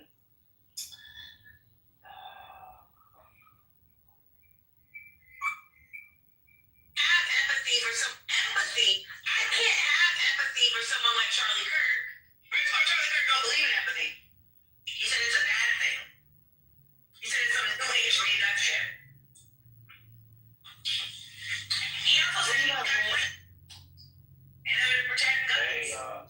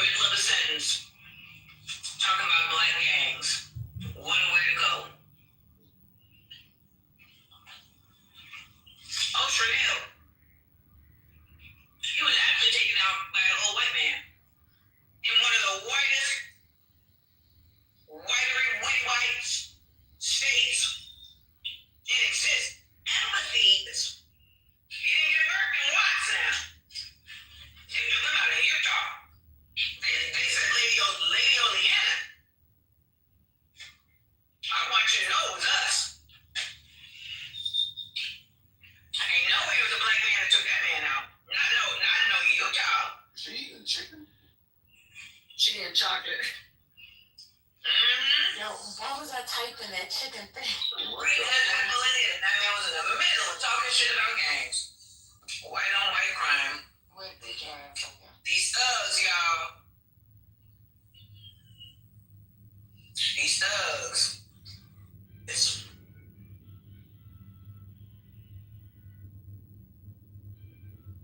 That was the ends, guys. That was a mess. I don't know where you found that. Who was that? That was Amanda Seals. Oh, Amanda said it. Oh, I was trying to play it for I thought she was saying you wanted to play the Julio with Amanda Seals. God, diggity dog. No, I was trying to play that for Austin Julio. That was here. Damn. Wait, that was Amanda still speaking? Yeah. Correct. And she was on live and she was eating a chocolate bar, guys. For the ones that was asking what she was eating. A chocolate bar. Yes, it was a chocolate bar. Alan, she was eating a whole chicken bone. She was sometimes the chocolate gets stuck in your teeth, so you gotta. No, baby. She sounded like she had the bristle. No, I see the chocolate bar in her hand. You can see it on the live. Listen, I said on my social media platform that when you sow hate, you blossom. You blossom hatred. When you sow it, I don't feel bad. Like, and what's pissing me off is our people trying to find an ounce or an inch of sadness and sympathy for a man and make excuses for no matter who it is, regardless of your political views. You know, I don't care. It's not that I don't feel bad for his life. Nobody's life should be taken. But when you sow hate, what do you think's gonna blossom from it? I'm sorry. That's because you know who he is. A lot of people don't know who he is and what he stood for, and that's why they say that. Well, he's a symptom of a much larger issue, my brother. Look who we got in the White House. Look who we put back in the White House. You are a product. People say elections warrant consequences. We don't know what the consequences are going to be like. And like she said, in the whitest of the whitest states, you get killed in the whitest of the whitest states talking about thugs, the black gang. What a way to go out.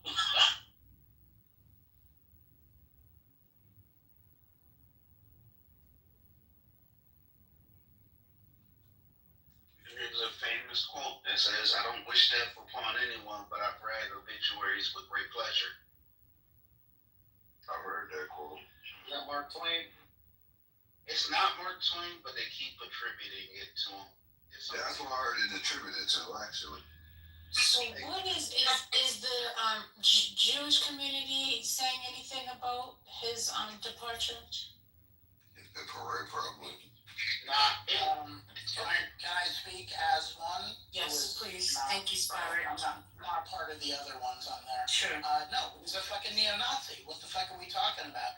The Jews on this app, who are the fucking genocidal maniacs, may be saying something, but that's only because of his recent come around supporting the Israeli government because of their invasion of Gaza and the mass killings there, because the denominator there is that Charlie Kirk hates anybody not white. So if it's little Muslim children being killed, he doesn't give a fuck.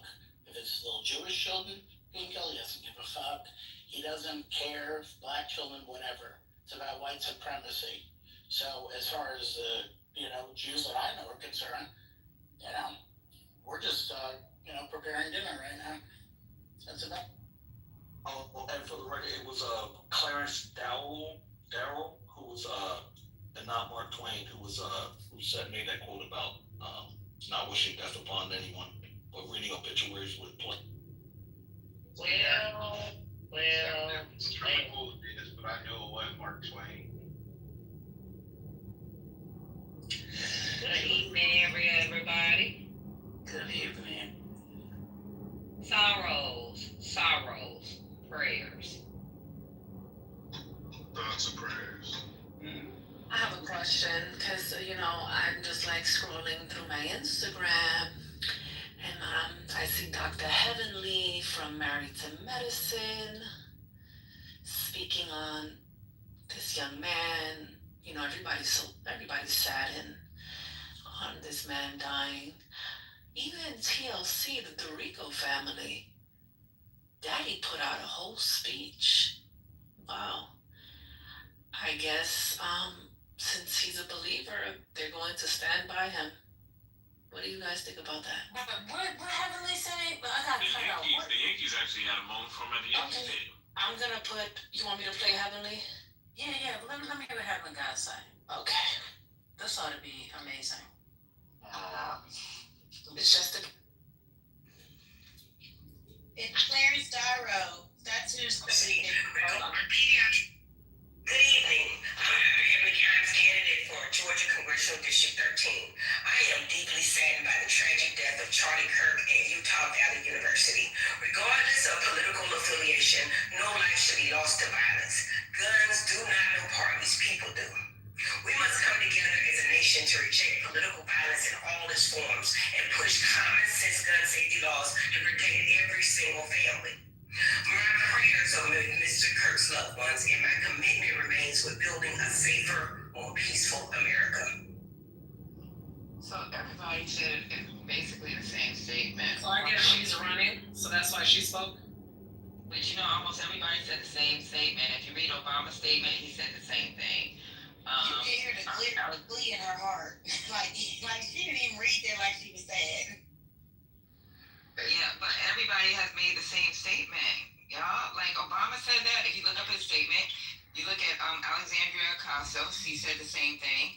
You all these Democrats have said the same thing. They're saying this is political violence. Like they said, they're praying for the family and they're praying for their kids. So I don't know. I'm not mad at politicians are doing it. I'm not mad at that. But the Yankees making a choice to do a moment of silence in a city filled with fucking immigrants and all sorts of minorities. How dare they do a moment of silence for a white fucking supremacist and a neo-Nazi?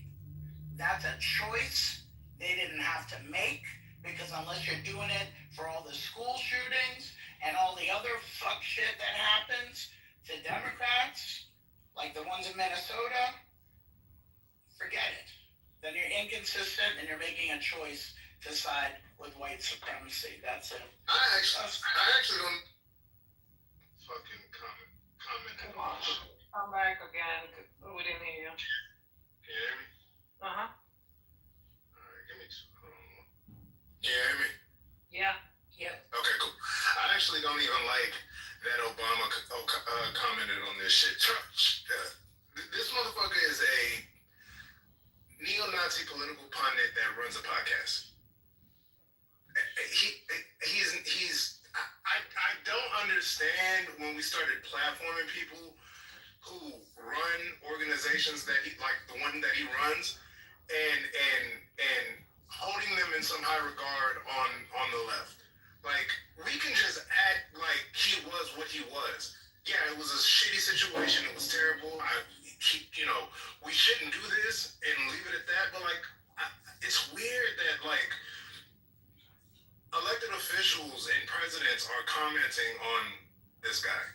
Is it not weird to anybody else? Am I tripping? Am I seeing this from a weird, fucked up lens? I feel where you're coming from, but here's the thing: if they don't do it, that other side is looking for any little excuse for them to be like, you see what happens? Oh, they're not really, because they're already, throwing temper tantrums about the young lady that was killed, the Ukrainian lady that was killed in North Carolina. Like, hey, it took the left so long to cover this story, to find it, y'all are barely covering the story, so on and so forth. And at the end of the day, too, you also got to think about it like this: you don't want, because it's at the same token that there are people like Charlie Kirk out here who, is a white supremacist. You don't want somebody sitting at home saying, you know what, we're going to take a shot at somebody on the left. And so if you don't have anybody standing on the record saying, hey, we denounce that, you now, in a weird way, open the door for it to be like, hey, you know what, we can go out there and we're going to, pick off somebody that's on the left. So, I feel where you're coming from, but I do agree that it is the right thing to do. I also agree with Womack. I feel you on Womack on the idea that it feels crazy, but I like what that Mike Albert, I spoke in that's the name. I like what Mike had explained to it. I think there's I think for politics, there's always this balance that you're trying to strive. I don't think the Democrats want to be, um, how can I say this? I don't think they want to be positioned such that they seem like they're endorsing people being shot. And I think, So how would we be endorsing unless we said it? So that's the problem with You're peer land. yeah, That's no, the problem. I hadn't landed yet. I think it's Yeah, go ahead, land. I think, yeah, I think part of this is that I hear you on the part about, yeah, this guy does not really. There's a lot of stuff that Kirk has said throughout his time and platforming people. I think that's kind of an overall environment type of problem.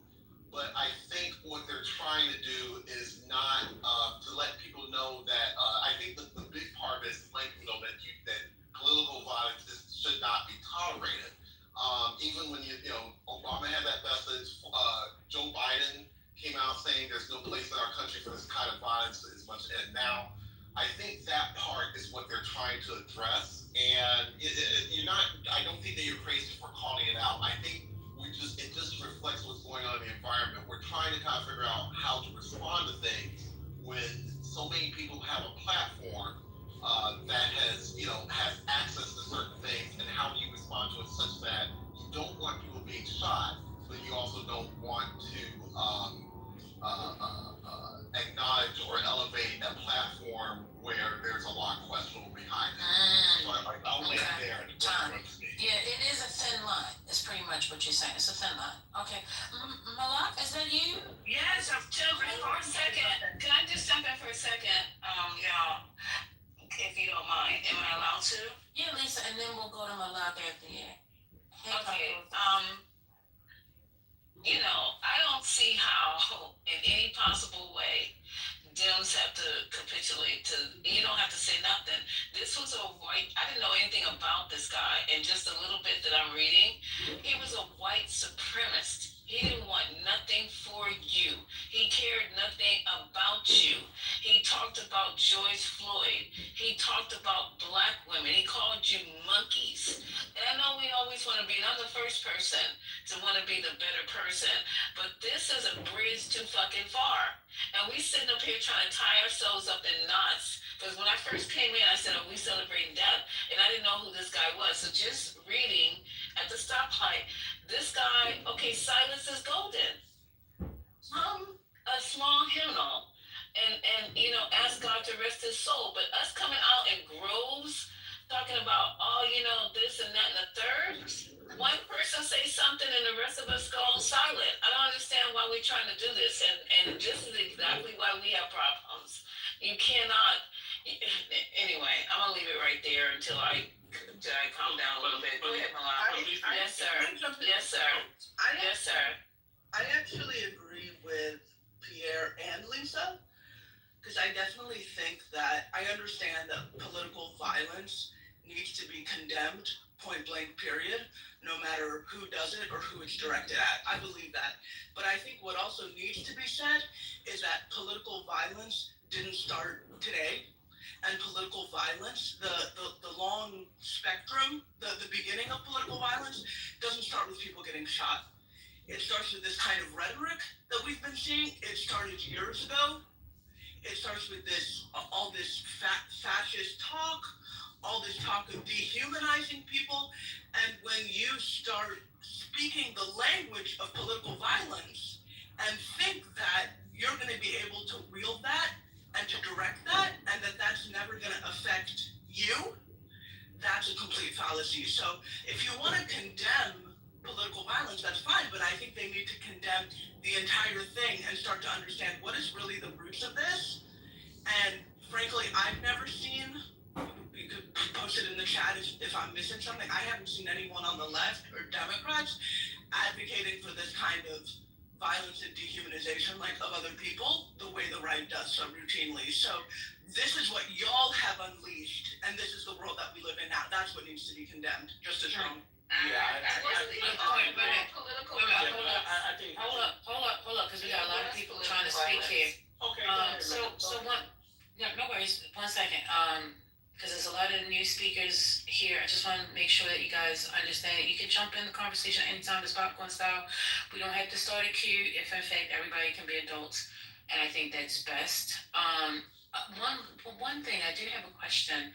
How do we know that it's political violence? I mean, I understand it makes sense to say it's political violence, but we don't know who the killer is, and we don't know why his motive. Do we know his motive? Like, I mean, it could have been racial. It didn't necessarily have to be political. I mean, this person has said a lot of racial things. So we're pinning it on political and we're making it political, but I don't know that it really is. You're not sure because the person who they did say they brought in for interrogation and a person of interest was released because they the old white man who they had at first saying who did it didn't. So the person is still at large, but I think just the fact is because of how his rhetoric has been, and because again, like you said, they don't know the exact cause of why this happened, that they're automatically going to pin it and say it's political violence. But I can say this: I totally agree with some of the speakers basically saying that they're trying to make him a martyr at this point. They really are, and I feel like they need to speak up. Yes, you can condemn him being shot because regardless of somebody's rhetoric, we do still have the freedom of speech here. However, it comes with consequences, and the things he has said, he should not be lifted up as no hero, as no god, and that he was doing this and that he just went down with the blaze of glory. No, he was a bigot. He spoke on every racial matter, every religious matter, and he said every fiery thing you could possibly say to harm people, and that does need to be spoken out against.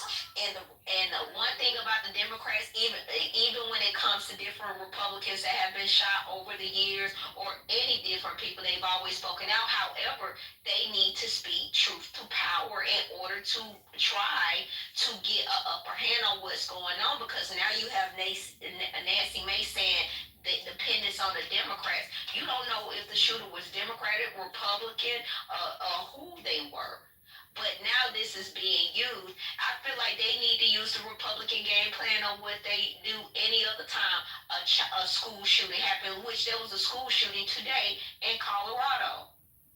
Wow. They need to start figuring out how to not only say no, this isn't right to do any political shooting if this is what this is. However, you need to dispel the things he said. This man has literally spoke on situations saying that, oh well, you do need a few shootings in order to strengthen the Second Amendment. Look at you now. The things he has said has been ignorant. The things he has said has been just straight nauseating. However, we're going to see what the Democrats going to actually do, and if the Republicans going to actually stand on 10 about the things they say. Because I don't want no play, no, oh, because it's Charlie Kirk and he was this and he was so right that we're going to start changing rules. No, we want you to keep the same energy. Keep the same energy you did for those children. Keep the same energy you do for black violence. Keep the same energy you do in any other political realm. But now with somebody on your side, you need to keep the same energy. Yeah, I agree with you, but usually I come in this room and I like to mix it up, but I'm not sure. I'm not sure if the Democrats have that much power to do what you're saying. As I agree 100%. I think that, but part of the reason why I say that is we got to be real. The Democrats, for a very long time, when it came to the woke movement, even though there was some good things that they were saying, and even before that whole thing even came, there was a lot of conversation, a lot of talk about censorship, and the Democrats were a very big part of that. And what took place was that it got so beyond the pale, and it got so out of whack, and got so crazy that and people were getting canceled, and people were being silenced, and if you said something, or the comedy stuff, it just got so great. So now that other side got emboldened, and now they're doubling down, even though they were already saying a bunch of foolishness prior to that. but it got politicized and it got put out there. I just don't know if the Democrats can take that, but I do agree that that's a position that they should do. But I don't even know if they have that kind of power, and I don't even know if they have what. Who's going to say that? What Democrat that should have that clout actually has that clout to say what you're saying? What you think that they should say? I don't know if there's. I just think that they should go silent. One person. I'm sorry, Scotty. You already had Obama. Thank you, baby. You already had Obama speak. You've had Clinton speak. You have blah blah blah. I mean, come on. That's enough. This stuff that this guy that I'm reading here is ridiculous, and you want to promote him on any level? I mean, he passed away. God rest his soul. God forgive him for all the negative shit he said about other people, the hatred that's in his heart. But okay, he's gone. Lisa, and that's one of the races on the planet. That some gun deaths are worth it. Wait a minute. To protect someone. We got a lot going on. Dr. AG, are you trying to say something? Oh, my bad. Okay, no worries. Oh, All right, so Malak is trying to get in. Spirit, I'm coming to you because you. I got to say too. No, Okay, it's wait, okay, I made my point. Can I go or Malak? No, I'm gonna go to you. I'm good. Spire. Go ahead, Spire. All right, thanks, ma'am. So I want to say two things. One thing to your point, Lisa, I think part of the equation for Democrats that are not even I understand why a Democrat running would make a statement like we heard. I also understand why somebody like Obama or somebody in a high position that is not running would say that, and I think part of it may be in self-defense. Because if they don't say anything, people may put more of a target on his back. It just may be a self-defense, easy thing for them to say out of self-preservation. That's just my suspicion on why they would do that. In addition to the part where they actually believe that political violence is not good, and I agree with them on that. The other thing that Democrats will never do this, but I think it would be savage, is to have a gun control bill. If it turns out that this guy got a gun illegally and they could actually have a law that would have prevented this, have a gun control bill called the Charlie Kirk Gun Control Bill, but that's too savage for them. Yeah, I agree with that. Like, they gonna say something because they feel like targets. It's crazy that, we talk about school shootings all the time. Everybody's up in arms. And the topic that he got shot talking about was a school shooting. They asked him how many transgenders have carried out school shootings in the last 10 years, and he said too many. And it was actually 5. And then he was asked subsequently how many school shootings there were in the last 10 years, and he said, or mass shootings rather. And then he asked, are we including or excluding gang violence? And those are his last words. So again, like, sensationalism is taking over. It's really crazy how that happens. But we see in Minnesota, we had politicians get wiped out at their house. It was almost 2 sets of them until they were able to call 911 to thwart the shooter. Door to condone it to continue, and that cannot happen, because what if it's somebody that we agree with? They get sniped, and maybe I did agree with this person in some maybe 70% of the time, or 30%, or whatever. Like, I didn't agree with my mom sometimes. You know what I mean? I'm not gonna ever agree with anybody 100% either way. So it's like, when it gets to the point of you deserve to die because you think differently, we're opening up a box to where all of us can get it at any moment, even if it's I disagree that you fucked up on the road driving next to me, and now you get to shoot me in my head on the highway. You see what I'm saying? This is where we're going. I think that's what they want us to think. That's why he died, but that's not why he died. That's what they want us to think. He died because we disagree with each other, and everybody's coming out saying, "Oh, it's political violence." Nah, that was a state actor moving to disrupt the American people. That's what would, in my opinion, that's what happened. So who did it? I just never seen.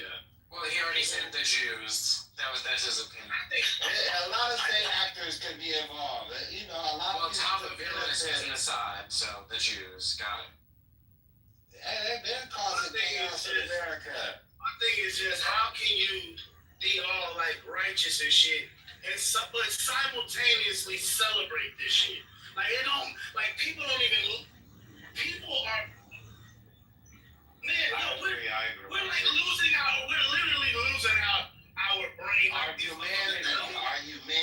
Yeah, like our souls are being extracted from us some way, somehow, because I don't understand how you could celebrate a motherfucker getting murdered on TV, but simultaneously saying you're like righteous or stand up for good and it's about the people and like what? Nigga, you're celebrating a fucking execution, man. You like what? Am I losing my mind? The idea that you were talking about earlier about how you think people no longer think for themselves and there's maybe given thoughts to think about from an outside input, that's a fascinating idea to me. So what are some examples you can think of where you notice that? Well, I'll start at something real elementary, like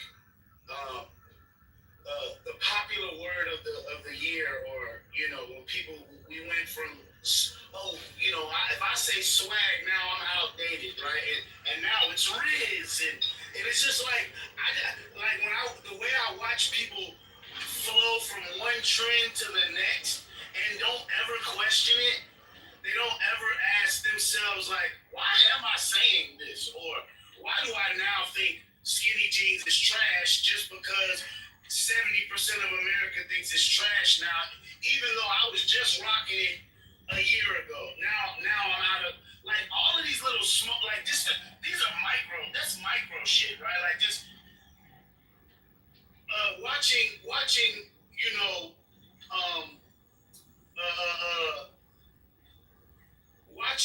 dudes, even with men, right? Like, oh man, I gotta breathe real quick, bro. Let me just. Mohawks, remember everybody was rocking Mohawks? Like, I just think that something about trends scare me, man. Like, I don't mind it, I get it, the end thing, but like, why does no one ever question it? Like, people don't see the cycle. Like, my mom wore bell bottoms, and then 20 years later they wore them again, and I don't know. It's just like give me the question again, so my brain. Like, what kind of herd mentality do you think are actually sort of delivered to people without them realizing it, and they sort of just move along in step?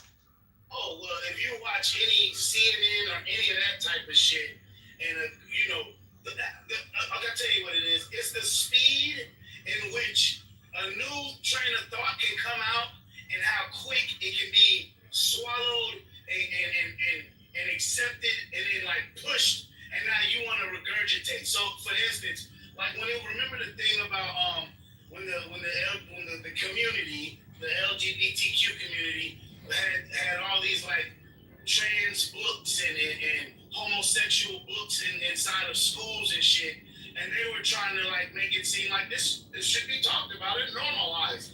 And the way that people who aren't even, but hear me out. I'm talking about when they were putting explicit pornography-like books in children's schools, and allow where kids could check out a book and hear a man tell another man that he wants to feel him in his mouth, shit like that. Bro, can I listen to what I'm saying? That book was in an elementary school, man, and people were willing to go and stand behind that without questioning it. They didn't even think like, yeah, that's inappropriate for a 7-year-old. Is that type of shit? Did that happen for real? Hell yeah. Yes. And that type of shit is why I'm conservative now. You know what I mean? I'm never gonna vote on that other side again because they for that bullshit. Well, see, that wasn't, the gay agenda wasn't really the main perspective of the Democratic Party. It was supposed to be for the working class people. That was supposed to be the agenda. I don't know how it got corrupted. That was Barack Obama ushered that shit in. That was the 90s.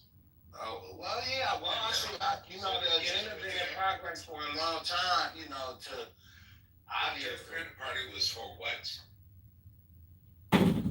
What did you say? it was supposed to be for the working class people. That's what I was raised on, the Democratic, or unions and all that type shit.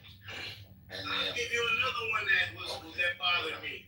When I saw preachers go from preaching the word of God to all of a sudden it's about prosperity. But meanwhile, y'all the only motherfuckers getting rich in the church. Y'all the only ones with jets and Bentleys. Everybody else in the congregation fucked up. Fucked up. Okay. I'm from the Bible Belt, bro. You know what I'm saying? So like I've seen that shit. South, hold on, brother. Yes, sir. The South was heavily Democratic. Oh, yeah, but then the parties split. Yeah, back in the day, When and where? the Democratic Party was all about segregation, but then the parties flipped. And How? they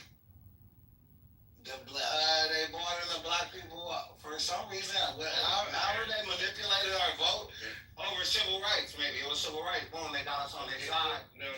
You only had 3 people. You had Strom Thurmond, and you had 2 other senators and governor. Senator and governor that flipped. That was it. Well, I think Now, black people have to. Hoyer called out his own father and said, We Iranians, we go hand in hand with Jewish people. We go very long back in time, and we actually in reality, in Iran that Iranians have Point that they faith. become wolf in sheep's clothing toward. yeah, that's what happened to me. The Democratic Party always supported slavery. The Republican Party always said, we don't want this shit. We went to a whole damn war. A whole damn war. Split the country apart. Other bullshit, but slavery was part of it. To say no.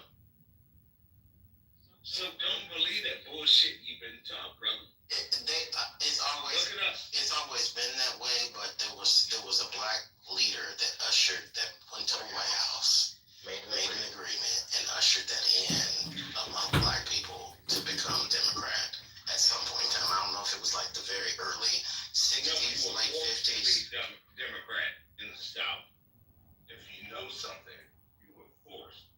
They're like, yes, we are supremacists. We think Jews are inherently problematic. And it was interesting because they would cite these. Different conversations because what was. I don't know. Wednesday was in the room. Wednesday, do you remember this conversation? I think Othello was there too, actually.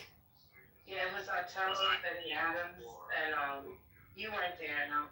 I mean, but Pastor It was 10 o'clock for me in Buttercup, so it must have been 8 something for you. So I'm assuming you thought you were Last night?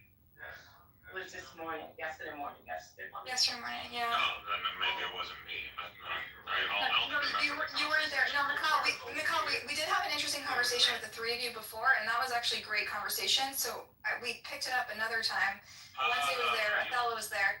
Yeah, it had nothing to do with you. Actually, the conversation I had with you was actually pretty interesting because we got to hear from, we were comparing and contrasting 3 religions and atheism, right? But I think afterwards it was just me and Pastor and Benny Adam, and they said things that I found, like, listen, they're really civil people. They engaged respectfully, and I appreciate that. But like, I also felt pretty shaken by the conversation. Like, I felt it was chilling. Like the things they believe about Jesus. Somebody's critiquing your people. I'm glad that you keep the mod by yourself. That's not hard to do. Buttercup, what is the Kahanas? So a Kahanas, let me explain again. A Kahanas in Israel refers to followers of a man named Meir Kahana, and he sort of spawned the Jewish equivalent of Hamas. So they're the ones who do Jewish terrorism. Famously, there was Baruch Goldstein who shot up a bunch of people and then was jailed. But since then, it's become widely accepted. You see in the West Bank, there's all these violent crimes against Palestinian villages. Those are the Kahanists. They believe in this like extremist ideology in Israel with no Arabs. But here on this app, me and Amos and other sort of Jews that are kind of in the middle, we in a tongue-in-cheek way, we refer to the extreme pro-Israel characters like Bibi Kapara and Harry Balzac and Norm, because they're so like reflexively pro-Israel and they sort of like attack anyone who comes in their way. We in a tongue-in-cheek way, we call them Kahanists because they're like the extremists in Israel. So we don't mean it literally. They don't literally follow Mayor Kahana. Me and Amos like to call them that in a tongue-in-cheek way. So they're celebrating this Charles Kirk guy? Yeah, and who I think is a Nazi, but they think it's some hero of the Jewish people. A guy who pushes Jewish replacement theory. Yeah. Wow. Doesn't he? I thought. You have a video of that because people keep asking me for proof of his Nazi orientations. Yeah, I want a video. I don't want it by VADL. Okay, fair enough.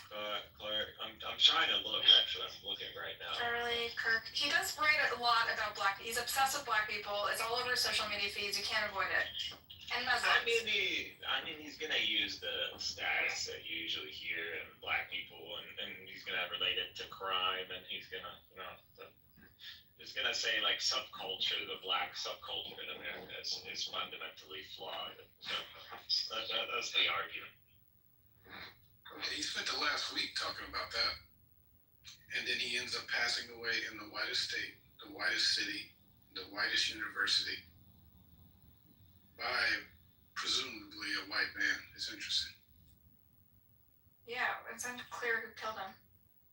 Yeah, like I'm already like seeing videos like the truth about black culture. Charles Kirk tells students about black culture. Like he doesn't come at it from like a eugenics or like, he comes at it from a culture, like just subculture, just black people. I mean, it's not, listen, like race, as a religious person, yeah, we might say things, but fundamentally, as someone who believes in God and Adam and Eve, and that we all come from, Adam, and we're all Beni Adam. In that sense, like you fundamentally can't be racist. The logic for racism just doesn't, it's denied in this narrative. But what it is that when people usually bring up white, black, or they mean like, especially if they're religious, they mean the culture. So they're the subculture. I would say in America. The Temple Mount, I just we believe have like black culture mosques, in America just a subculture of American culture. Israel is All the of size of the state of New Jersey, yet at the same time, the population of Israel is I found his anti-Semitic. I mean, I see a summary on JTA, which is a well-known, very mainstream Jewish publication. So at Trinity, he drew criticism for veering into anti-Semitism as he discussed matters related to Israel and other topics. On October 2023, days after October 7, he derided Jewish philanthropy to American universities for subsidizing their own demise by supporting institutions that breed anti-Semites and endorse genocidal killers. Weeks later in the Charlie Kirk show, he also said Jewish people control not just colleges, but it's nonprofits, it's the movies, it's the Hollywood, all of it. Some conservatives decried his comments, including Eric Erickson, who said on X that Turning Point USA looked like it was a grifting operation, but an anti-Semitic grifting operation. The Spectre wrote that he has an anti-Semitism problem. Next month, he defended Elon Musk on his show after the tech mogul responded, "You have said the actual truth," to a user who posted a reference to the Great Replacement Theory. And basically, Kirk wrote, "Jews were coming to the disturbing realization that immigrants in the United States don't exactly like them too much. Jewish communities have been pushing the exact kind of hatred against whites that they claim to want people to stop using against them," Kirk said on the show, later adding that the philosophical foundation of anti-whiteness has been largely financed by Jewish donors in the country. So it's mostly like Jewish liberals that he's going after as like the root of all evil, but it's still anti-Semitism. And I think for the right wing in Jewish community, it's very convenient that he's maligning and demonizing us. No, he's demonizing. Jewish. Yes. It's anti-Jewish to point out like there are a lot of like liberal Jews, and they have. I'll tell you why. So he also railed against Marxism, gun rights, transgender people. He blames Jews for all that, right? And so, I'll tell you why. Because anti-Semitism, the form it's taken is always like Jews are blamed for Marxism. They're blamed for capitalism. Like they're on all sides of the political spectrum. They're blamed for the supposed evil that these things cause. And like just because Jews are drawn to one movement or another doesn't mean they're the root of it. You know what I mean? And so I think he's demonizing liberal Jews, and then right-wing Jews are opportunistically saying, oh no, he just hates you because you're liberal, not because you're Jews. But it's okay to demonize them for their political views when Jews are just demonized for their political views no matter which side of the spectrum it is. You know what I mean? It doesn't, either way, it's a way that Jews have always been demonized for their political views. You know, the way he makes Jews the cause of all these problems when they're like 2% of the fucking population is why it's a hateful. I don't know necessarily about the breakdown with Jews and America. Like I mean, I have a different. He's willing to curtail his white supremacist, Nazi views on Jewish people. He's willing to curtail and suppress it to push an American agenda, right, in unison with Israeli right-wingers, right? So they all had a meeting, right? And they're like, okay, we're allies. What happened is Trump let these two people in bed together. Yeah. Finish. We're allies, we're wealthy, and we have a common enemy. Right-wing Israelis. I would call them wealthy. Right-wing Americans. We have a common enemy. Yeah. We're all Islamophobic. Period. That's our biggest enemy. So, white nationalists and white, even though later on they're going to pull it out as a gotcha moment towards the Jews, because they're already running through the streets saying the Jews will not replace us. So they're saying we're going to suppress that for now, and we're going to handle these Muslims. And what else do we agree upon? We're both anti-black. That is why people like Pepe can be in rooms with the Harrys, the BBs, and whatnot. They're saying right now we have a common agenda. We're both anti-black and we're both Islamophobic. And you know what I'm saying? That's our number one agenda. Let's get that right, and then we'll handle the rest later. Yeah, I mean this has been a problem since Trump came in office. Basically, put Jews and Nazis in bed together, and now we're stuck in a situation. Yeah. Consider me a devil's advocate, but go for it. When we know for a fact that most Jews in America are Zionists, that's just a fact, and what Zionism entails, and what we see in Israel, and this is them believing that this is a right to have this state, to have this secular ethno state. So if you have the right to have this state and you celebrate this, and most Jews in America celebrate this, why is it that these WASPs, because that's what they are, they're just Anglo Protestant people. That's what it is. They're WASPs, and these WASPs want a WASP state. That's what they want. And so when they expect Jews to be, idealistic about their principles, and that it wouldn't just apply to Jews. That you don't believe. So you see this as a common ideology.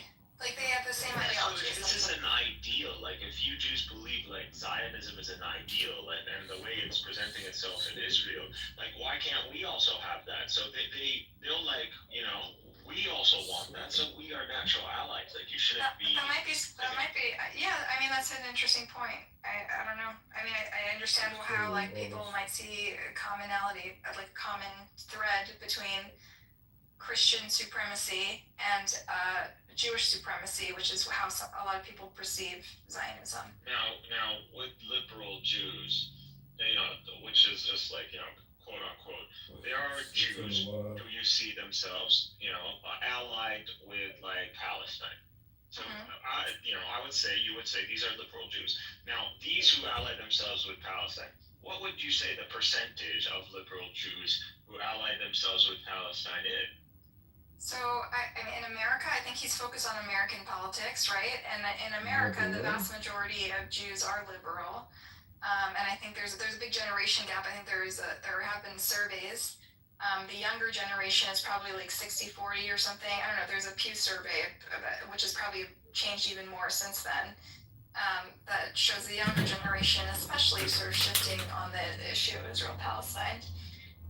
But the old guard, for sure, they have a different memory of Israel, and they remember an Israel that stood for other things, and so it's very divided. It's probably boomers. So you would say the boomers, for the most part, are versus millennials and Gen Z. Yeah.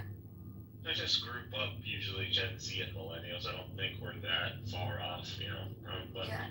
Like this app, I hope you know, is not reflective of like Jews in America. It's like very divided along generational lines. It's hard to know on this app because on this app, like, we don't know how old people are. So, but it probably still is along generational lines. I usually ask. They're older than at least me. I'm 30. I know most of the Zios on this app are older than me. So, but I don't know anybody younger than me, actually. Maybe. No, I'm older than you too.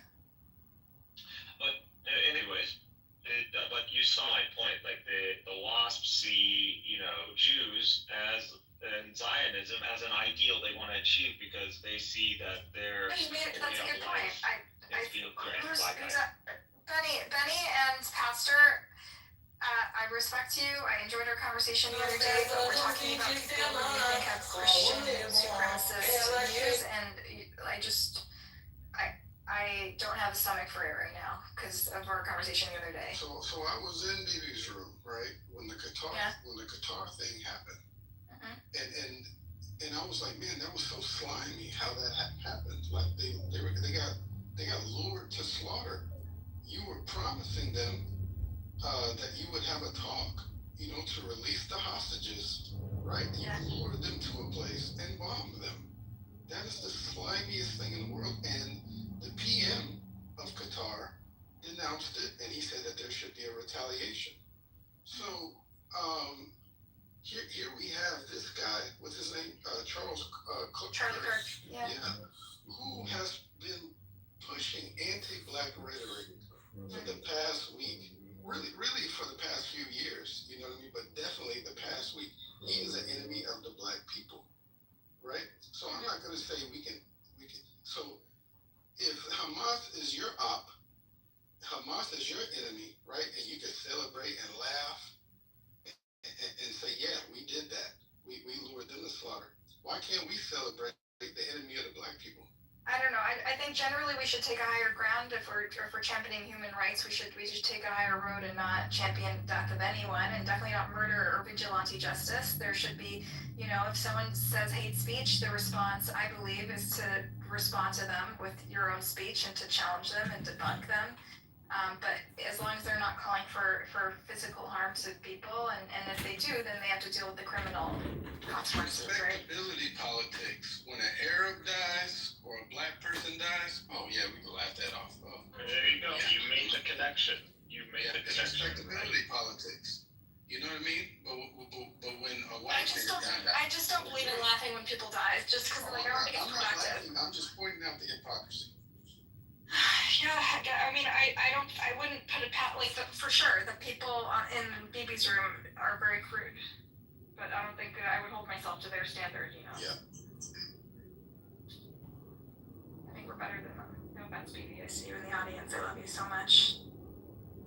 But you get it, right? Like his angle when it comes down to blacks is the same angle Zionists, or a very similar angle to how Zionists, justify their approach to Arabs and Israel. So it's that same mentality. So if it's okay for you, it's okay for me. That's how they see it. And if the liberal Jew is the standard of what is acceptable in America. Because let's not lie, like the liberal Jew, what they view as good or as wrong is usually supported by media and by the political parties in America. And actually, this is the through line between the not the Kahanists, but the BB tongue-in-cheek Kahanists, BB Kapara and his friends, and the Charlie Kirks of the world, is that they all vilify and demonize liberal Jews. And so that's why they have common ground. They see themselves in this literal Nazi because they demonize liberal Jews, and BB Kapara in the audience, hello, demonizes liberal Jews. And that's why they're on the same team, and they see there's a through line there. And it's yeah, thank you, BB. I'm glad you agree. Unless you know, it's fine if you have all these sentiments toward Charlie Kirk. All I'm saying is that pretty much Charlie Kirk is just your overspoken liberal Zionist. Like that's all he is. Like as a Jewish Zionist. Like I think it was an opportunistic algorithm thing, honestly, because he became this way. He never had a kind thing to say about Jews before October 7th. And a lot of people suddenly jumped on this issue. Yeah. I believe he's a WASP supremacist. I understand he is a WASP supremacist. I am telling you, there are a lot of WASP supremacists in this country, and they're not necessarily telling you, I believe that I'm better than blacks or other races, or whatever you want to even call a race. But they see themselves as the right that they maintain WASP culture and create a setting that is going to maintain WASP culture. That's what they want, the preservation of WASP culture. And the way they see it is that the example is Israel. That's the example, that you need a state. You need a WASP state. So how do you argue with that? Because, if I argue that is race, that you're a race supremacist, then I'm practically saying the Zionist is a race supremacist. And I can't get away with that in America. So, that's why he's on these campuses. I think you can get away with that in America. I think many people do argue. Yeah, I think people in America make the argument in an academic way that Zionism, at least in the way it manifests today, is a supremacist state. Jews do have supremacy over their Arab neighbors. This is an opinion that I think many Jews have. Okay, it's not that taboo. And I think the Jews don't evilize. The Jews universities saying that could get you suspended, could get you kicked out of the school, could even get federal charges against you, hate crime. Burning the Israeli flag is now puts you at risk of facing a hate crime charge, a federal charge. So that is America today. That is these institutions, liberal institutions. I think it's abhorrent. I think it's anti-Semitic. I think it waters down the definition of anti-Semitism. It undermines real anti-Semitism, which is a real threat to people. And I think it's harmful to Jews. Benny Adam, you don't believe in anti-Semitism at all, so I don't know why you want to participate in this conversation. You don't believe it exists. Based on our conversation. Anti-Jewish, anti-Jews. No, he thinks Jews had everything they had coming to them, basically, because that's what you told me yesterday, Benny. It's just a religious angle. No, he thought that Jews the reason they were persecuted was because of something they did, because of their superiority complex. Like the way the Holocaust happened because of their superiority complex. But isn't the religious narrative, especially if you go through the Hebrew Bible, all the things that are bad that happened to Israel is because of Israel? No? What do you mean? All the things that happened to bad in the Bible? I don't know what the Bible has to do with recent history, which is I'm saying the belief, the religion, the belief. If you go to these rabbis and why is shit happening to us? They're telling you, look, here's the example of the Hebrew Bible. This is why shit happens. So no, that's not my experience, Nicole. I'm sorry. Well, no, his specific perspective. I don't want to speak for you, Benny, but I know that. I guess you are a Christian supremacist. Yeah, he is. But he's proud of it. He's okay with it. Yeah. I technically anybody who believes in, if I claim I'm a Muslim, I definitely believe what I believe is the truth, and what a Christian believes is falsehood. And does that make me a supremacist? I'm not sure.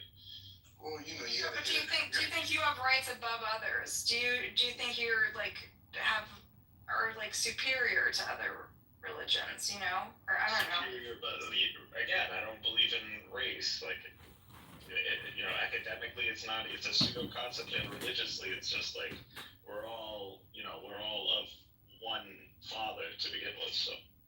Oh, so you separate things in cultures, pretty much cultures and subcultures, instead of race. Yeah. No, race is stupid. The biggest problem in American thought as a culture, as a people, is that we have this concept of race, and for some reason, it's the main identifier when we want to approach people or how we see people. Like immediately when you see someone in America, you immediately black guy, and you already have this software in how to deal with this person. You've already seen it's so hard to get beyond that in America, Because of our history, yeah. Benny, I want you to speak up for yourself. I know I said a bunch of things about you. You say you don't agree with Charlie Kirk, and he's a Christian supremacist, and you also are. So I'm curious where the division is. Where he's a wasp. Okay, I mean, there's a lot of differences. First of all, he's Protestant and Orthodox. Just on that basis, we have a very different understanding of what is Christianity, and a lot of aspects of Christianity. He's not even apostolic, but he's not even Catholic. Second of all, from what I understand, and I don't know his theology inside out, but he's Christian Zionist, and that is, I believe, a heresy, big heresy. Now, when it comes to Christian Zionism, there are different approaches to it. So there's the one approach that believes that the Jewish people will, be killed when Messiah comes, right? And they're just an ends to a means to bring about the Messiah, right? And we don't do, they're expendable. And then there's the other strain of Christian Zionism, which believes that actually no, the Jewish covenant is still intact, and that these people are still God's chosen people, right? So I'm not sure where he falls on this regard. From my perspective, they're both heresy. Right? So you don't think the Jews are need to be group brought to Israel so that at the end times they could die or whatever? Like the evangelicals are believing this end time vision. Yes, so this is a prophecy from God, but that does not mean that we have no obligation to fulfill this prophecy. No Christian has ever believed that our purpose is to fulfill these prophecies in order to bring about Jesus. It's that these things will happen. Evangelicals believe that they should. Yes. But so Christian Zionism, just for the pro-Israel people in the audience, Christian Zionism wants to see the demise of the Jews, right? No, there's two strains. There's one that is he evangelical? That both are evangelical, right? But one of them believes that the demise of the Jews is inevitable, and we don't care that the demise of the Jews will happen in order to bring about the Messiah. These people also believe that a sliver of the Jewish people will actually accept Christ, and they will be saved, but the vast majority will be killed. And then there's another strain that believes that the Jewish covenant is still intact, and that the Jews, being God's chosen people, are genetically superior and don't need to believe in Christ in order to gain salvation. These are two different strains of Christian Zionism, both of which are Protestant, both of which are evangelical. And you don't know I don't know where Charlie. Yeah. I think both are heresies. Got it. I got you. And if you actually believe or follow apostolic Christian history, we never believed that we have to fulfill these prophecies in order for Jesus to come. This is not something the Crusaders could have, when they took the Holy Land, brought all the Jews of Europe into the Holy Land in order to fulfill this prophecy. They did the opposite. They expelled them. Have you ever debated a McZed or a George? McZed just yells at me. I've seen him be intelligent with the atheist theology people when he's bit by his. That'd be a good debate, Benny Adam and McZed. I've spoken to McZed several times, but yeah. With regards to Christian supremacy, I think Christianity is supreme or is the ultimate truth. But I don't think Christians, as people, have any kind of supremacy over other people. There's a big distinction there. Okay, so some of the things, I don't want to rehash what we talked about the other night, but it just got it just, like, I just can't, right now I just don't have the stomach for it. But I, like, some of your views seem to suggest that Jews are fundamentally one way and fundamentally flawed. No, I think Judaism is fundamentally But flawed. you said Jews deep, you said something like you can't take the pit out of the person, or was that pastor who said that? That was pastor who said that. Okay, fine, sorry. Yeah, I think Judaism is fundamentally flawed. How do you feel about today's events, Benito? Dude, it's tragic. Like, nobody should die, should be killed before their political views. Like, this is wrong, right? Regardless of, and now Charlie Kirk was very pro-Zion, by the way. He defended Israel's genocide. I just want to say he jumped on the bandwagon after October 7 opportunistically. That's not true.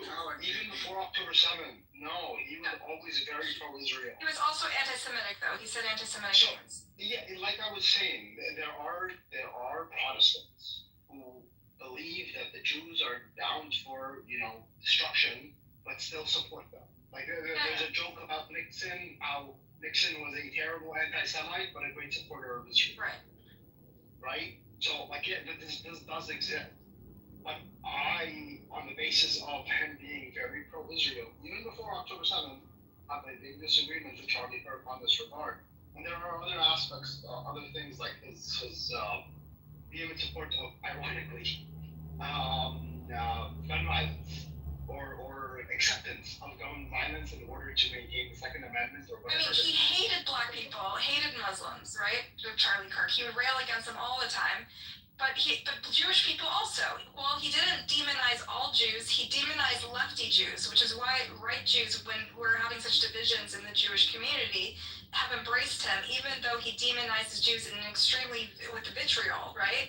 In the ways that he uses all the classic anti-Semitic tropes when he demonizes left-wing Jews.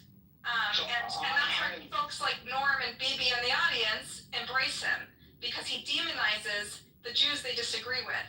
Even though throughout history, anti-Semitism persecuted people based on their political beliefs, whether it was right or left, whether they were Marxists or capitalists. So when you endorse Bibi, Norm, and Daniel, when you endorse someone like Charlie Kirk, you're endorsing someone who's engaging in classic anti-Semitic tropes that led to the mass murder of Jewish people. That's all I have to say.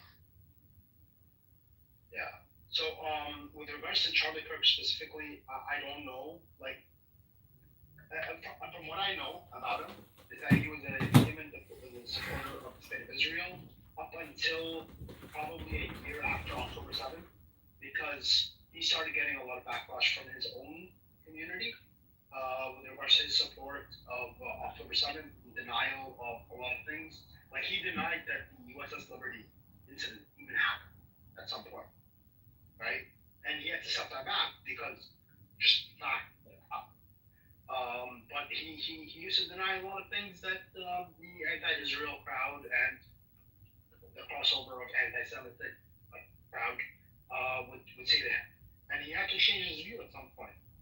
And he was called an anti-Semite about a year ago on specifically leftist, like Media Matters and stuff like that. But also by mainstream Jewish publications, which I'm going to put in the chat for Normo and Daniel and Bibi if he's still around. Mainstream being leftist. I don't know. JT is not leftist. It's like a classic news wire for Jewish people. I'm going to post an article so they can understand that this is. I'm pretty sure JT is pretty leftist. JTA is the Jewish Telegraphic Agency. It's backed by like a pro-Israel nonprofit. Here, I'll post it in the chat. So and they say he's anti-Semitic. I want to give a message to all right-wing Israelis, right-wing Zionists and Jews. You guys are linking up with these white supremacists, with these American right-wingers, thinking that you guys share the same sentiments. You guys are linking up with Pepe, right? These people are talking about, these guys are using the same anti-Semitic tropes that all white supremacists use in secret.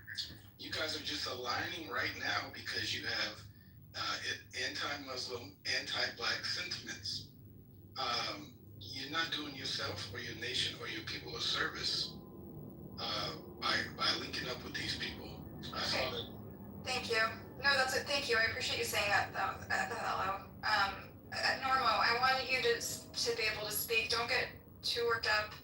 I'm curious because I think you're kind of a liberal, right? Before October 7th, so I'm curious what you think of Charlie I've always been a liberal. My whole life, my whole family is. Okay. By the way, we're not anti-black or anti-Muslim. Okay, so tell me what you think of Charlie Kirk and his beliefs. No non-black group has given more to black folks than the Jews of America. That's a fact.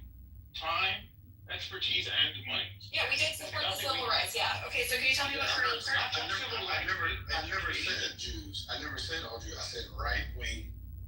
I said right wing. Well, what makes them anti-black? Okay. They've never done anything. And what makes them anti-black? No. Can you answer the question? I'm curious. When I go into their rooms and they say nigger. Oh, I don't. So you're referring to somebody who's not here. I can't help you with that. I've never heard a Jewish person say that. If they say that word, I say stop it, and then I leave if they keep doing it. Okay. And I get that as much from Arabs, including Mikhail, who was just on the stage. He was screaming that word for hours at a time in Amir's room. All right. We're not rehashing. Normal. What do you think of Charlie Kirk? I only know a few clips that I've seen on YouTube, which he's debating people on Israel. That the first time he came to my attention, needless to say, I'm grateful for his support of Israel. I haven't seen anything else by him. He's motivated by his Christian supremacy, which historically has been harmful. He says he's a Christian supremacist. His group says ADL. Do you think the ADL is far left, like your friends? I don't think anybody's far left. So the Anti-Defamation League says that they're far right Christian. The ADL says that Turning Point USA, the group that he founded and has branches on every college campus in America, why don't you quote is a pro-Christian. I just read what they said, and they didn't say what you're saying. They said the ADL, the Anti-Defamation League. I looked it up. They said they promote conspiracy theories, and they are a Christian supremacist group, and they're you're gonna have to give me a direct quote. Okay. Did you see the link that I posted in the other room? How can I see what's in the other room if I'm in this room? No, previously. Okay, I'll send you the ADL link. Hang on, I'm gonna look up now. I'm asking Google or ChatGPT. No. Turning Point. Hang on. What was the word? Is Turning Point racist? That's what I'm gonna say. Okay. Are they? Let's look it up. This is ADL. Look at the link in the chat. I'm there. I'm looking. There's a link in the chat. So it says, I'm going to read it to you. It's a right-wing student organization. This is from the ADL. Founded in 2012 by Charlie Kirk, raised millions from conservative donors and played a significant role in GOP politics and elections. Since the group's founding, he's moved further to the right. He promotes Christian nationalism, the idea that Christians should dominate the government and other areas of life in the U.S. It attracts racists. White nationalists have attended. It has created a vast platform for extremists and far right-wing conspiracy theorists. No place does it say that it is a Christian supremacist, as you just said. Try telling the truth, Buttercup. I'll listen. I'll mute up. Go ahead. It doesn't say what you say it says. You have to tell the truth. You claim to be somehow involved in sex. You don't have to be. You don't have to be an asshole about it. I'm going to read to you. Calm down. Being an asshole. Calm down. I just read to you. Okay, so don't be a dick. Why am I being an asshole? I'm letting you talk, so let me talk. Thank you. Okay, go. Okay. So this is what the ADL Jewish organization says. It's a right-wing organization founded by Charlie Kirk. He's moved further to the right. Okay, so it's the same thing. I just read the slides to you. Yeah. Doesn't say that it's supremacist. Doesn't say that it's anti-Semitic. Doesn't say that it's anti-black. None of that. Here it is. Promoting. Here we go. Then you scroll down, and it says promoting Christian nationalism activism. His politics moved farther to the right. He promoted conspiracy theories about the 2020 election, about COVID vaccines, and promoted Christian nationalism. That's what Christian supremacy is. That's what Christian supremacy is. I'm still reading. Stop yelling. Jesus. I'm not yelling. He promoted the Seven Mountains, an idea associated with Dominionism movement, which argues that Christians should be involved in 7 spheres of influence: government, media, education, business, arts, entertainment, church, and family.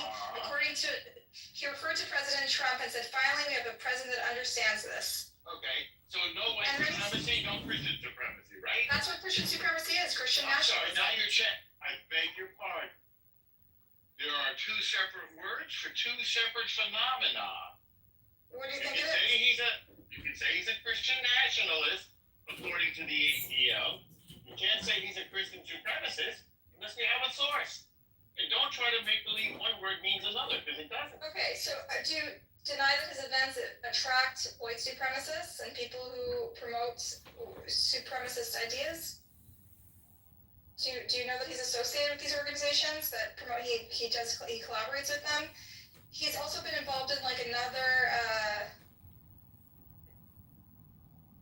Okay. Well, yeah, Buttercup. Honestly, I'm reading through this ADL like what page. You're saying wax I mean, on even white if you were to assume, hold on, even if you were to assume that Christian nationalism is Christian supremacy, again, there are different kinds of Christian, doctrines. It could be a Christian doctrine that believes that the Jews are still God's chosen people, in which case this would not be anti-Semitic in the least bit. Like if he was, for example, I don't know, Catholic supremacist, then maybe you can make that argument. Even then, not a great argument. But he doesn't say that. But more importantly, the ADL page doesn't say anything about him being anti-Semitic. I don't think. I mean, I have no evidence that he was. So all of your points go out the window for you. I don't know if you were in the room, Norm, but we did read a series of statements that he made about Jews being responsible for hatred against them. You mean 10 years ago when he was 21? Wait a minute. After October 7th, after October 7th, he blamed them for it. You'll have to show me that one. So far, I've disproven everything he said. But again, So in the chat, you'll see JTA, click JTA. hope is eternal. Listen, JTA is sponsored by a pro-Israel nonprofit, okay? I used to work for Don't them. try to Jew-wash your false statements, okay? Give me the facts. Read the article that I just posted. Scroll up, JTA, Charlie Kirk, the conservative activist. This is what he says about Jews, okay? Well, he defends them. After visiting Israel, he said in 2019, that's when he discovered Israel, decided he's pro-Israel and defend Israel. So it's 2019. But after October 7th, he drew controversy when he said Jewish When he was 23. No, in 2023, 2 years ago, Kirk, 2019. that's when he became pro-Israel. Then in October 2023, he said the Jewish philanthropy to American universities have been subsidizing their own demise by supporting institutions that breed anti-Semites. Then on the Kirk show, let me finish. Yes, I have to tackle that bit. No, I know what you're gonna say. Move on. What do you mean move on? You don't want to stop and talk about what you're saying? No, I know what you're gonna say about that, so I wanted to go to the next point. Well, we have been supporting the institutions that have become anti-Semitic. Okay, so you're agree with that. Okay, great, good. Well, Columbia and Good, so Harvard. great, you refuted it. Great job. Wait, Great job. do you disagree? No, you're 100% right, so we're gonna move on to the next point. Okay. The Charlie Kirk show, he also says the Jewish people control not just colleges and nonprofits, but the movies, Hollywood, and all of it. Okay. So that's an anti-Semitic statement, right? That is Hollywood. Commonly held conspiracy theory. He collaborates with them. Okay, all right. All right. So you say it's comments. Okay, it's great. Fine. So what point are you making right now? Okay, I'm going through all these anti-Semitic statements. Stop. Let's go through them. We went through two. You said the second one was not so bad. Fine. You haven't said a single one that was anti-Semitic. Okay, you brilliantly rebutted the first one. The second one you said was weak. No, you agree with me. Okay, Why yeah. don't you just get to something I'm agreeing with you. You're Well, why do we have to read the ones that don't support your point? Just read the I'm ones going through them. I want to hear your views on each of them. Charlie Kirk, listen. Let's go to the next one. He defended Elon Musk when he said, you have said the actual truth to a user who posted a reference to the Great Replacement Theory, writing that Jews were coming to this very realization that immigrants to the United States don't exactly like them too much. Jewish communities have been pushing this kind of hatred against whites that they claim to want people to stop using against them, Kirk said on the show. They were at it. He says, So Jews are pro-immigration, but the immigrants don't like the Jews. Any problem with that? finishing the statement. He's in the middle of the statement. Any problem with that? That's half the statement. It's the first half. No, the other half of the same statement is Jewish communities. This is the white replacement theory. Jewish communities have been pushing the exact kind of hatred against whites that they claim to want people to stop using against them. He said on the show. And then he said, let me finish the sentence. Let me finish. Stop. Let me finish. The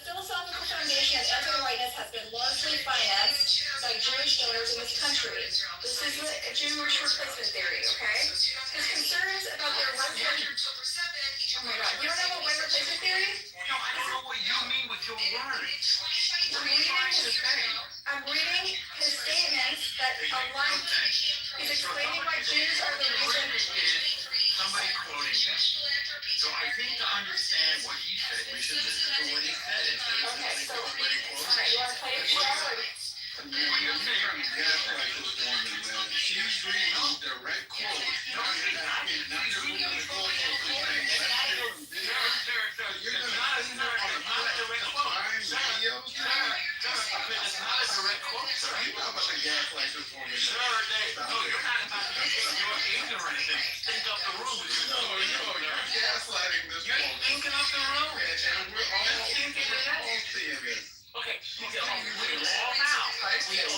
We all now. You premises rhetoric about okay, I want to hear the witness premises part. He's giving it. Well, hang on, let me hear it. I want to hear He's some giving it witness. to you. No, she's not. What she said makes no sense. And what The you Jews said makes no will sense. not replace us. The Jews will not replace us. When did he say Walk that? around Slow down. America When did he say that? No, wait. No, Othello, hang on. Everybody stop. When did he say that, Othello? He's He supported Elon Musk's defense of No. When did he say Jews will not replace us? when he said that when Elon Musk is speaking the absolute truth. Okay. Elon Musk shared a tweet or made a tweet. What was the tweet? Okay, read it, Buttercup. Wait, I thought you knew it, Othello. You know Because we know every turn and twist of the social media controversy, okay? Why is he talking? Because he's referring to the same social media Trying to controversy. gaslight this woman in front How am I gaslighting if you don't know what the fuck he's No one talking about? remembers every twist and turn of fucking bullshit on social When media. did he say Jews will not replace us? When he described a philosophy that is associated with the folks who march in Charlottesville and said Jews will not replace us, right? Which is called, the theory is called white replacement theory, right? Who described that? So Kirk wrote it in defense of Elon Musk when he shared the tweets and defended that endorsed this policy. And what he said in that context, Kirk said in the context of Elon Musk's tweets and endorsing white replacement theory, he espoused the similar views. So now you're quoting the JTA, quoting Kirk, quoting Musk. That's what you're doing right now? No. JT is part of the show, and there's a link, if you read the article, he links to Kirk's show. Right. Where on his show, which is linked in his article, he's talking about this Elon Musk tweet and why he And the endorses Musk these views. tweet is that somebody's telling the truth. There's someone who supports the great replacement theory. And who is that person? Who is that person? The user who he's referencing, I'm talking about Kirk and what he says to support this. You told me that Kirk supports Musk to support somebody else who was unnamed. No, but Kirk, when he's defending it, he's espoused the same ideas. Okay, On so the show that's linked.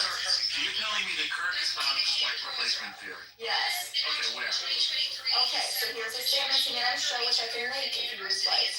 So let me Just tell me where and when and what he said. Okay. I just read it to you. Jewish communities have been pushing the exact kind of hatred against whites. The idea, one replacement theory is that Jews are I know what it is. Okay, so Jewish communities have been pushing the exact kind of hatred against whites that they claim to want people to stop using against them.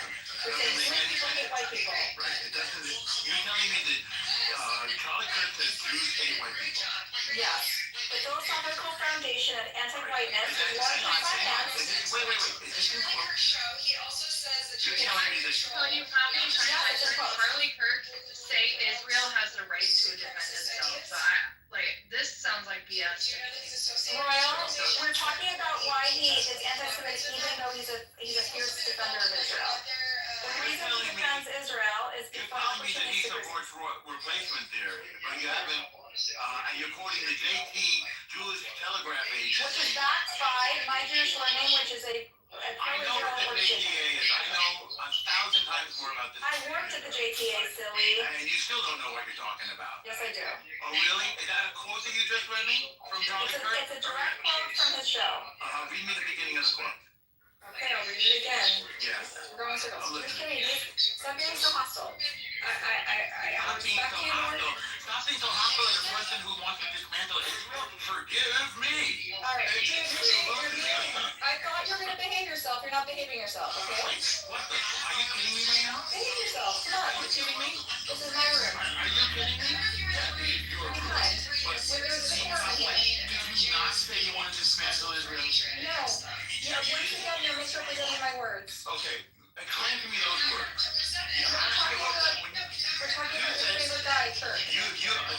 favorite guy. You're a liar. Stop being a liar. Tell us how you feel about him. Stop being a liar. I told you what I feel about him. All I heard from him was a bunch of clips on YouTube saying how much he supports Israel and attacking the Nazi assholes Yes, who support 100%. He said 100%. hang on, who support the murder of Jews. He attacks them and he debunks them. Like you. People just like you who support the murder of Jews. People who want to dismantle Israel and people who want me and I don't like it. I beg your pardon? Let me Mary, I'm quoting you directly. I wrote it down. let me read some of Kurt's words. Okay, you can do that. All right, he says Jewish communities have been pushing the exact kind of hatred against whites that they claim they want people to stop using. Where are you reading it from? Same quote I read. Okay, so you're reading it because you don't have a source, right? He said the philosophical foundation of anti-whiteness has been largely financed by Jewish donors in this country. What is your source? Good hearing. Buttercup, can I ask you a few questions? Sure, I'm asking the fellow. Fellow, where did you get that? He said it's on X. What's the source on X? Okay, let me get it to you. Please.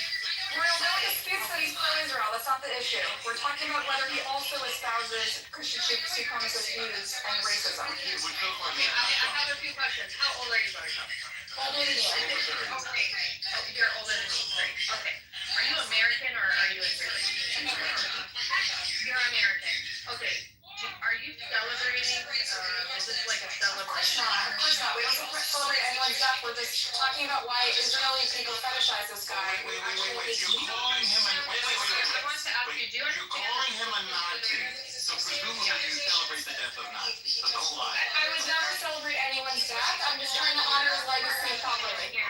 Is Charlie Kirk a Nazi? No, he's not. Okay. Now, is Norm a Nazi? Because somebody told me he called me a Nazi earlier, and they recorded it. I didn't call you a Nazi. Hey, That's what they said. No, I said you are I called you Kahanist. You're part of the Kahanist room, but and I said it was tongue in cheek. I said it was tongue in cheek. I was told you called me a Nazi. No. I did not support Kahana. But I said it was tongue in cheek. I clearly don't support Kahanism. I said it's tongue in cheek. That me and almost call you Kahanist as a joke in a tongue in cheek way. I don't think it's a joke. I think almost is serious. I think you don't know what you're talking about. Oh, almost serious that you're a Kahanist? He calls you a Kahanist. Huh? No. Almost calls you a Kahanist. You don't know what Kahanist is. Use words that you know. That you know. Do you understand that this happened on a college campus? The shooting happened on a college campus? Right. So that's my whole point. You know, people ranting and raving and trying to just continuously diminish his character when he was just shot dead a few hours ago.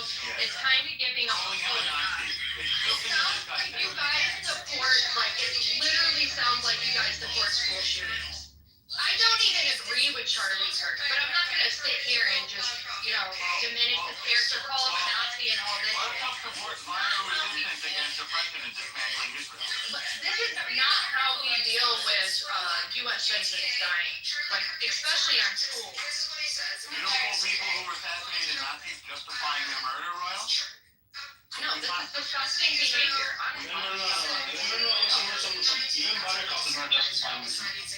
Oh, if you call somebody a Nazi, then you're... I've never endorsed his murder. I've only condemned it.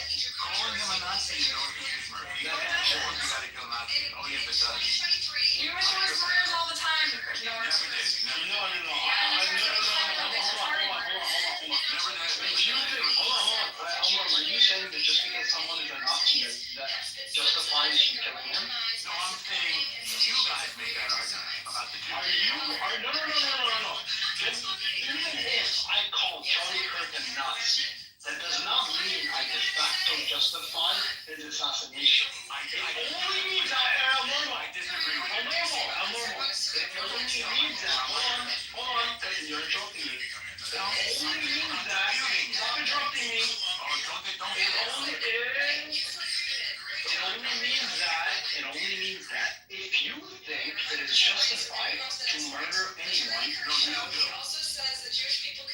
I know. Stop interrupting me. Stop bullshitting me.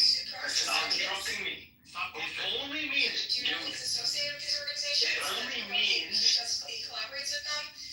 Alright, just speak, Ebony. Thank you. He's gonna keep interrupting.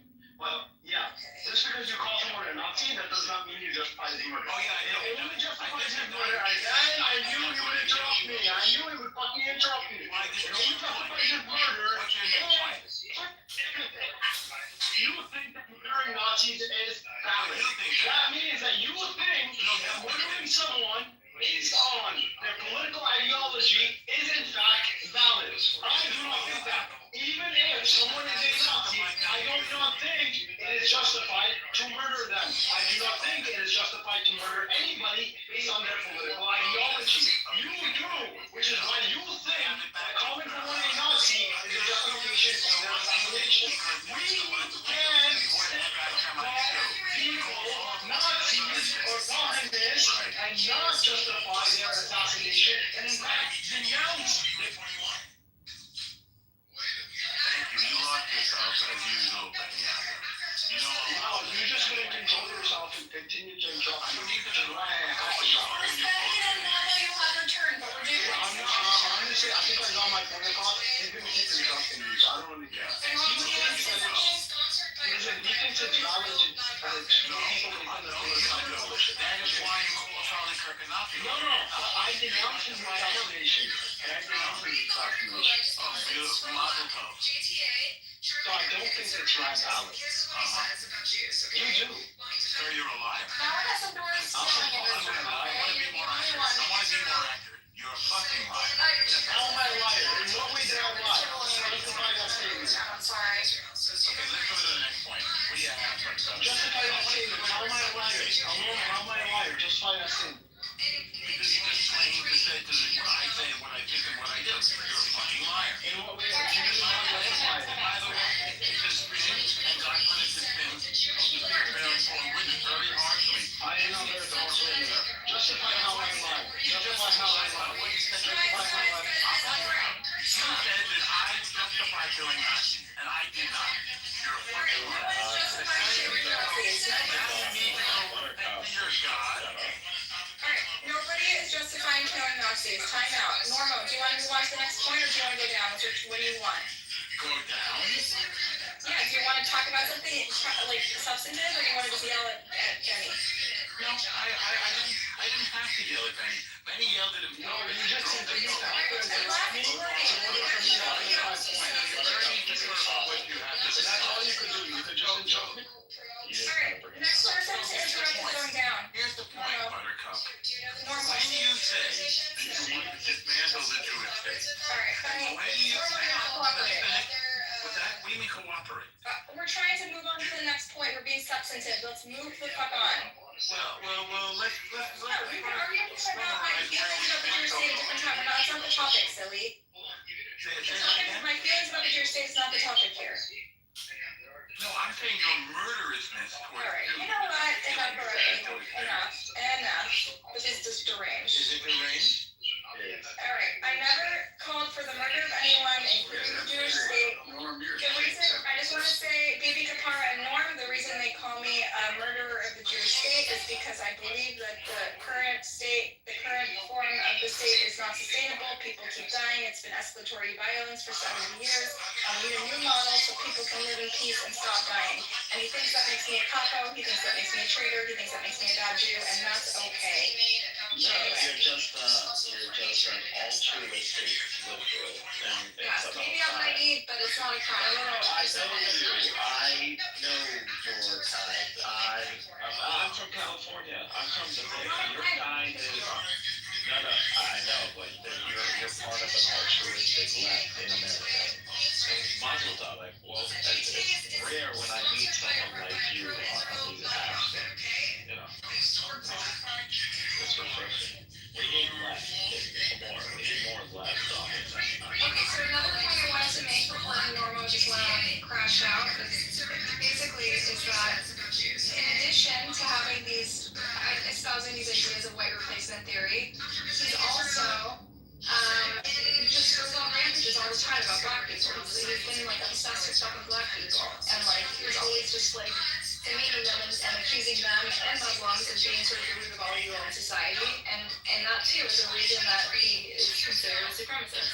Jihadist loves Charlie Kirk, okay? That means he He also insinuated, and I just posted the link in the chat, he insinuated that Netanyahu proposed a stand-down order on October 7th and allowed Hamas to come into Israel and commit what they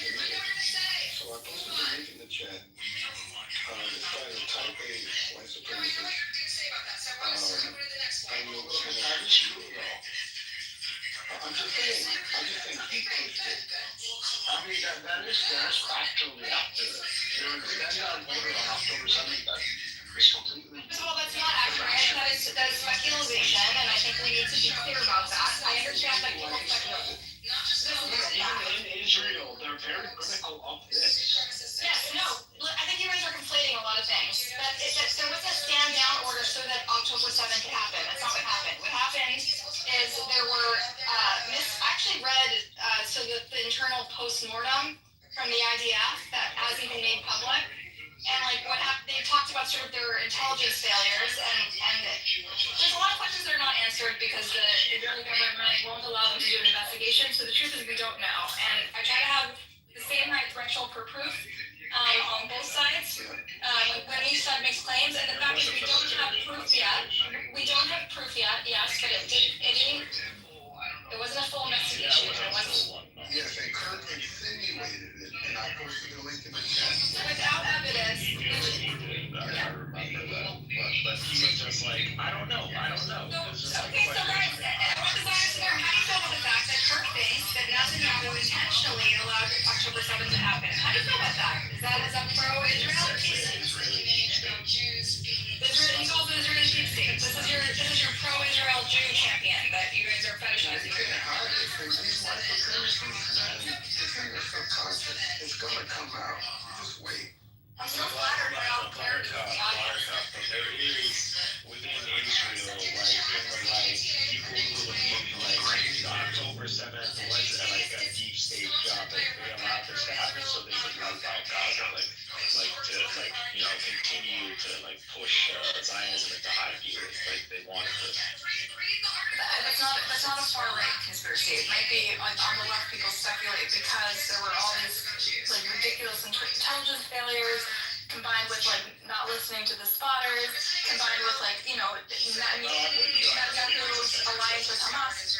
But the fact is, the people on the right don't say this. They love Netanyahu, and they wouldn't accuse him of causing this massacre. So if Charlie Kirk said that, and I'm going to read the link that you put in the chat, then that should be a big taboo for these folks who think that he's some champion of the Jewish people. This is Forbes.com. Basically, okay, so conspiracy theories say that Benjamin Netanyahu issued a so-called stand-down order for the Israeli military, but there's nothing to show that the Israeli government knew of the surprise attack, which killed over 1,300 people. On TikTok, Facebook, and X, all right, let's see, it's fine. The origin of the conspiracy theory appears to be Charlie Kirk, a far-right influencer and strong supporter of Donald Trump, who leads Returning Points. He insisted he wasn't spreading conspiracy theory before. He immediately helped spread it, not to century conspiracy. Well, I'm not like to go so far as to say that Netanyahu knew that there was intelligence here, but I think some questions need to be asked. Was there a stand-down order?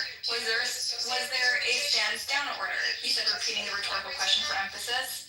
Kirk's wild speculation doesn't appear to have any basis in fact, but instead hinges on the fact that he has been to Israel many times and the whole country is a fortress. He's suggesting Netanyahu's supposed stand-down order was a bid to garner support due to the Israeli leaders' domestic political problems around controversial judicial reform. Kirk insisted of the attack. When I first heard the story, I had the same gut feeling that I initially did. This is very hard to believe. The clip went viral on TikTok before migrating to places like X, where the hashtag BBNew gained steam on Monday. But of course, there's no evidence that Netanyahu knew of the attack in advance, although many Israelis are understandably upset over the intelligence failure. Just so we're clear, Charlie Kirk is implying that Bibi Netanyahu purposely let Hamas murder 1,200 Israelis and behead children, blah, blah, blah, blah, blah.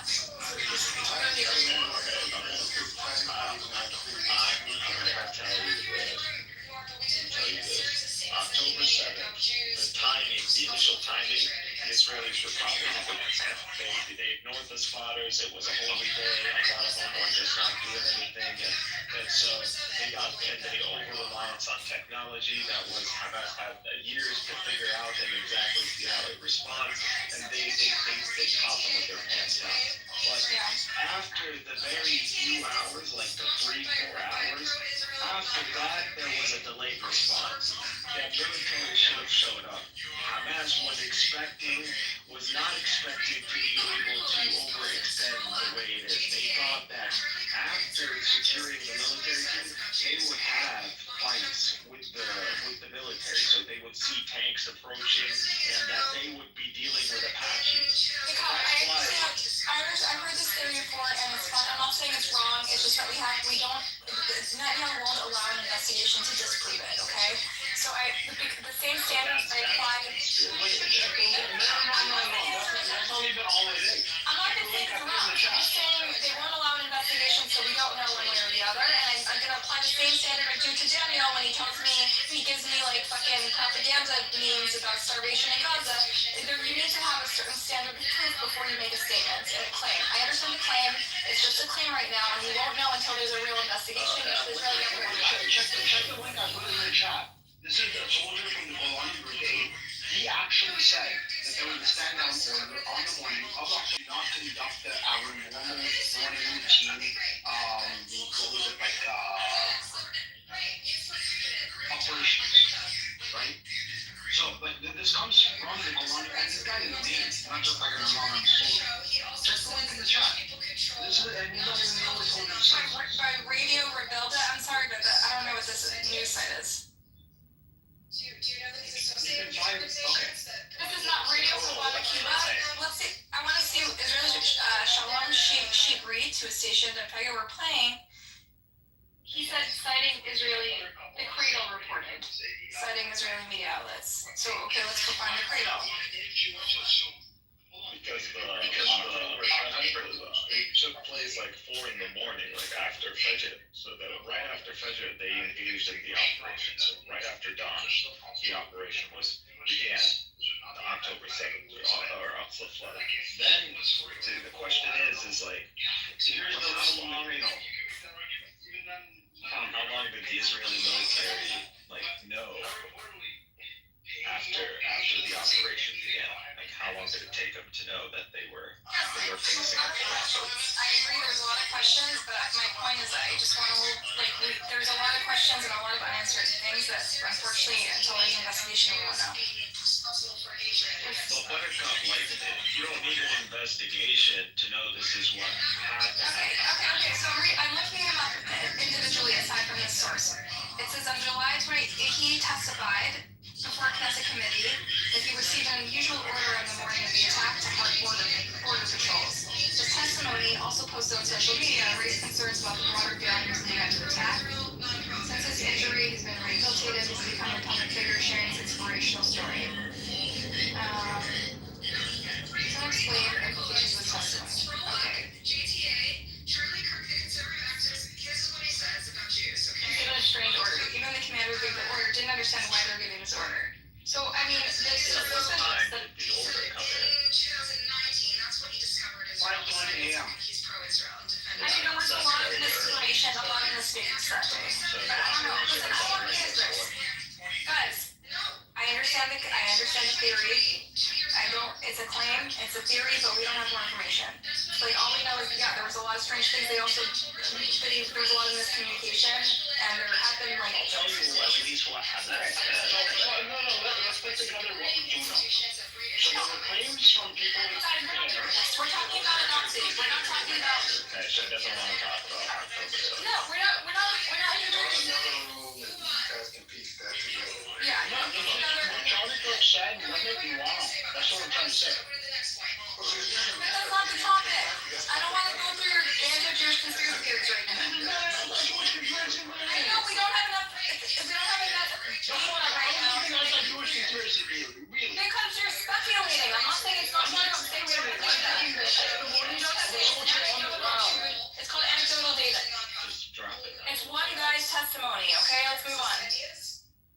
Wait, so if I bring you more guys and substantiate his testimony, It's a topic, and if you keep harping on it, then we need to focus on the issue. We're not talking about October 7th. He's a Nazi. The topic is Charlie Kirk, and you don't want to talk about it. Then you don't have to talk about it. Well, this was something that Charlie Kirk talked about. But anyway, okay, fine. Okay, so you're Charlie Kirk. You're saying he's a truth teller by I'm saying that not everything he said was a lie. Okay, so then you do agree with him. I don't know if you Yes, I can both agree and disagree with a person. I don't have to wholeheartedly agree or disagree with somebody. It's not just because CNN lied, that doesn't mean everything that CNN said is a lie. Okay, he has no evidence. He offered anecdotal evidence for something that spread like wildfire, and we have not found substantial data to support it yet, but perhaps there will be in the future. In the meantime, let's give it a rest and focus on the fact that Israelis have aligned themselves with someone who spreads anti-Jewish conspiracy theories. And this is included because he doesn't have enough data, just like you and I don't have enough data. So it's speculation until he does have the data. He did it before there was any data in, so that's why it's speculation. Until the data comes in, then we just don't know. I'm not saying it because I'm a defender of Israel or not. I'm not a defender of Netanyahu. I think he's a crook. He aligns himself with Hamas. I'm not like I think he's a fucking genocidal monster. I think he aligned himself with Hamas. I think he propped up Hamas for years. But that doesn't mean we have to entertain every speculative story.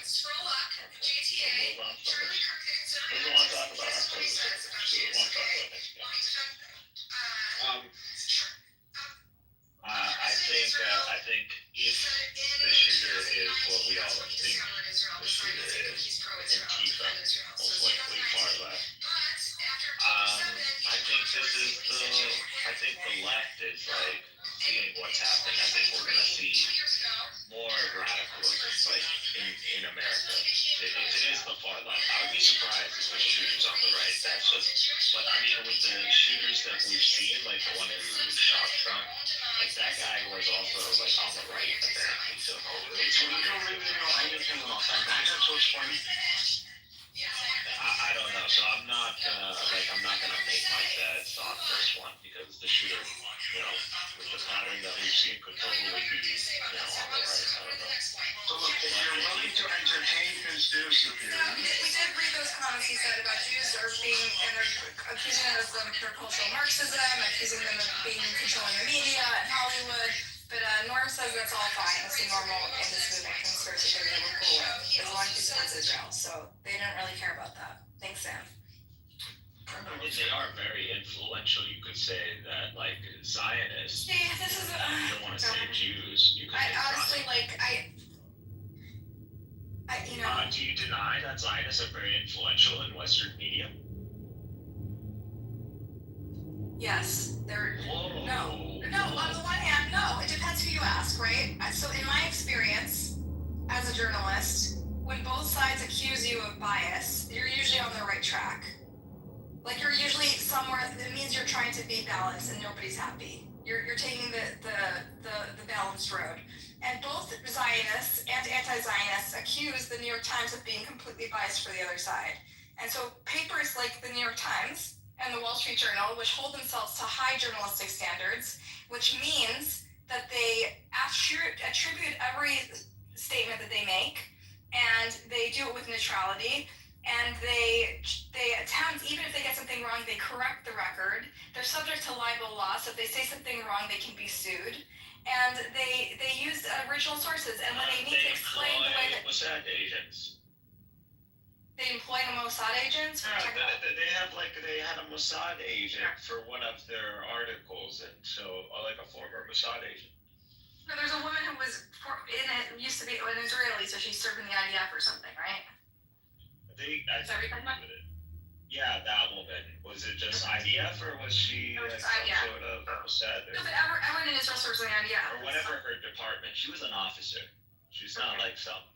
Okay, she wasn't an officer when she was reporting for the paper, though. She's a former. But everyone in Israel is that way, so that's generally not a disqualifier. But what she was, what her department was in the IDF, I believe it had something to do with media or something. Okay.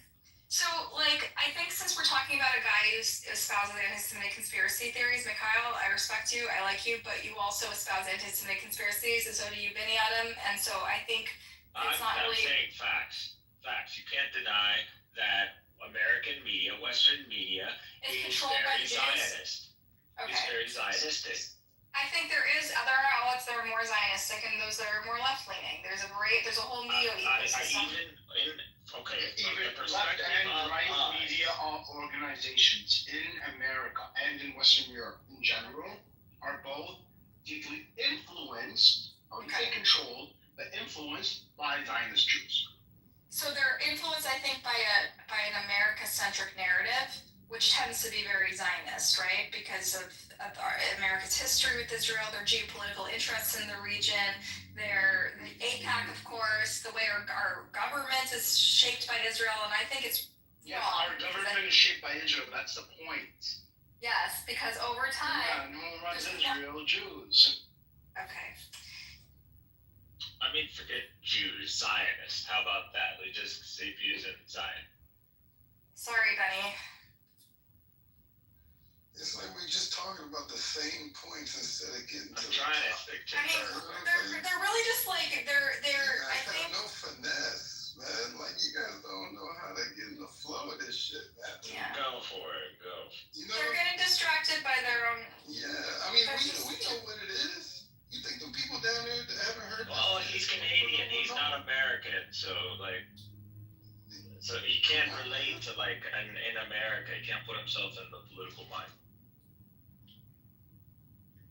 So all he can relate to us with is like, you know, on a broader spectrum. We talking about Kahanis, what she's calling Kahanis on this app, supporting someone who is espoused anti-Semitic. And you guys are espousing the same ideas. It's not really helping this case. So you're basically siding with the pro-Israel right when you espouse the same anti-Semitic conspiracy. Okay, so this is what we're doing. We're doing America mode. Okay, hey, I'm on the left too. Like I'm with you guys. Like I'm a leftist. I'm not like a far leftist. I might be more closer to the middle. But what you guys are doing essentially is you're lining yourself up with the Bibi Kaparas of the world and the norms by saying, oh yeah, Charlie Kirk's anti-Semitic conspiracy theories were 100% true. So you're basically saying, if you're aligned with Charlie Kirk, we're not saying it's 100% true. I'm not saying it's 100% true. I believe. Well, you're getting derailed by them. You're getting too excited. They're so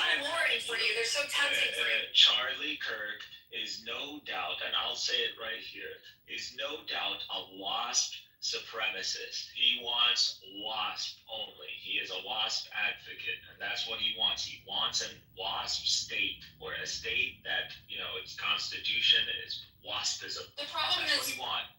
I want to be honest with you, Benny, because I respect you. You guys have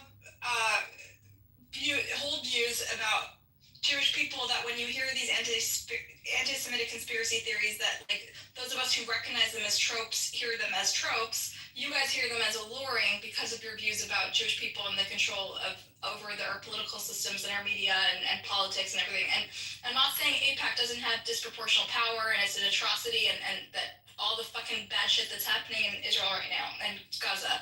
But the fact that the reason it's frustrating to have both of you on stage when we're trying to talk about a really nuanced issue, which is the fact that right-wing Jews have aligned themselves with a man who espouses these hateful views, is that you and Benny Adam, because of your own politics, are seduced by these ideas. So whenever we bring them up, you're like, oh yeah, that's true. Fuck the Jews, you know?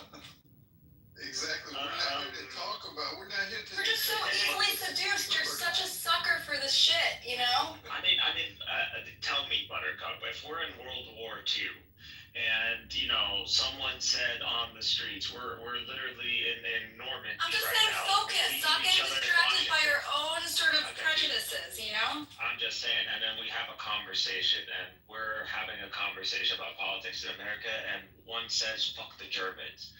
Like, we're fighting the not like at that point. Is it like, are we being like anti-German? Are we saying like all Germans are bad, or like we want like where do we draw the line in these things? Like, when someone says Jews, like do we mean every single Jew, or do we mean like the line the in majority? The room has to be drawn. The line in the room has to be drawn because we're not here to debate. They're very alluring to people like you and Benny and Pastor. I understand they're tempting. They're tasty. Okay, they're well, juicy, I'm willing to move but, on. like, I've just said move I'm the fuck on because it's not the topic, okay? Okay, I've said I'm willing to move on. Yeah, you want to make it a left versus Charlie Kirk? I think this might be too nuanced an issue to just like to explain what Kahanists are and to explain what Nazis are, to explain what anti-Semitism, that it exists at all, is like it may be too much to explain in a conversation like this. These are these are subtle alliances that I find repulsive, and it's kind of an internal debate in the Jewish community. It's something to explain to you. For people who identify as Jews in America, it's been really, really gross to see our institutions, many Jewish institutions align themselves with neo-Nazis and white supremacists and Christian supremacists and the Christian right. That espouse these views that not only are espouse conspiracy theories about Jewish people, but they demonize left-wing Jews, which is a huge portion of the population.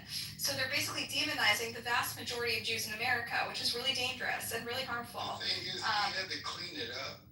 That's the whole thing. It's not clear why he went to this pro-Israel crazy, becoming like a champion. He had to clean it up because he had to align himself under Trump. You line yourself under Trump, you line yourself under AIPAC, right? Trump was like, yo, you need to clean that shit up because I can't bring you with me if you saying this shit. So he cleaned it up and he recognized, okay, Israel is our allies. Let me clean this shit up and let me get on this right-wing, Islamophobic, anti-black train and we're just going to unite over those sentiments. Yeah. I appreciate your new fellow. You get it. Like there's just like it's like people pitting identities against each other here, and like there's all these like subtle internal bigotries that we're like missing the bigger picture here. We're getting like hung up on like it's such a complicated alliance to explain. And you're muddying it. I was talking to a right-wing Israeli Zionist that's in this room right now. He has a buttercut picture. This was a couple years ago.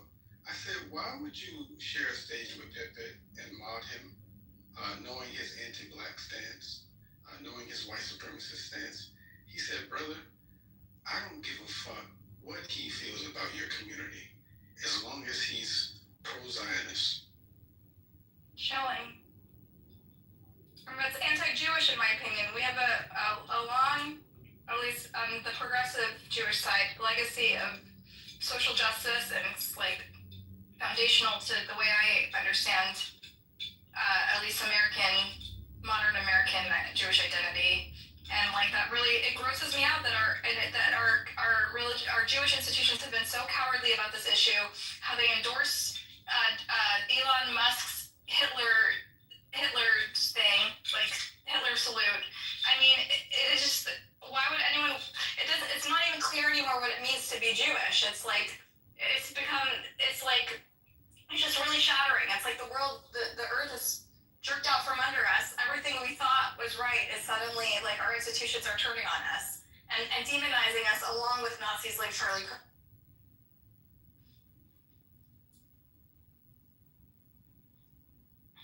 No, I know there needs to be. There are a lot of leftist Jews who are truly leftist, who believe in leftist values in America.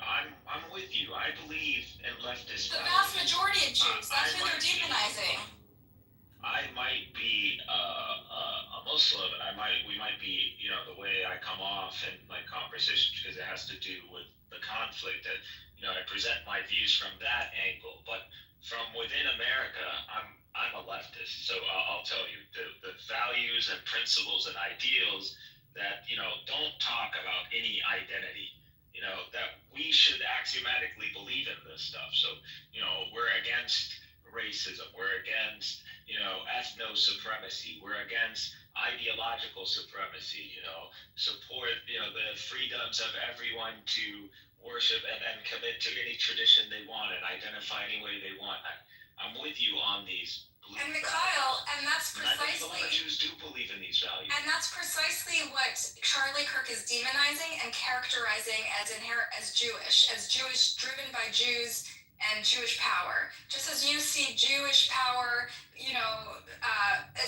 promoting this like pro-Zionist conventions, he sees Jewish power as fighting white people and promoting this like the spirit of inclusivity and human and social justice. Yeah, he terrorizes Jews. So he terrorizes Jews that, you shouldn't go against me because, you advocate because I'm no different than Zionism. That's what he says. He says we're advocating for our own demise by believing in justice for all and equality, basically.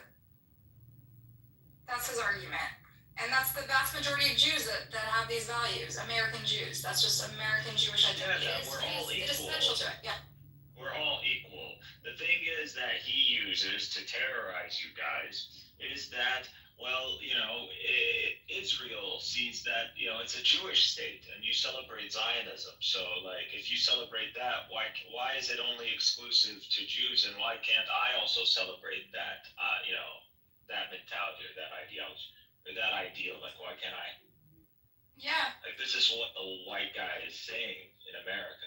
This is the WASP mentality. This is how they got you guys hijacked. And I think you actually made a point earlier, and I want to take it a step further about the sort of the through line between Zionism and this Christian supremacy, right? He sees Israel as being, like it or not, whether they are or not, for the people who take issue with this, he sees them as an ethno-state that espouses these Judeo-supremacy ideals, supremacist ideals, and he wants that in America. That's what he believes America should be, right? And so that's the through line. That's what he admires. That is clear. So essentially, what you're doing, Bibi Kapara and Aleph and Norm, when you fetishize this man, is you are aligning yourself with this through line that he's painted, which is that that Zionism is synonymous with Jewish supremacy, because he himself believes that this is a noble, worthy aspiration. I don't know if that made any sense, Mikhail. Maybe you can explain it better than I can.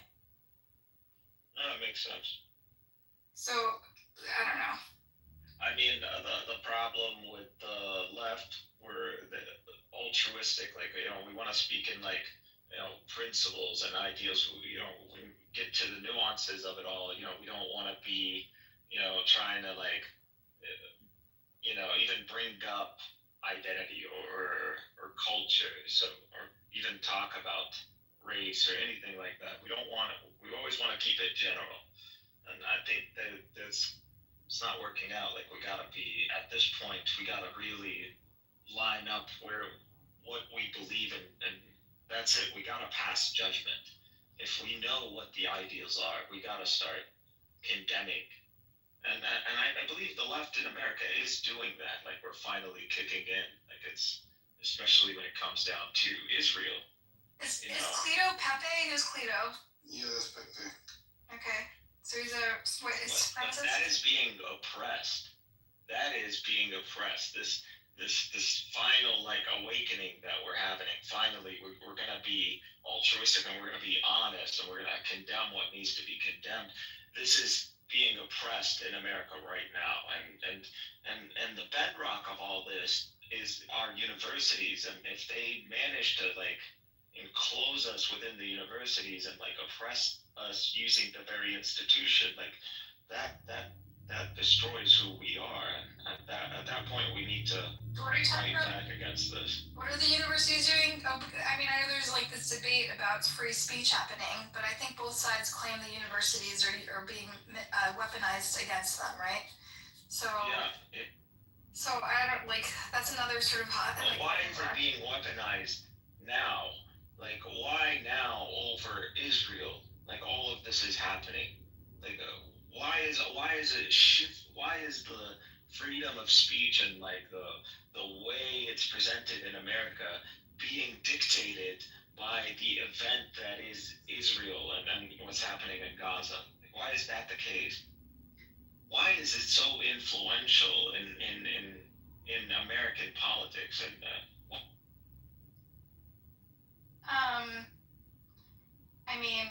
I think the genocide is part of it.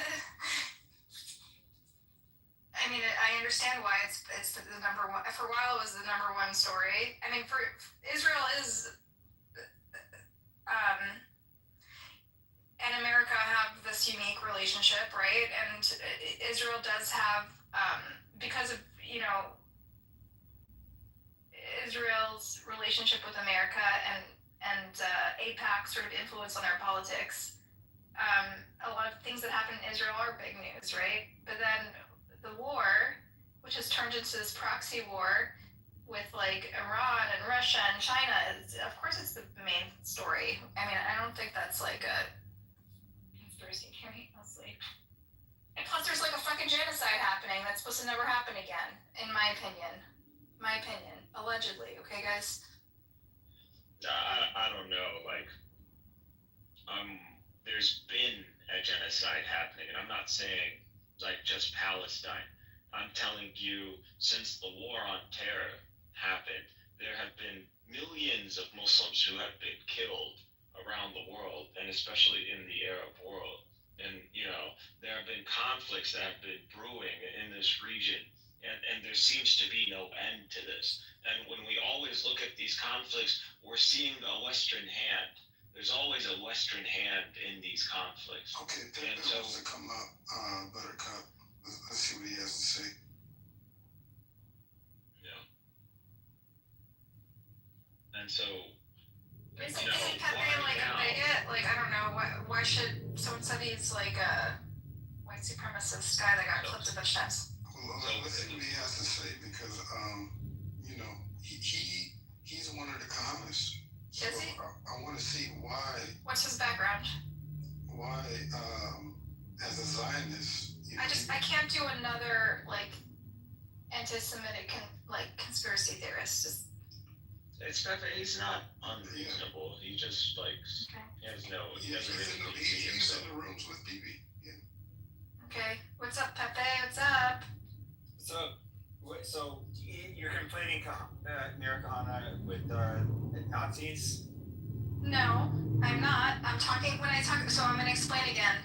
Mayor Kahanists, as you may know, are the far right in Israel. They are followers of Mayor Kahana who espouse violence and are kind of the root of all the violence that comes from Israeli society. But the reason I'm using the word Kahanist, Vincent, is because me and Amos, who runs the coexistence room, we use the word Kahanist tongue-in-cheek to describe Bibi Kapara and Harry Balzac and those sort of reflexive pro-Israel extremists. But obviously they are not followers of Meir Kahanas. These are Americans, and the Kahanas movement is an Israeli movement. So we're talking about Israeli sort of reflexive, far-right, pro-Israel people who just attack anyone who disagrees with them. But didn't Meir Kahana get his start in the United States? He started the Jewish Defense League? Yeah. So they're a fringy thing. I have no idea that What's wrong with the Jewish Defense League? In other words, he was telling Jews not to be a bunch of fucking pussies and to stand up for themselves. Okay, so you are a Kahanist. You're like a literal Kahanist. I'm not a Jew. I'm not but I do. But you like their He ideas. believes in the ideology. Oh yeah, I think Israel would be a better place if people believed, and followed what he believed. Okay. Absolutely. Okay, so let me clarify then. This room is not about people like you who actually espouse Mayor Kahana's view. They're about Bibi Kapara's room on Clubhouse, who fetishize Charlie Kirk, who we are arguing is a Christian supremacist who actually espouse views that are against Jewish interests. And so that's what we're arguing. Well, is that factual though? Yes, we presented some evidence, and I'm not saying it's factual. That's our opinion, and we're presenting this opinion and the evidence we have, and we gave people a chance to respond if they could respond civilly. If you have a different view, I'm open to hearing it. Sure. I was raised Catholic, so we don't believe that there needs to be a state of Israel. Israel's the church. At least Catholic doctrine. We have our own covenant with God. It doesn't supersede the covenant that God has with Jews. However, we do not believe there has to be a Jewish state in which Jews have to be there warring with the world, and then the rapture is going to happen, and whatever stupid shit that these evangelicals believe. That's so foreign to me. But I'm a Zionist. I mean, they have a country, and just to be fair, it was a shithole. They There was nothing there. It's a people there. It's a regional superpower. Okay, well, I don't want to get into the history of Israel. I think the topic here, Cleo, and I am interested to hear your views as someone who identifies with the Kahanist ideology, or thinks at least it's worthwhile. It serves the Jewish people, at very least, right? I am interested to hear what you think about the fact that, Charlie Kirk, whether this sort of recent alliance, since Trump came in office, he sort of courted a lot of white supremacists and Proud Boys and white nationalist groups, and also courted the far-right pro-Israel right and Republican Jewish establishment. And as a result, they're sort of in bed together. And since then, we've seen a lot of alliances between sort of this like far-right, Christian right, white supremacist like personalities, and the pro-Israel cause. And we're seeing sort of a lot of collaboration between these two used to be very polarized segments of society. Sure. So as somebody who's been in more like dissident right-wing circles, a lot of people call it far right, it doesn't matter. Charlie Kirk has been the butt of jokes, including from people like myself. I'm not gonna lie. I've always looked at him as kind of like a tool of the Republican Party, to basically win over young conservatives. Now, I think he's a very gifted individual in terms of his debate tactics. I couldn't do what he did, and most people couldn't. With that being said, I don't think that he was in bed with us. I think that we looked at him as kind of a. And this isn't a fault of his. He was doing his job. But he was like a shill for the Israeli government, wasn't he? No. Or do you think he was an opportunist just trying to get clicks because this is like really good for the No. He's somebody. First of all, there was. I am curious about how you characterize him as someone who's kind of studied him more than most of us. Sure. So do I think he was a quote unquote Zionist shill? Yes. But do I think that he was? First of all, I think there's one thing you have to understand is that a lot of these Republicans that are especially evangelical Christians, Baptists, and so forth, they do believe that stuff. That is truly, authentically who they are. I'm not going to knock him for that. Now, I don't. When it comes to him, if you backtrack like 8 years, how this all started, they were, you know who the Groypers are, right? The Nick Fuentes, stands, the followers. Yeah, so in 2016, you would have him and Rob Smith. Rob Smith was a black conservative. He was a veteran, also homosexual. They would be on stage. The Groypers, what they would do is they would line up in the queue to ask questions, and they were very targeted towards Jews. They were targeted towards a lot of people. And of course, they're very, I don't even want to describe the Groypers. They're fucking retards. But they were always fucking with him. And what you've always gotten, I'm somebody who's like spoken a lot with the former leaders of the alt-right, like Jared Spencer. I talked with him quite a bit. When it comes to like quote unquote kosher conservatism, they were not on board with that shit. He was always considered like a normie conservacuck. And I'm somebody who's a Zionist. Like I support Israel. But he's always gotten a lot of shit. But that's not at the end of the day, I look at him. I've already explained this to you a million times. Well, okay, but hold on a second. Zionism is that. I just want to finish. I'll finish with this one. I just want to finish this one point. He's somebody who I think genuinely was. He likely did stand for principles that he actually believed. I've never seen anything racist. He never said anything racist. He never said anything anti-Semitic. And that's why he got bullied from the right. And then Yet at the same time, what's really ironic is that he's being persecuted as this fucking Nazi, this bigot, but he never did that fucking shit. That is what actually is pissing me off the most. Can we read something to you? Let's read something directly from his words, okay?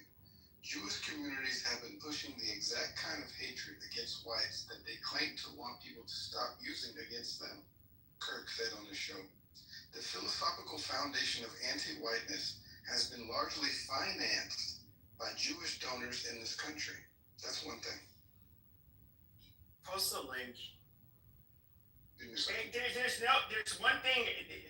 There's one thing Jews aren't going to deny this. There's no shortage of baggy left-wing Jews in the United States. Like, there are a dime a dozen. Like, we can agree on that. I don't think he's going to agree it's anti-Semitic because his statements. Zionist Jews are so loud, but there are a lot of liberal Jews and people. Yeah, listen, Cleto, I don't think you're going to see it as anti-Semitic, the quotes we're going to give you, because he mainly demonizes left-wing Jews and progressive Jews, and in the way that the pro-Israel right demonizes left-wing Jews. And so I think because you consider the way you identify yourself, I think you'll probably think his views are accurate, and these left-wing Jews are a threat to society in the way he describes. Yeah, I would say, Jewish people... And maybe contributing to their own demise or their own harm or whatever. Sure, absolutely. I do think but I don't know, there's no point in debating it, really, because you kind of espouse the same...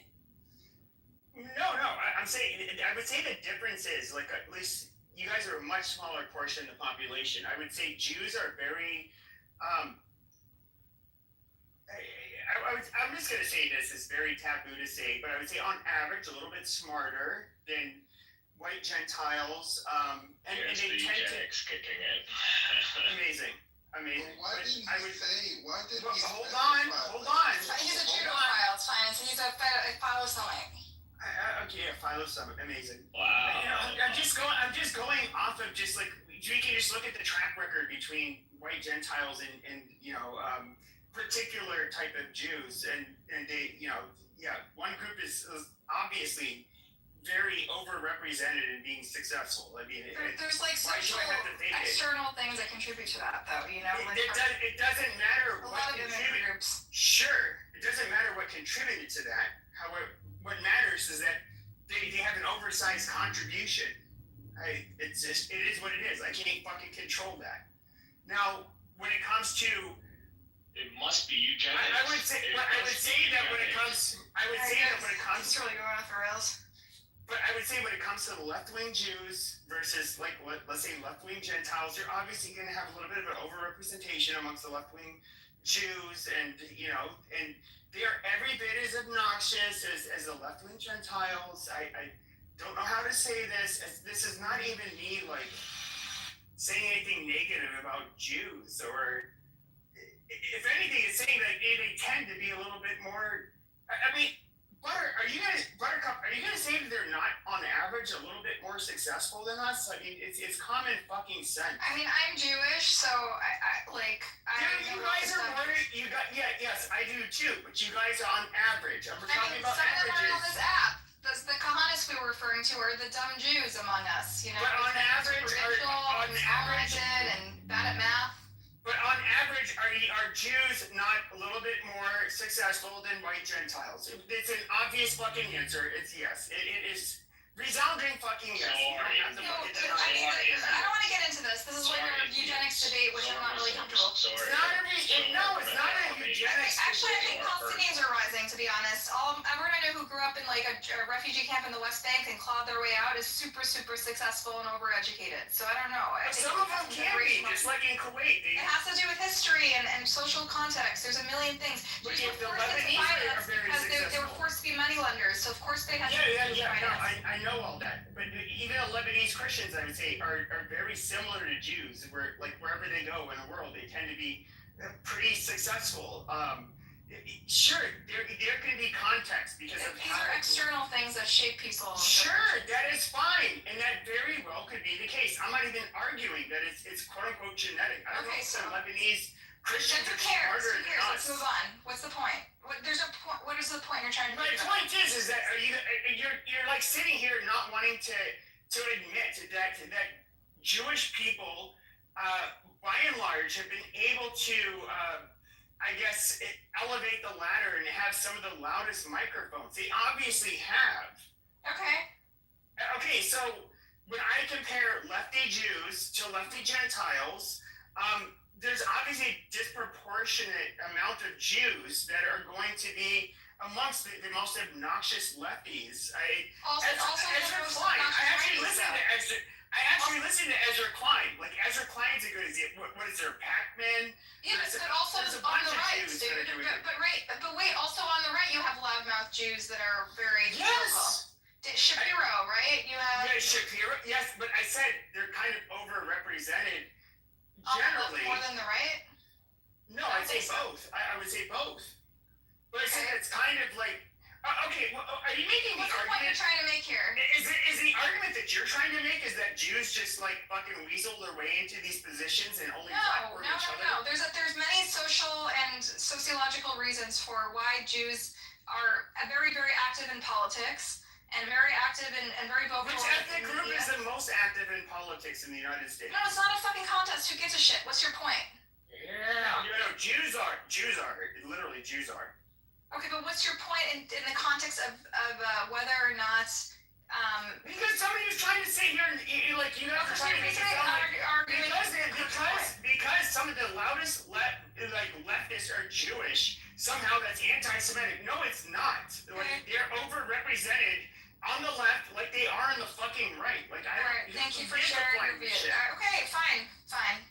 Does anyone else want to speak? Butch, you have any thoughts? Or this new guy with the blue hat? I don't know how to say your name because it's in another language. What's the topic? The topic is Charlie Kirk and whether or not he's a bigot. Do you think Hamas would have spared raping? I don't know. You could be an ugly bitch, but do you think Hamas would have spared raping you for killing you?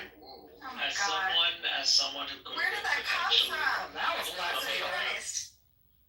As someone who could have been potentially one of the people on October 7th, I'll tell you that no, that we're not about that. You think Hamas would tolerate Nora? That's what Pepe does when he loses an argument. Pepe thinks like we're.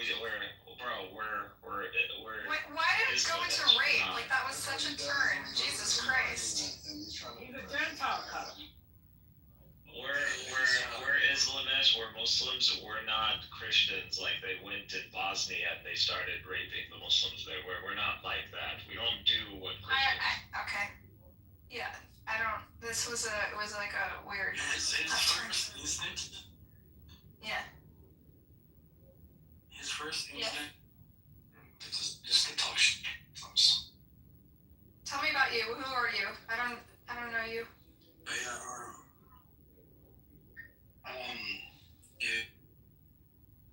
So I had to topic by saying like, yo, as a Muslim, like I don't support the killing of Charlie Kirk and totally against that. And even though this guy was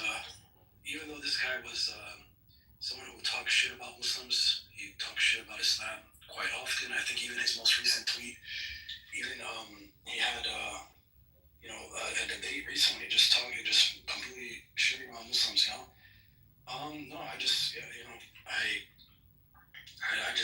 don't agree, you know, with that sort, you know, just like I still, you know, the loss of a life is still like a loss of a life, you know, so all life is precious type thing.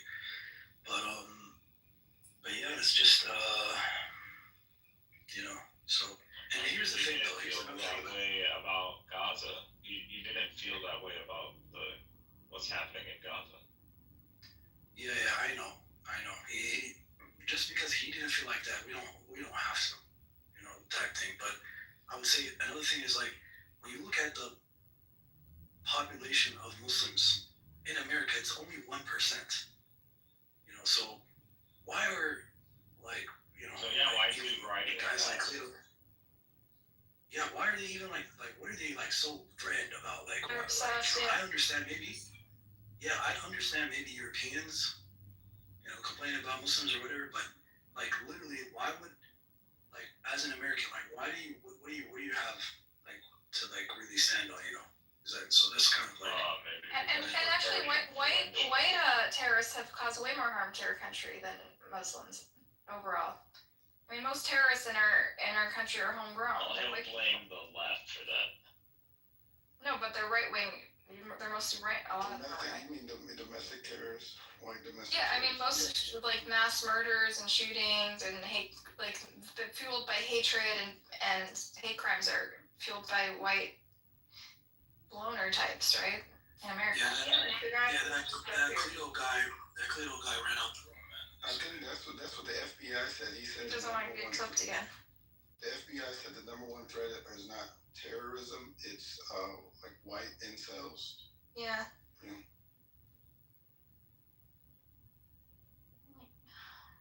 But I noticed something about that Pepe individual, like this guy. He when it comes to like Muslims, like he's ready to attack Muslims and talk shit about them. But when it comes to Jews, like he's very hesitant. Like I noticed that he doesn't like. He really watches his words. He's very careful about what he says. Yeah, it's the same thing Kirk did. It's the same thing a lot of these white supremacists do. They want to align themselves with allies over the sentiments of Islamophobia as well as anti-blackness for power or some semblance of power. And we see it on the macrocosm with Charles Kirk. We also see it on the microcosm with the Pepes, the BBs, the Harrys. So, as well as the Abbeys and the Pepes, they love each other. They go crazy for each other. There's also. There was there's a weird a men's rightsy incel vibe there with Pepe. He immediately went to whether or not I'm hot enough to rape. Like that's so strange. That was sick. That was disgusting. He seemed reasonable, and then suddenly it sounded psychotic. I hope John Kitover caught that one. Don't use that, John. That's Pepe. He's like the radio show guy, right? Yeah. I don't know. I guess so. Holly, Latino? I don't know. He just said he's Catholic. Is he Latino? Yeah, he's probably Latino. He's probably one of those no sabos. Cauliflower, tell me about you. Where do you fall on this whole thing? So I feel nothing for this person. Charlie Kirk. Who was shot. Yeah, I mean, it was really weird. I felt a little bit, I questioned myself briefly, like, is something wrong with me? Because I watched the video and I was eating my lunch, while this happened. And, I just left it on the Instagram loop. I was like, I just couldn't kind of stop watching it. It was really weird. I was like, am I a psychopath or what? It looks like a movie. I mean, it doesn't look real. Yeah. I tried to get myself to feel bad for the guy, but I just fucking can't. I don't know. I feel bad for him, for his family. I mean, I don't know. I wouldn't want to cause him pain. I'm almost traumatized just by the amount of gore we see on the news these days. Well, okay, look. We've been seeing all kinds of stuff happen to immigrants, to people in war, people in Gaza, people, and it's just kind of like when you see something like this, it's like, yeah, because, they've been doing it to other people, so, but I think my biggest concern is they're going to want their lick back. Yeah. One minute he was talking about gun control, and then he gets shot in the neck with a gun. I mean, you can't make this stuff up. Yeah, but he said, what did he say? It's worth it? Or something like that? He's at the gang violence. So he was defending gun violence, and then he died, Somebody shot him. Yeah, the last words he ever said was gang violence. Yeah, it's pretty crazy. The guy says, what do you think about the mass shootings? He's all, what about the gang violence? Bang, he's dead. Well, you know. He was a gang member? Well, it's people like Charles Kirk that overblow statistics and overblow certain things in certain communities to push an agenda, right? So he's going to overblow gang violence, even though black on black crime is 12,000 human people a year. And so that's way under, that's a point percentage of the actual African Americans, the 40 million that are in the United States. So this is not something that's plaguing us. This is 12,000 people a year, right? And this is something that we can work together on as Americans to quell over time. President Trump's doing it in his own way, which, I somewhat support, sending in troops. And it's proven to work in Washington, D.C., you know what I mean? Amongst other things, I think there's other things that we could do to cut that number down. But what these anti-black people do is they overblow the statistics. Like, this is just plaguing the black community, right? And they rely on how people view us in mainstream media to push that narrative as well. When white people overrepresent themselves in online pedophilia and child sex trafficking, and sex trafficking has become the number 2 illegal operation in the United States. Alright, this is like veering into anti-white, No.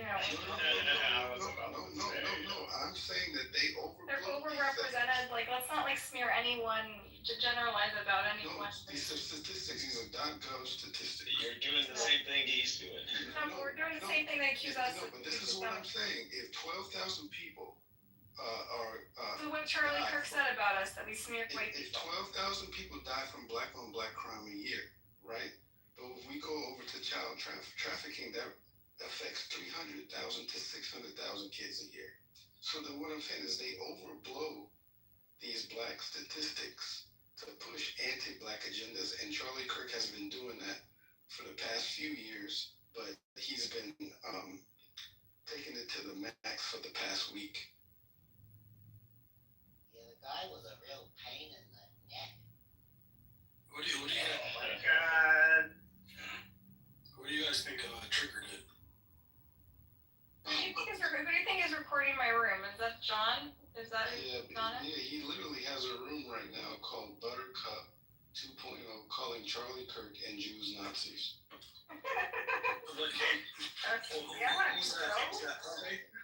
Stupid. And what? No, it's John Kitover, and it's in the house called Amir Terrorist Call FBI. That was like a fucking shit show. Is it Amir's room? No, this is John Kitover. How does he juggle so many accounts at once? I don't get it. He has 57 phones. He has 57 phones. How? How does he 57 get accounts. time? Who pays him? Like, how does he get money? He's crazy. He's literally crazy. Guys, I have a question. Okay, first, well, maybe 2 questions, but first, what do you think was the straw that broke the camel's back for when it came to Charlie Kirk? And then number 2 is who do you guys think is next? What do you mean? What caused Who someone do to you shoot guys him? think is next? I mean, you think it's gonna stop here? I don't think he caused his own death. First of all, no one deserves to get shot. I don't believe in vigilante justice. It was only a matter of time, honestly. I'm surprised, how far this guy got, because I know. Do they have a suspect yet? That's what I'm waiting on to pass any judgments. That's what everybody's No, I waiting don't think on. so. They've been released already, so I don't know what's going They had 2 suspects, I think, and they released both of them. They don't know who did it. Hmm.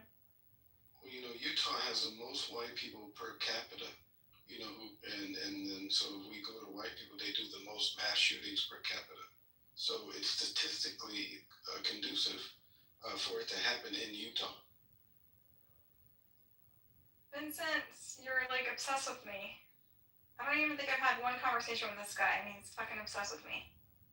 Is Vincent someone else? Does anyone know who Vincent is? He's this black convert. Jewish, no. I don't know. What's up with him? Well, he's a Zionist, obviously, because I don't know.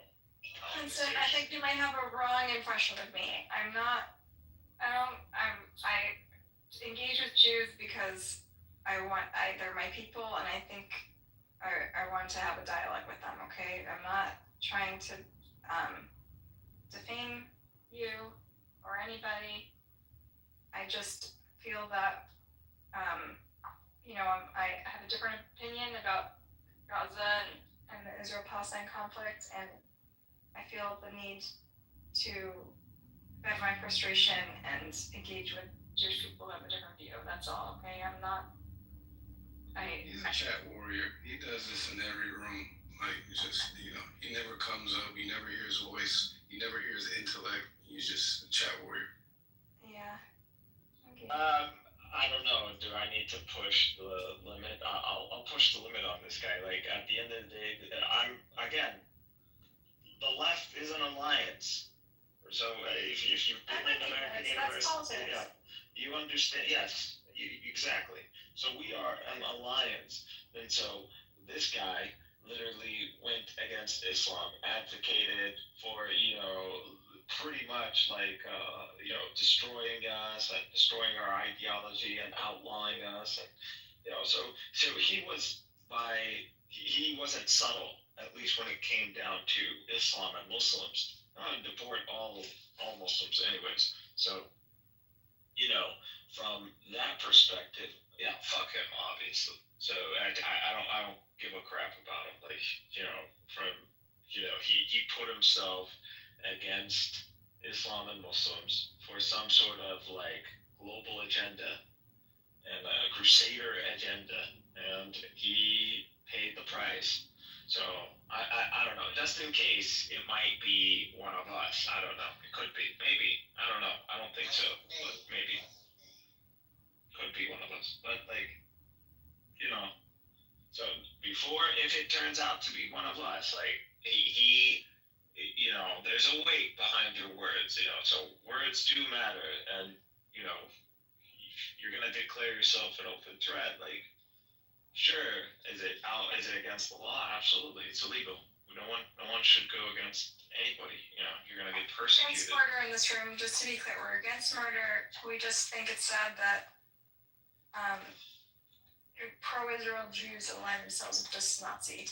Yeah, it shouldn't happen like that. It's emblematic of a larger problem, which is that right-wing Jews, because these supremacist right-wing characters vilify and demonize the left wing, and especially left-wing Jews, and the right-wing, the Kahanists, which are the sort of pro-Israel right, they also demonize left-wing Jews in the same way, in this vitriolic, horrific way. And also, and then Charlie Kirk did. So we have Nazis and right-wing establishment and Kahanists on this app, which again is not referring to literal Kahanists, it's the Bibi Kapara and company and the folks that are in the audience. All vilify people in my community, people like me, left-wing Jews, people who are for equal rights, people who, espouse mainstream Jewish liberal ideals. And they vilify us, they make us seem like we're the root of all evil. They call me names on this app every single day. And they're just falling into the same trap of like hatred and exclusion and bigotry. Buttercup, you always know the right is always going to start going into like, they're going to attack identity, and they're always going to, if you're black, they're going to attack you, and they're going to bring up your demographics. If you're white, they're going to do this. If you're Jewish, they're going to do. If you're Middle Eastern, they're going to do this. So you know how they do it. Like, this is just the general way of the right in America. They come after you. They usually tackle your race or your identity, and they attack that. Yeah. So I guess to me it's personal because I feel like my people have like bought in this hateful ideology hook, line, and sinker. They've really, really embraced Charlie Kirk. Israelis especially that I'm friendly with would send me his clips not knowing the context at all.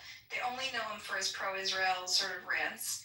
and they don't know what he stands for, and it really just breaks my heart that he's like torn my community apart, that he's hijacked like half my community, and they don't know that they're aligning themselves with people who espouse hateful things that ultimately will come for them one day, you know? Can I ask a question, Buttercup? Yeah, of course. You don't Of mind? course. What's the difference between a left wing Jew and a right wing Jew? I thought we were all right wing. You know, we're the God's chosen people. Are you Jewish? Chosen people. Of course I'm Jewish. And you think we're all right wing? Did you live in America? How could you be on a left wing and have Are other you? religions and other people, but I'll be under the, you know, Is this a real person? God. Do you guys know this guy? I mean, so far he says some clearly So, he's okay. witty. So, I don't know what rock you've been living under, but I understand that because of Israel and a lot of Jews, their identities are linked with Israel. They vote. They veer to the right because they think that Republican Party better represents Israel's interests. Donald Trump loves us, yes. We should Israel, you mean? He doesn't love us. He loves Israel. I mean, he doesn't love Israel even. He just is good at pandering to Jews and making them think that he's like Israel's best friend, right? Doing a good job. I don't know. It's not looking very good for anybody over there. Just saying. A lot of people are dying. Kids are dying. Getting dark on this part of Iran. Thank you. Who is this guy? Is this a real person? This is not a real person. That might be Norm. I'm dealing That with. might be Norm. There's like this weird No, that's noise. I was like, Norm. Who the fuck is this guy? Norm, He's is a that terrible. We had another troll on here that was making with the same exact voice. I moved them down too, but they had another. It was like Buttercup, but like Butch Buttercup. I'm loving the Buttercup. You got me for PTRs. like a second. I'm loving the Buttercup PTRs they got going on. But yeah, it should Yeah. Oh yeah, those guys. That's it's cute. It's Wait. like somebody was talking about Hassan Piker earlier. The Korean person, the person with the Korean name. They're saying that Hassan Piker actually witnessed this live, watched it live. Yeah, he's like a street. You guys know who Hassan Piker is? yeah, of course. I love that song. Okay.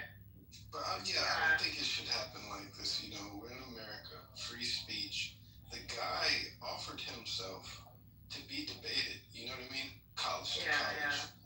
I don't. You know, it could have been a thing where he like only showed the debates that he won.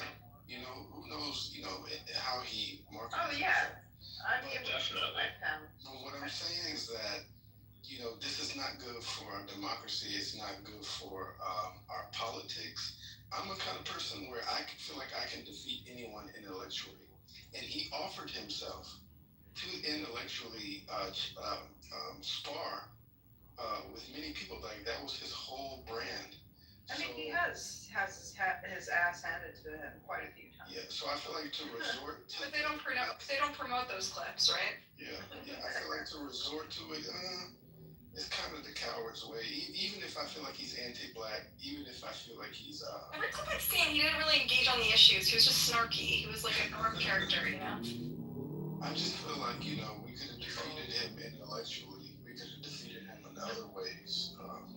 And played chess. Of course. No, we should never endorse violence. No. I've already discussed with Pepe a lot. Like, if you break him, if you break him down to the ideals, like if you go, you'll see that he will align with the ideals. So if We're talking about Pepe or Pepe is like a leftist in ideals, but like he's just like someone who is I was talking about Kurt. He's a I left. was talking about I Kurt. thought he was talking about Kurt. Yeah, I Yeah. was talking about Kurt, but maybe he's talking about Pepe. Oh, Kirk is a Pepe wasp. Like seems like he just he broke at some point in this conversation. they're all wasps. It's just like white guys who are usually on the right are usually WASPs, and at different degrees will advocate the extremism. The extremists will advocate for like a WASP state, and you'll see those are the ones who are obsessed with like Jews and Zionists. So those kind of WASPs were practically like Nazis at that point. They're all mad at the mainstream media right now. They feel like they're not getting any love from the mainstream media. They feel like everything is promoting like interracial marriages. They feel like they're being like whited out. They feel like their racial stock amongst the world is dwindling. They're so used to having this semblance of white power that they're starting to get worried. They're mad at like the internet and TikTok, which is why they're trying to ban it. They're mad that like all this BIPOC indigenous sovereignty and remembrance is happening amongst the people, and they are just they're scrambling right now. They're scrambling.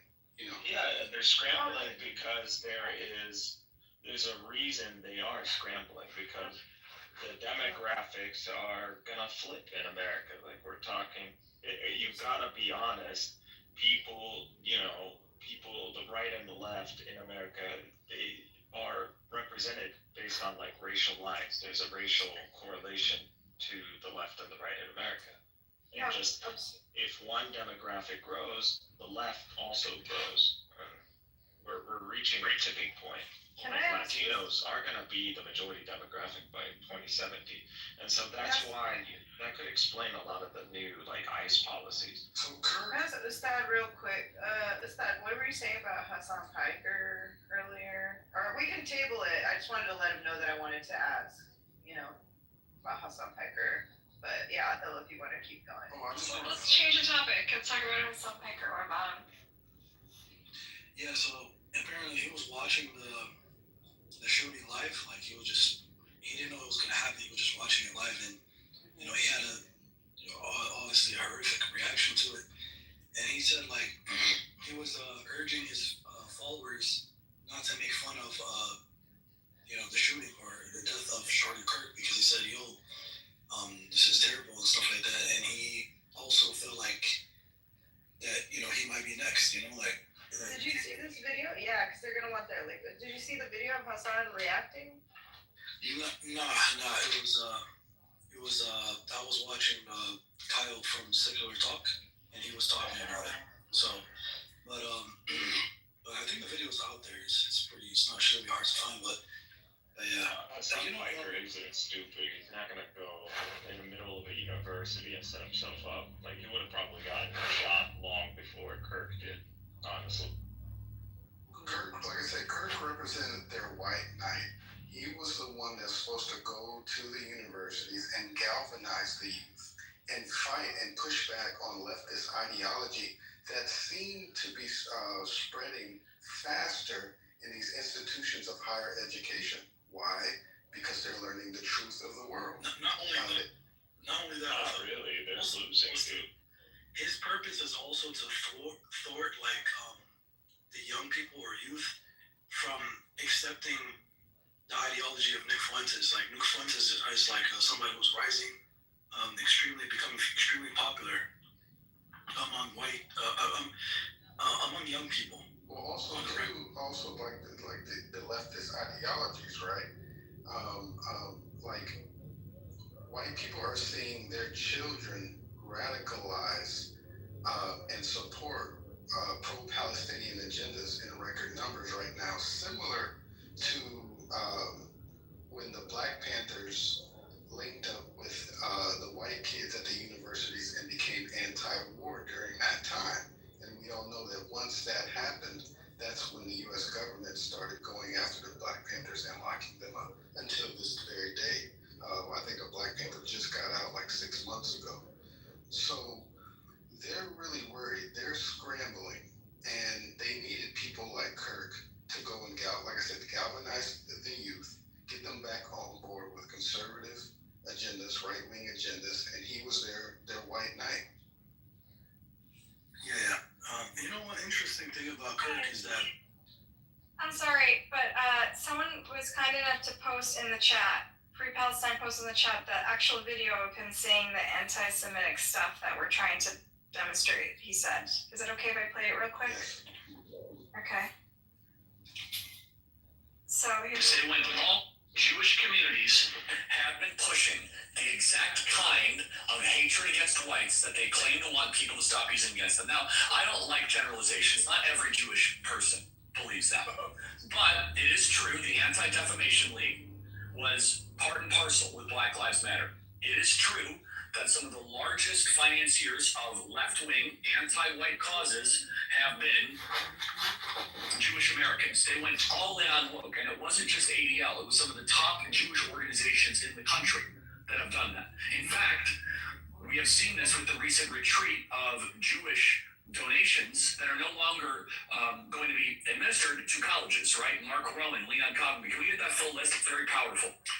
The part of it, so that's totally true. And by the way, Tucker Carlson reinforces this. So I'm going to it was quite a day on the internet. Tucker Carlson was interviewing Candace Owens. We have Candace Owens coming up next hour. And Tucker Carlson mentions that Jewish Americans have primarily been financing cultural Marxist ideas. We said this, by the way, last week, and people came after us. We were on top of it. We actually said it in a different way. We said, I'm glad that Jewish Americans are reconsidering their financing of cultural Marxism. And people misunderstood it intentionally and slandered us as being anti-Semites. But listen to this. Tucker Carlson is completely correct by saying this, that the philosophical foundation of anti-whiteness has been largely financed by Jewish donors in the country. Jewish community. All right, so that's the clip of him blaming Jews for Marxism, blaming Jews for financing, lefty causes, and just sort of like drawing this like vast conspiracy of. Further putting you all in danger. Yeah, I think that's what that's doing as well. He's generalizing. Listen, I'm not saying there aren't influential Jews who are money. There's George Soros who have influence and money, but there's to attribute that much power. Oh, here's another one. To do, and Jewish donors, they have a lot of explaining to do, a lot of decoupling to do, because Jewish donors have been the number one funding mechanism of radical, open-border, neoliberal, quasi-Marxist policies, cultural institutions, and nonprofits. This is a beast created by secular Jews. And now it's coming for Jews, and they're like, what on earth happened? And it's not just the colleges. It's the nonprofits, it's the movies, it's Hollywood, it's all of it. It's like, time for you guys to wake up and say no more. Draw a line in the sand. I don't care if you hate me. Okay. So I think that's pretty explicit. These are like, if you're not like trained in recognizing anti-Semitic tropes, this is the classic anti-Semitic tropes about moneyed Jews controlling everything and having too much power and driving political trends. I don't think he was speaking as I think he was speaking as an ally. He was as an ally to the right-wing Jews, but he's demonizing the left-wing Jews, which is the majority of Jews in America. So it sounded like he was speaking to all Jews and he was giving them advice. He was like, you guys need to stop, something like that, Right. But I think he was saying stop the left-wing powerful Jews, right? Like the influential left-wing Jews. Well, he never said left or right wing. That's He had the donors. He kept talking about the donors, and whenever people talk about George Soros, yes, he's an influential left-wing Jew, but like people usually he's a stand-in for like Jewish influence, Jewish money, Jewish power. I think which is a usual talking point, is that you are seeing behind a lot of the organizations that are for inclusion and minority advocate like organizations, that you will usually see big Jewish sponsors, if not themselves being run by liberal Jews. So that's usually what it is, and that he sees these inclusion and minority advocate organizations or migration organizations or immigrant organizations as anti-white organizations. That's just how he sees it. I think HASC is one of them. HASC was like a Jewish, it was like a refugee, it supports immigrants basically. And it's when they blame the white replacement theory people blame on Jews. They say, oh, because they support immigrants, they're trying to replace us, and that's why Jews are responsible for this white replacement or whatever. And how do they justify this? Because they use Zionism. So you're like, oh, all you Jews, you're advocates of Zionism, right? So it's like, if Zionism, you're preserving a Jewish ethno-state by controlling, the demographics in the region. So why, so we have legitimacy here. So, what we're advocating for has legitimacy. So the right in America is getting away with advocating for these policies and like what you're seeing today with ICE because they can like corner Jews in America with Zionism. Right. I mean, they're trying to sort of weaponize Zionism. They're like, if you're a true Zionist, you won't join these lefty causes. Basically, they're trying to manipulate. Exactly. They're basically saying, like Trump has said it too. He's basically saying like he's made statements like, Jews who don't support Israel, Jews who don't support him, basically are endangering themselves. Anyone who doesn't support Trump is endangering themselves. They're not looking out for themselves because they don't support. That means they don't support Israel by proxy. And this is like a talking point on the far right, basically. Yeah.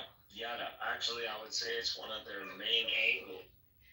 And it's interesting. People accuse Jews of like being too influential. I think Jews are being influenced and exploited by this sort of like the divisive political forces, right? They're being manipulated and hijacked by these like far right people who say, who are exploiting their loyalty to Israel and their fealty to the Israeli government. And putting them in bed with people who actually hate them,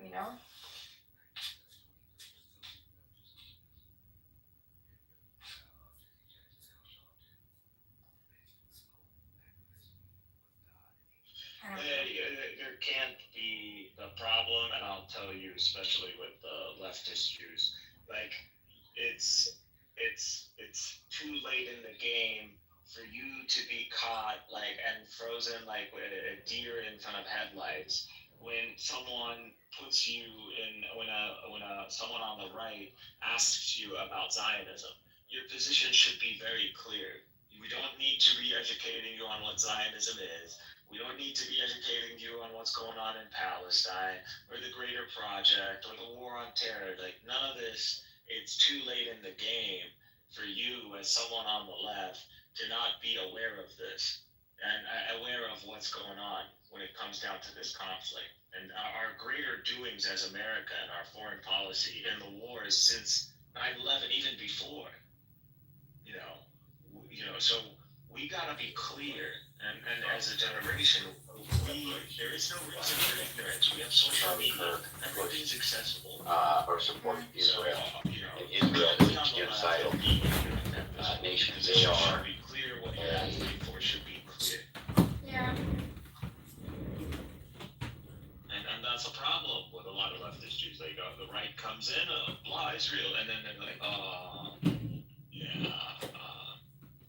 that's not gonna work. Listen, I think a lot of Jews are conflicted about Israel, and I don't it's a tough thing, right? Like, I don't know if my positions are pure, and we're always like put on this purity test. Like, are you anti-Israel enough to like hang with us liberals, And the fact is, like, I think I don't know if I've discussed it with you, but I've talked to in Amir's room about it. Is our feelings are complicated, Like, a lot of American Jews are especially those who have Eastern European or European ancestry, are just here by an accident of fate. Like, we could have ended up in Israel because we were all refugees at one point, And so for many of us, even if we're harsh critics of the Israeli government, and even if we see what's happening there as a genocide, it's really, really hard to. I think we need to. I think how we let's say 1947, 1948. It is what it is. It was bad. Circumstances. Similar type. And it was about some similar ideas. Like Continue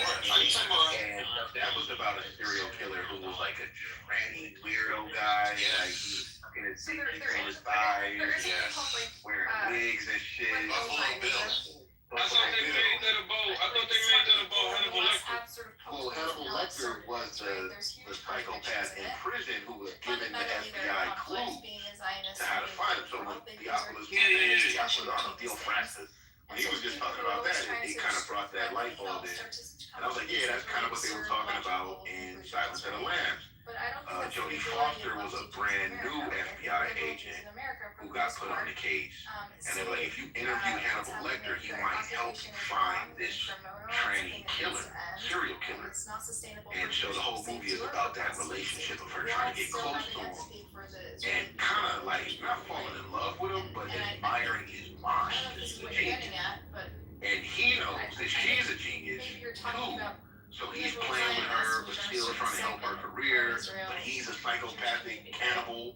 You know what I mean? It's a really good movie if you haven't seen it. No, yeah, my mom used to make me watch them motherfuckers when I was a kid, bro. You know what I would do if I was a psychological and I think it's compatible with psychological thrillers. Hey, normal, you know what I would do if I was filming? I would write a script, right? I would use real life characters like a fucking Andy Kemper, but I would put him in it. I would use his archetype and put him in like a different time. Like imagine Andy Kemper in medieval times. If you had a serial killer with a 2-something IQ, whatever IQ, high IQ, imagine him being a warlord in some medieval fucking, you know what I'm saying, Game of Thrones type of Put Ted Bundy in and he'd go crazy. There's a historical precedent for that. Look up the serial killer, probably the first prominent serial killer in Western history. Gilles de Rais, French one. G-I-L-L-E-S or G-I-L-E-S D-E-R-A-I-S. Gilles de Rais. Yeah. I don't know why I heard that name before. There's a novel about him by yours, Carl Leisman, a French novelist, but Gilles de Rais, that motherfucker was crazy. And he was really medieval because he was looking for the Fountain of Youth or some shit like that. Like he was going wild. Think about it, right? Like think about like some of the like great like normal people you know, and like imagine if they were in like if they had actual use cases for him. Like he probably would have been a great warlord if he wasn't such a sicko. He was a warlord, and then I'm talking about like Kemper or something. Like, 6 foot, you know what I'm saying? Like Benny, I'm gonna say the same thing I said to Mikhail. Like, I understand that. Well, if you look into him, you'll see what he got away with. He was a part of the military at the time. He was a marquis. That's not the conversation. But he went off. He was trying to find like the emotions to turn. Wait, who was Edmund? Who you talking about? Edmund Kemper? There are Palestinians that want you to be a Palestinian. Yeah, that's who Theophrastus is talking about. He was a big, doofy serial killer who burned his wife and Oh yeah, that's the same dude. He's still alive. He's like 78. Even amongst just the Palestinian portion of it, there are. He's in that series. What's it called? Mindhunters? Yeah, Mindhunters. Basically, a book. Y'all hear what I said? He's still alive. Oh, what happened? Is he free or is he locked up? He's locked up. They keep him alive. They study him, man. How many times did they? How many people did he kill? But that does He exist. started killing college girls, bro. He started. No, but that does exist. Cause you remember like feminism really took off in the 70s and shit. When it became super mainstream, a lot of people was just like, oh, let's be hitchhikers. I don't know what in their brain just said, hey, since we're free, let's hitchhike. Motherfuckers started hitchhiking. And niggas like him and Ted Bundy was just preying on them and shit. And so, you know, killed a bunch of girls and shit. And then killed his mom at the end, bro. He killed his mom. Is a freaky. However, what I think is cool is that this is actually Cal's weird. He's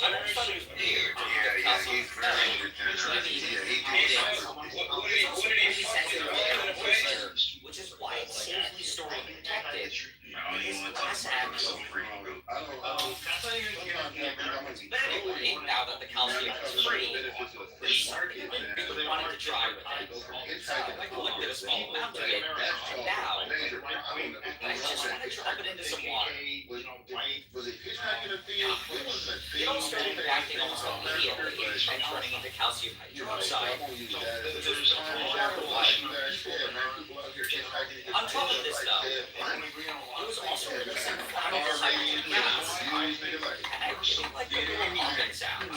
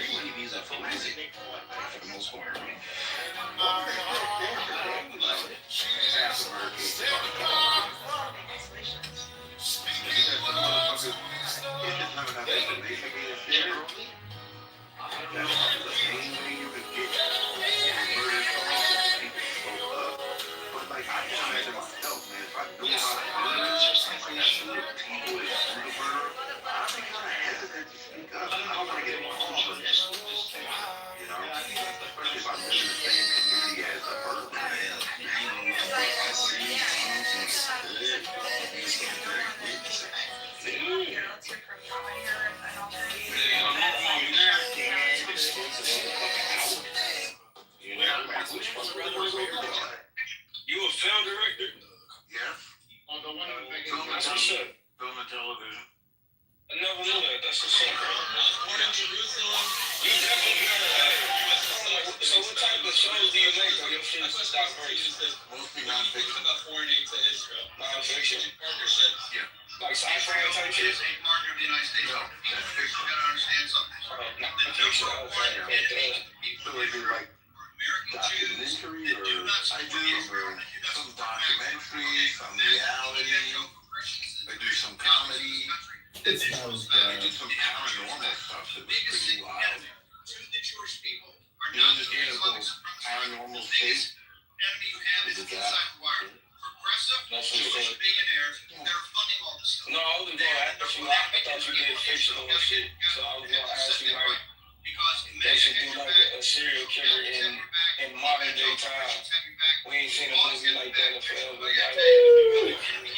I feel like technology is so on point. That's why we have saw a decrease in like active serial killers. It's not like the profile personality don't exist. It's just like the opportunity space doesn't exist as much. So it's like I feel like you see less. But I also have this. This is something I want to create. So y'all notice in like at least American history, I can't speak for other countries. I don't even know if they exist in other countries to the frequency they do here. But notice post-World War II, there's like a mass proliferation of serial killers in the United States. Did y'all not find that phenomenon kind of like interesting? Like why is that? Like is it because feminism? Is it because folk around like what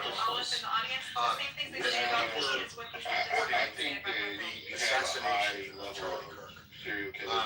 And you have a high level of violence in general in America, like as opposed to maybe like Western European countries where you don't have a high murder rate. You have a population rate, and you know the rating will get a little, the portion higher, white powder as a you know, it's like really high for a Western developed nation like America. And it, you know, it overshadows everything you can do in Britain or France to say nothing of Sweden. But it has a lot to do with knowing what's possible here, knowing what you can achieve here, whether it's becoming a playboy or a billionaire. Just killed Charlie Kirk today. Yes, they want to intimidate you and me and everybody else. So that's like one of the parts of living in an individualistic capitalist society. It's like, damn man, you know, who is this motherfucker that he got all the bitches and all the yachts and the Harlem mansion? And it does lead to frustration. The remedy to it is to teach people that you can use your mind to achieve those things. The education system in America doesn't teach people. Charlie Kirk got shot and killed. How you feel?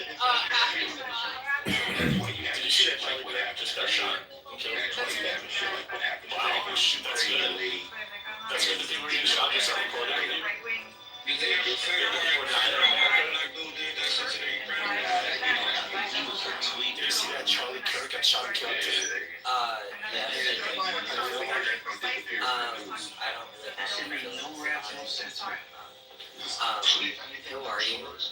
Charlie Kirk got shot and killed today. Just getting people's opinions. That's crazy. Bro, they went crazy with that shit on Twitter. The white supremacists. Girl, someone had to do it. That's how I feel at this point in time. They're like, oh, it's about to be a race war. Folks. I think you're confused. Try not to get all pulled up into that, but he was a socialist. He's a disgusting person with disgusting beliefs. So you had a magical magical spark. Yeah, like, they ain't gonna like, That's a viral video. I think things happen on purpose. I mean, I think that's pretty great, but now they can't believe they can't have no sustained effort to do a free solution. I don't think they that like capable. Charlie Kirk was just shot too sweet, bro. I think you're too interested in lives. Recognition, they're too sweet. We're too. We have so much prosperity. We don't gotta worry about being like invaders. We don't have to worry about like we're in a very comfortable place in America. It's like even if you don't like I said demographic, you can move to fucking Utah. You can move to goddamn Wyoming. And Americans are not getting their quality of life and their standard of living from doing revolution. Exactly. Their standard of living from working hard, doing overtime. Exactly, bro. It's just too They have some credit card debt for show. like imagine trying to start a revolution where you just love your hobby. Like I love working on cars. I'm just being hypothetical. I don't work on cars. You understand? I'm working on my credit card before he gets back. Exactly. So like, I think the only way that we'll truly get revolution is like it has to be like political collapse plus economic collapse. And I just don't think like I'm saying politics, like exactly. Funded by Israel. By Israel.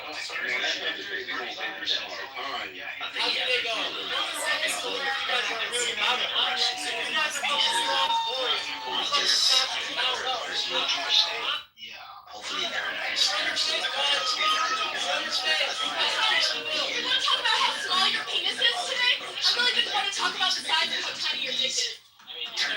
USA's through these federalist societies, through these memes.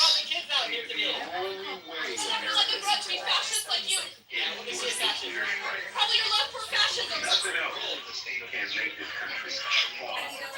We'll go through our dark periods. But unless you take out New York, DC, LA,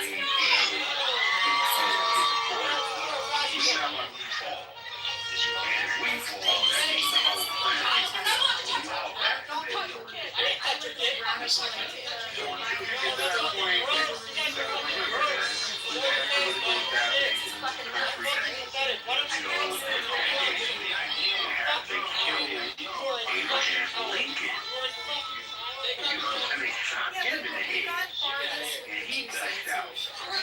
And we went to Civil War, but it wasn't like, nah, it ain't gonna be no American.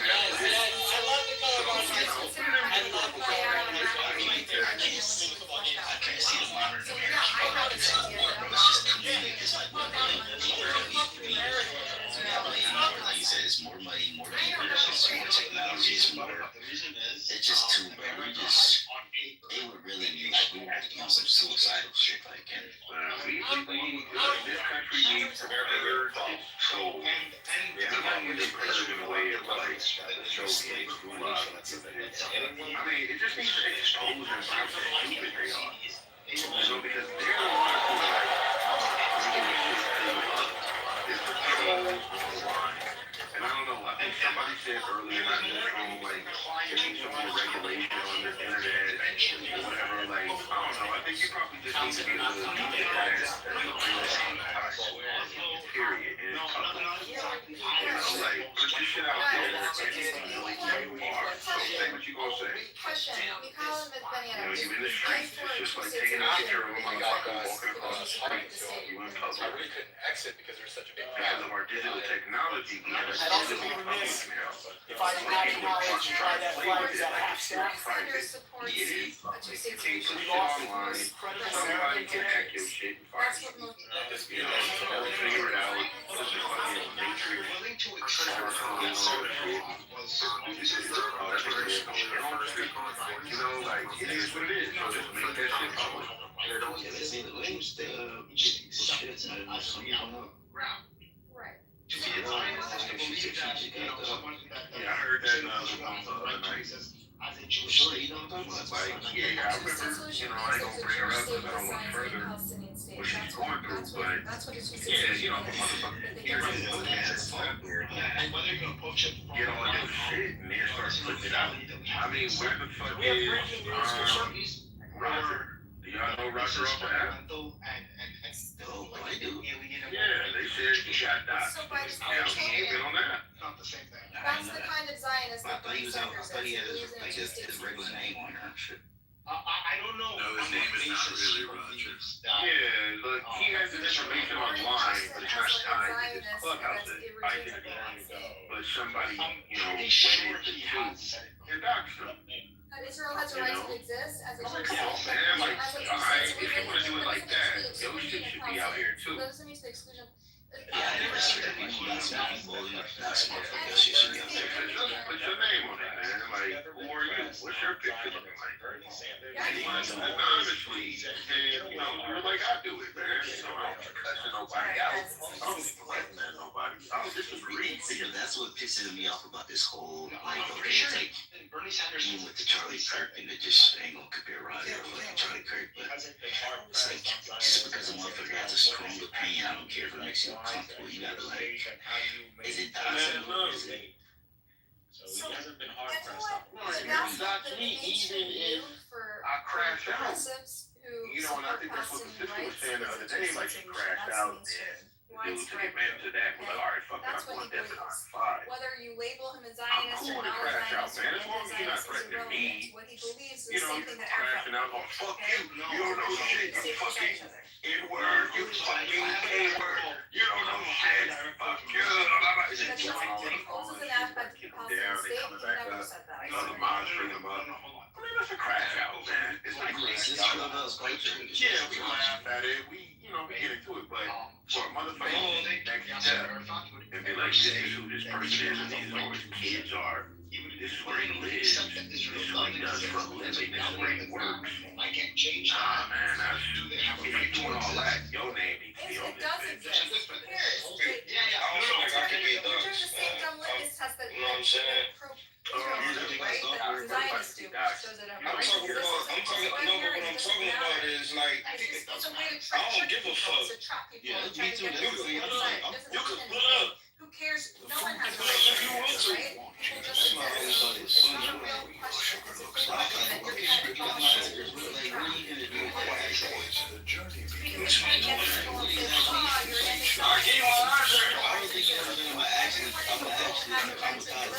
trying to get people to say, you're an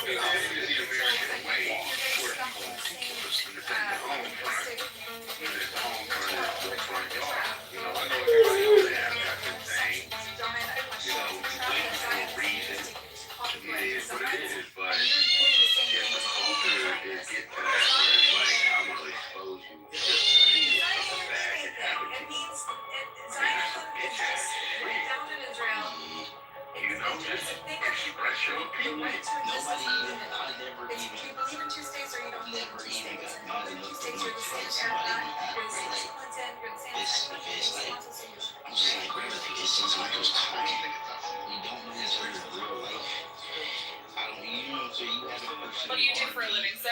In the morning, I do nothing. Nobody I care about. You ain't, okay, as opposed to what? Dismantling it and creating something new. I'm the only fucking one to take the I don't things think that we thinks that are even get there in real life. You know what I'm saying? We probably wouldn't even have a conversation, so we just gonna just talk. hard, but it's a fringe view. It's a fringe view, and I'm on the fringe. The most liberal, progressive, pro-Palestine people want a two-state solution for one state and one Intellectually their own government. That's what most in front of a room And they be like,